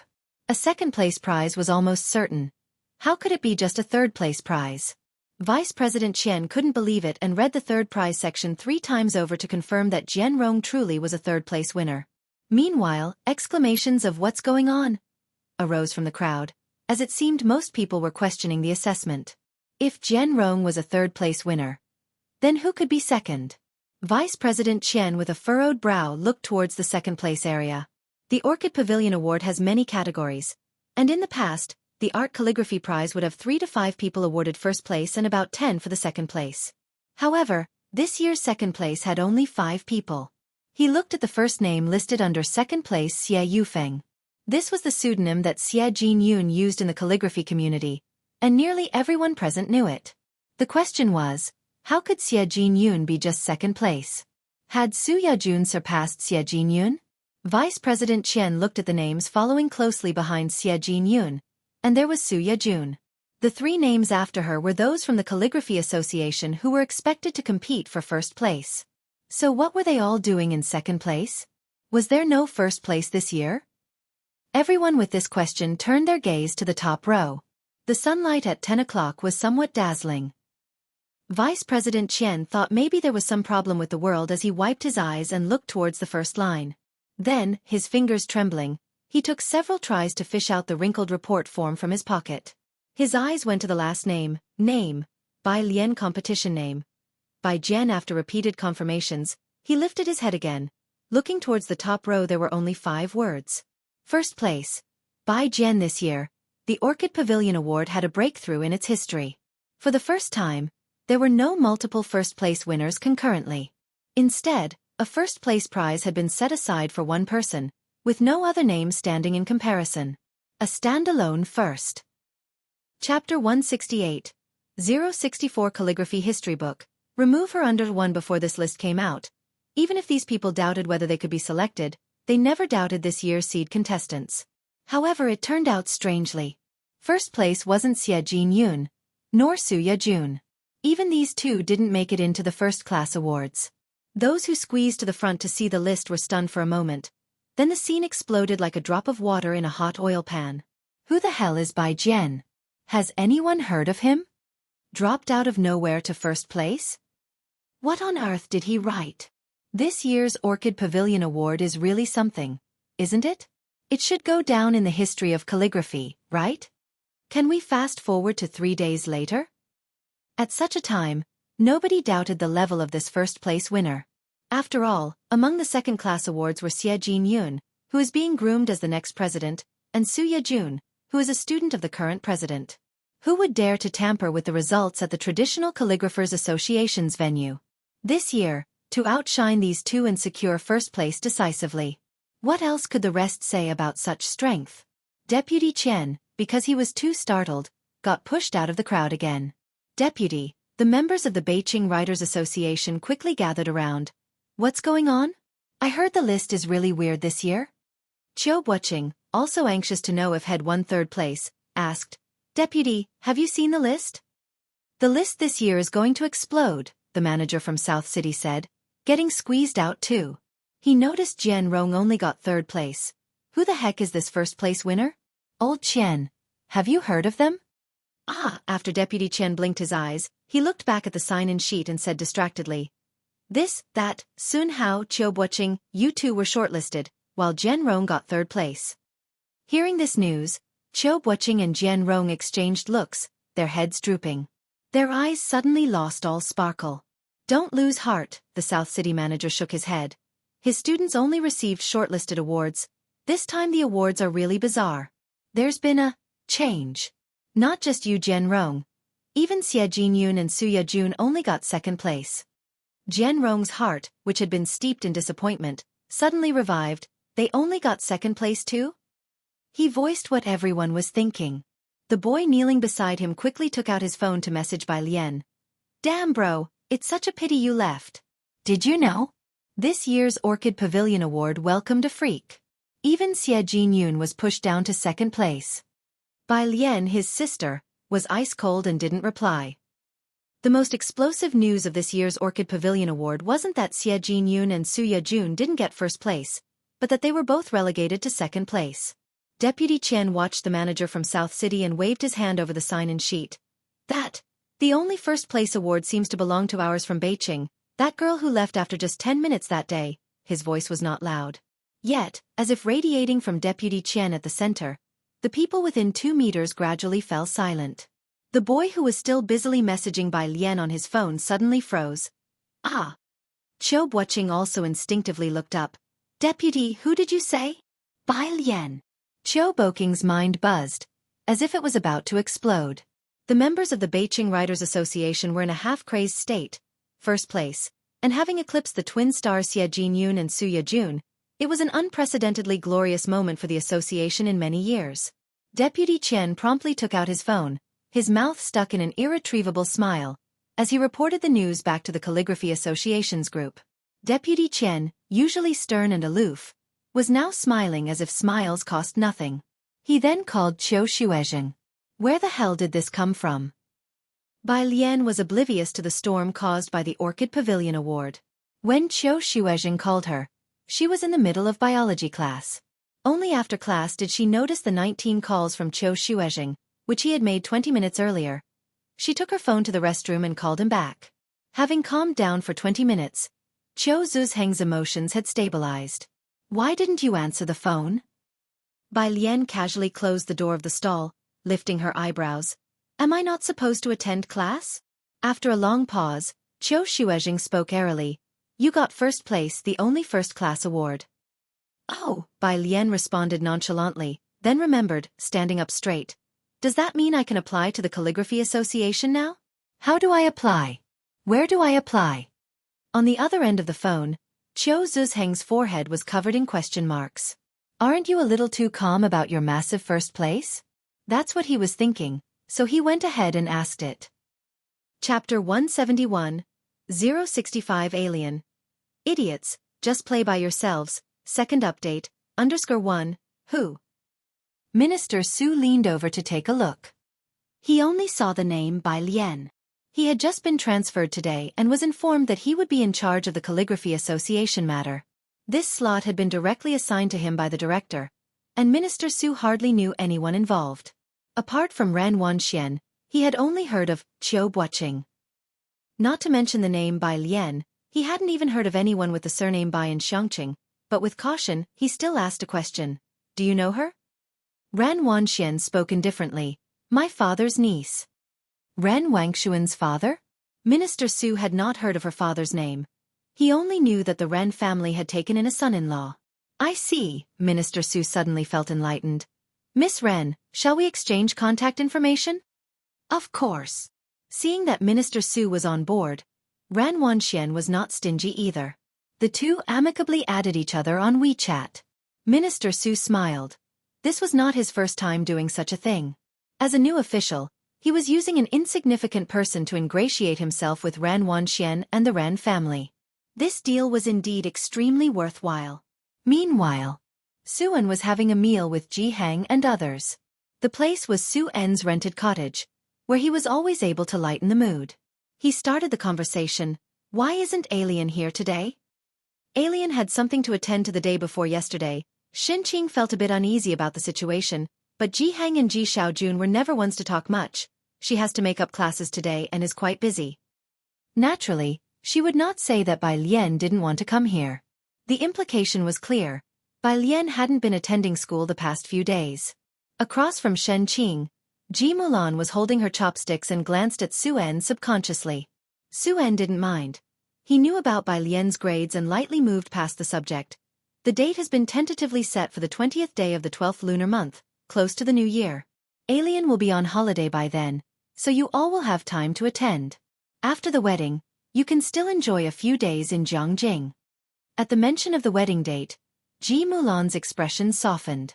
This was the date they had all agreed upon. Ji Hung put down his chopsticks, took out his pipe but didn't smoke it. His calloused hands caressed the pipe as he looked at Xuan. Does your family know about this? He was referring to Xuan's mother. I've moved out and I've mentioned it to them in advance. Xuan smiled unconcerned. It's our life after all. If Alien comes over, she can live with us too. Xuan had everything arranged properly. As he spoke, suddenly there was a noise from upstairs. Upon hearing it, Xuan recognized it as Su Yejun's voice. He didn't wait to excuse himself from Ji Hang as he stood up. Miss Su? At the dining table, as soon as Xuan left, Shen Qing felt less oppressed. After about a few minutes, Xuan came down the stairs holding his phone. Behind him followed a woman in a white dress. She had a delicate face, but she didn't look very well. Sorry, I have to drive someone, Xuan apologized and explained to Ji Hung. Miss Su said there's been a change at the Traditional Calligraphers Association and she's anxious to return to Zhongjing. I'm going to see her out. Traditional Calligraphers Association? Shen Qing had never heard the term and asked instinctively. At most, she had heard of calligraphy and paintings. Although Ji Mulan didn't introduce her, Shen Qing also knew that the woman following Su En wasn't an ordinary person, especially given Su En's respectful attitude. Su En had no intention of introducing Su Yejun to them. For the first time, Su En was surprised to find someone unaware of the Calligraphy Association. He paused, unsure how to explain. Ji Mulan couldn't help but purse her lips and glanced at Shen Qing. Su Yejun looked at Shen Qing indifferently. While her gaze bore no particular meaning to Shen Qing, it felt somewhat piercing. Uncle Su, I'm in a hurry to return to Zhongjing. All right. Su En picked up his car keys and nodded to Ji Hung. He also signaled for Ji Mulan to take good care of the Ji family's guests. After Su En and Su Yejun left, Shen Qing turned to Ji Xiaojun. Should I have not spoken just now? She was just an ordinary and common market woman. Ji Xiaojun was quite used to it over the years and shook his head, indicating it was all right. However, Ji Mulan's face turned cold, looking back and forth between Shen Qing and Ji Xiaojun. She was amused with annoyance. Since he's not here, Ji Heng finally lit his pipe, the smoke rising thinly blurring his vision. Let me remind you not to push Alien too hard. Ji Mulan watched Ji Heng smoke his pipe. The image of Bai Lian flashed through her mind in an instant, and she made the connection in a heartbeat. Isn't what I'm doing for her own good? Me pushing her? She used to listen to me so much, but look what she's learned since coming to Xiangqing. Chapter 172. 065 Alien. Idiots, just play by yourselves, second update. Understood. Ji Mulan is just a refined egoist who never thinks she's the one with a problem. What does it mean that she learned something in Xiangqing? Shen Qing's temper flared up, and she became domineering. She knows so much more than you, you're not fit to talk about her. The last few sentences she said were somewhat dirty. Ji Mulan hadn't expected that even Shen Qing would dare to raise her voice and talk to her like that. She pointed at Shen Qing, her chest heaving violently.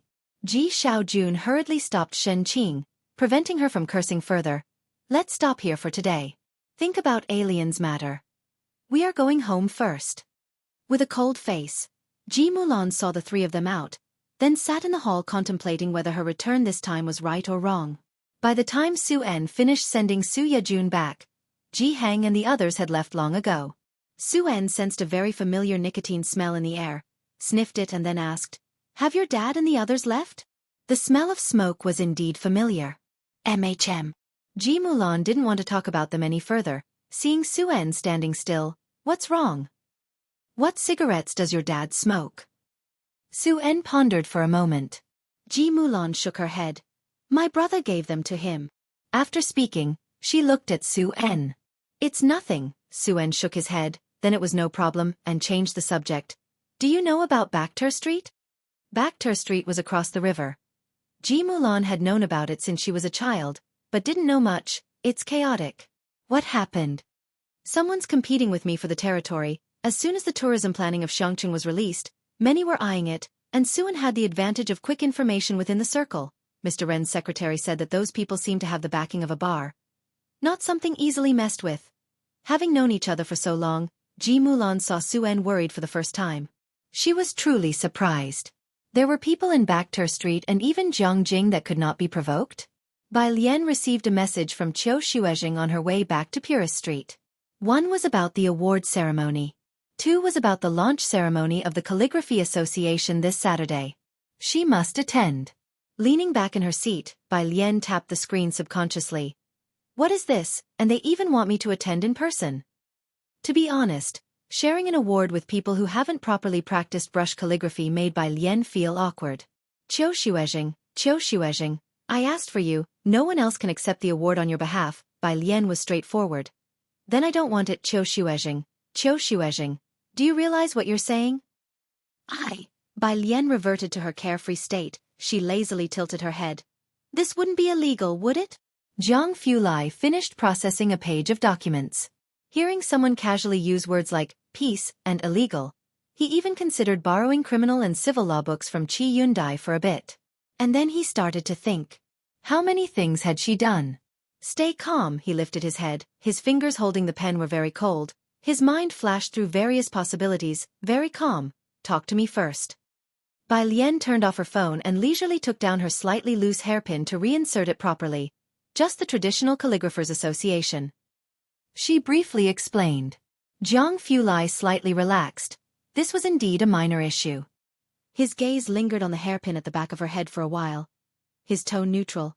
I'll have someone pick it up for you. Proxy acceptance? Bai Lian smoothed her sleeves, raising her eyebrows.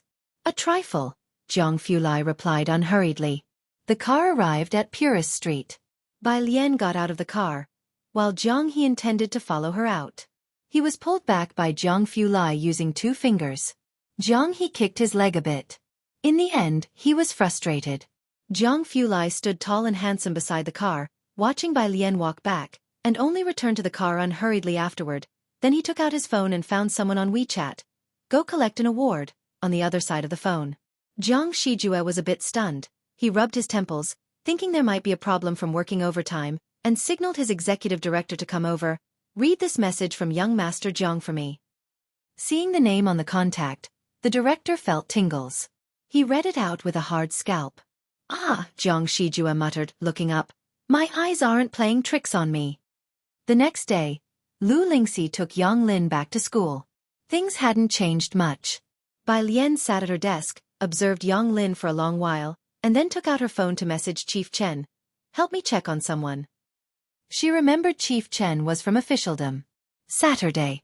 The final location of the Shangqing Calligraphy Association was chosen next to the water wheel by the Shangqing Building, a well-preserved ancient building. Knowing the location, Bai Lian arrived early. She stood in front of the tall threshold, looking up at the architectural relic with many years behind it. Chapter 173, 065 Alien. Idiots, just play by yourselves, second update. Underscore 3 Her gaze was dark and cold. The entrance must have been renovated many times, but one could still tell that the gate was in the shape of a spire, overlooking the rockery inside and the surrounding corridors. She knew that just beyond the corridors lay the conference hall. She wondered if the sand table was still there. Now, the entrance and the corridors were adorned with bright red silk. Firecrackers and fireworks were lined up at the grand entrance, while the staff bustled about cheerfully. Her hem was gently tugged. Bai Lian looked down to see Zhang He looking up at her. Bai Lian stretched out her hand and ruffled his hair. Miss Bai, Ming Donghing said respectfully, holding the car keys. I'll wait for you outside. Please take care of the young master. Bai Lian, holding Zhang He's hand, stepped inside, crossed the corridor, and saw the sign-in desk on the left at a glance. A long row of tables was set up, covered with tea-colored tablecloths. The hostess greeted them with a gentle smile and perfect demeanor. Hello, guest, please sign in here. She gracefully reached for the sign-in sheet and handed Bai Lian a pen, asking Bai Lian to sign her name. Bai Lian had arrived early and saw the lengthy sign-in sheet untouched. No guests had arrived yet. Her eyes scanned from top to bottom, but her name was nowhere to be found. Hello, the hostess said in surprise, quickly taking the sign-in sheet. May I know which guest you are? Let me help you find it. No need, my name's not on there, Bai Lian said, instantly knowing her name was absent. I'll ask around. She took out her phone, intending to ask Xueqi. What's the matter? At the entrance, Ren Qian's secretary-general and a middle-aged man were laughing as they entered. They noticed the scene from afar. Minister Su, the hostess said. This guest can't find her name, and I'm checking for any omissions. Minister Su, upon seeing Bai Lian, instantaneously realized who she was. He involuntarily turned to the Secretary General. The Secretary General's gaze met Bai Lian's, and his smile vanished in an instant. He stood at the threshold and addressed Bai Lian. Miss Bai, I know you're proficient in Liang style, and joining the Xueqi Calligraphy Association must be important to you, right? Ordinary people in Xueqi could not easily secure notable masters like Ran Wanxian had. Minister Su stood beside the Secretary General, looking up at the sky. The hostess from before seemed to have understood something as well. She looked down and quickly stepped back. Bai Lian calmly ended the call, looked up, the sky-blue dress complementing her serene face. Go on. You're quite sensible now, the Secretary General looked at Bai Lian, silent for a moment. He now had complicated feelings about her, Jingjing said. The promotional video was recorded by you as a stand-in for Miss, right? If you agree to let our Miss re-record the video, I'll ask Minister Su to add you back to the list. He no longer dwelled on their past issues. Bai Lian's mastery of Liang style would eventually come to Ren Qian's attention. Give it to her? Bai Lian narrowed her eyes. The Secretary General was about to praise Bai Lian for being understanding when her unhurried 3 words struck him like a thunderbolt the next second. Is she worthy? You! The Secretary General glared at Bai Lian, his eyes fierce. You're nothing but dogs that grovel behind the Ren family, begging for scraps. Old Master Ren might respect you, but you've certainly started to take yourself too seriously. Minister Su at his side was taken aback by the Secretary General's tone. The Ren family indeed had the final say in this part of Xueqi. He just didn't know how this girl had managed to offend the Secretary General. Fortunately, he hadn't rejected Ran Wanxian yesterday. Minister Su wiped off a bead of sweat, otherwise the Secretary General would have inevitably spoken ill of him in front of Ren Qian. Bai Lian stood in the arcade beneath, her almond eyes clear and deep, reflecting the inverse of the rockery before her. She scoffed at the Secretary General. Do you think giving me a spot is such a great favor to me? You can't possibly believe I'm keen on joining the Calligraphy Association, do you? The Secretary General frowned, not comprehending her meaning. Tired, Bai Lian glanced at the Secretary General. Idiot, go play by yourself. Leaving with Zhang He, she turned and walked out the door. Chapter 174. 066 just casually crossed out the applicant's name. _1 Bai Lian left in such a decisive manner that the Secretary General and Minister Su took a long while to regain their composure. Especially the Secretary General. Ren Qian was still unaware of the incident where Ran Wanxian didn't take a video. The Secretary General had originally thought that Bai Lian would make a compromise this time. It was the first time Xueqi had held a Calligraphy Association event of great significance. Anyone who understood the underlying importance would not give up this opportunity. Unexpectedly, Bai Lian was tough and left as soon as she said she would. The Secretary General watched Bai Lian's retreating back, his eyes unfathomable. Having obtained the video recording from Ran Wangshuan's hands and being able to join the first batch at the startup ceremony of the Xueqi Calligraphy Association, Bai Lian was now far from being one of the Ji family's unimportant people in the Secretary General's mind. Next to him, Minister Su finally withdrew his gaze that had been fixed on the sky, acting as if nothing had happened. He personally handed a pen over to the Secretary General with a smile and a jest. Please. He felt no particular sentiment about Bai Lian's departure. To him, she was just a name he had casually crossed out. She was merely one of the countless waves he had personally suppressed. For Minister Su, it was the Ren family and this Secretary General who were the most important at the moment. He had climbed to this position with great difficulty, naturally. He had to grasp the thoughts of those above him. As for fairness, there's no such thing in this world. Ming Dongheng's car was parked not far away. There were many people today, so he didn't go in with Bai Lian and Zhang He but parked the car on the next street instead, from where he could see Bai Lian appearing at the end of the street. Bai Lian's coat today was the same color scheme as her inner garment, both close to sky blue.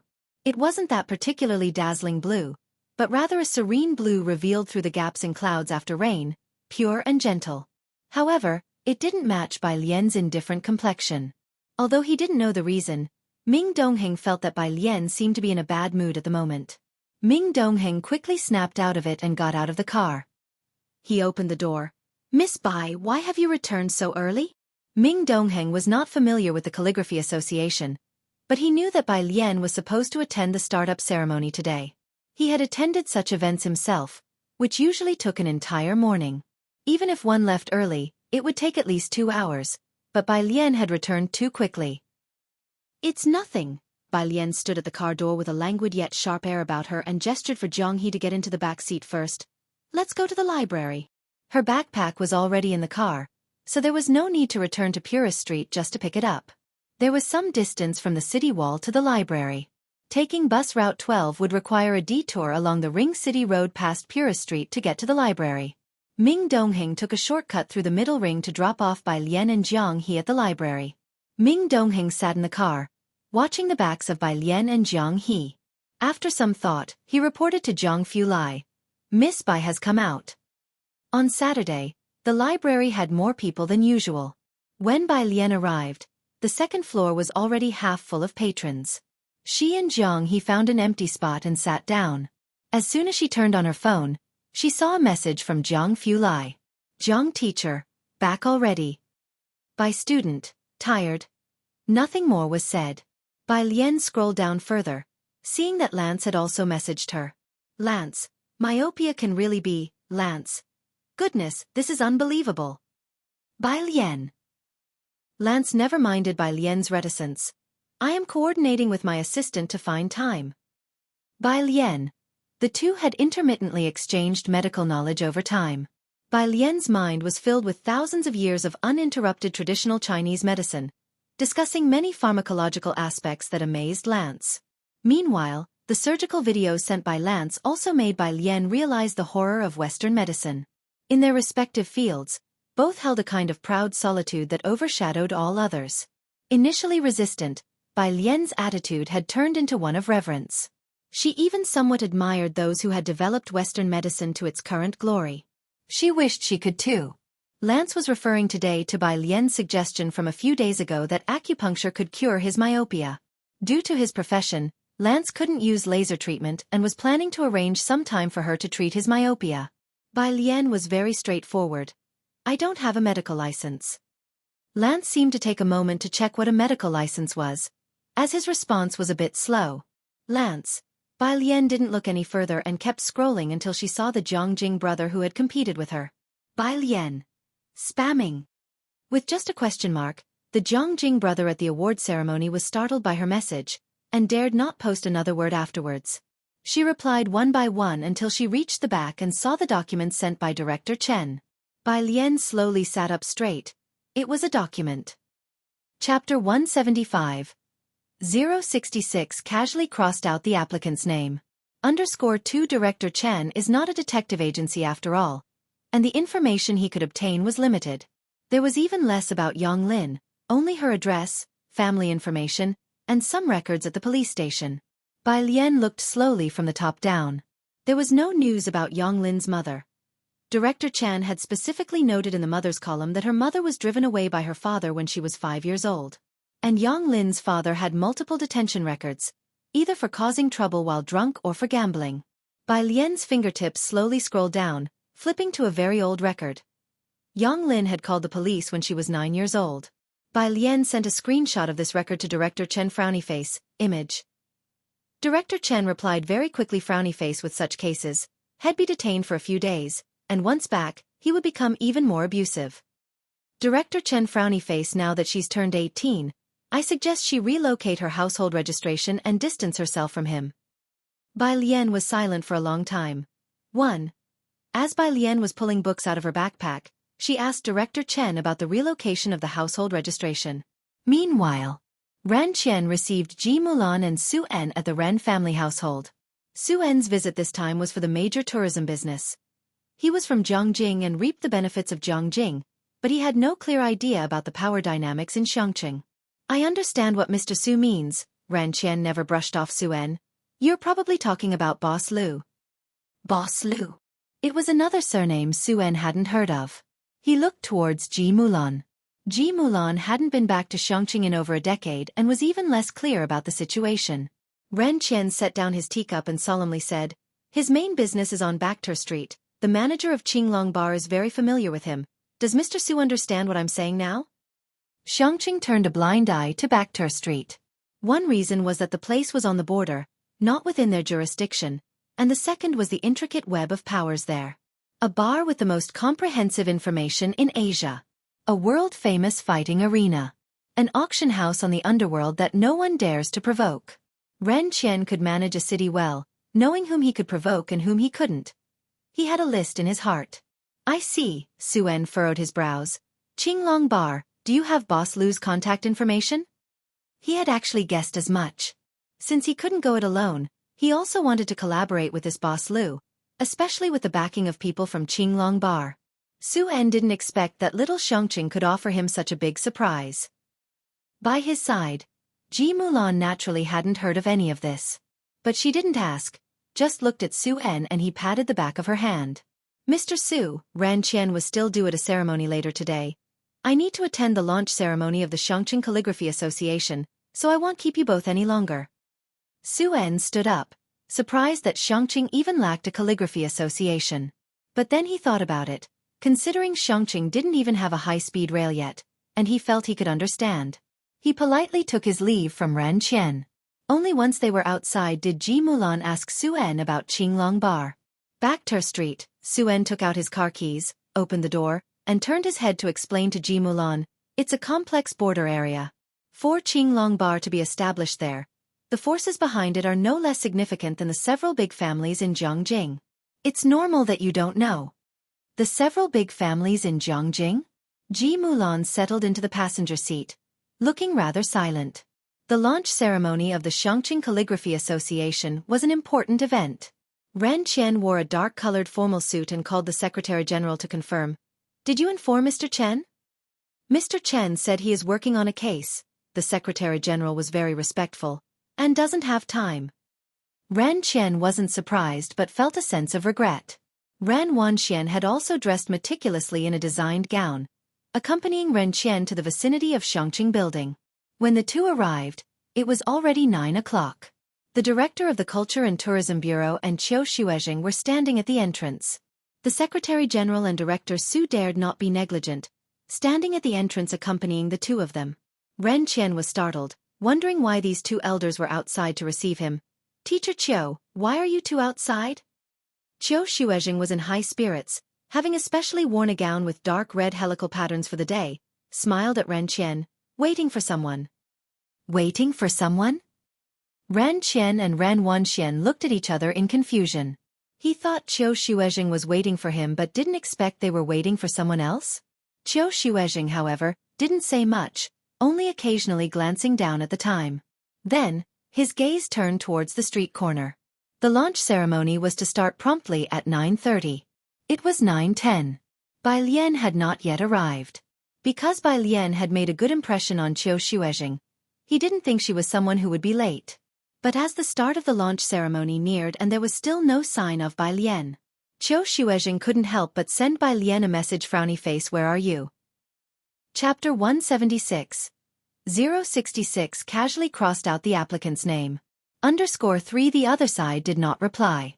9:20.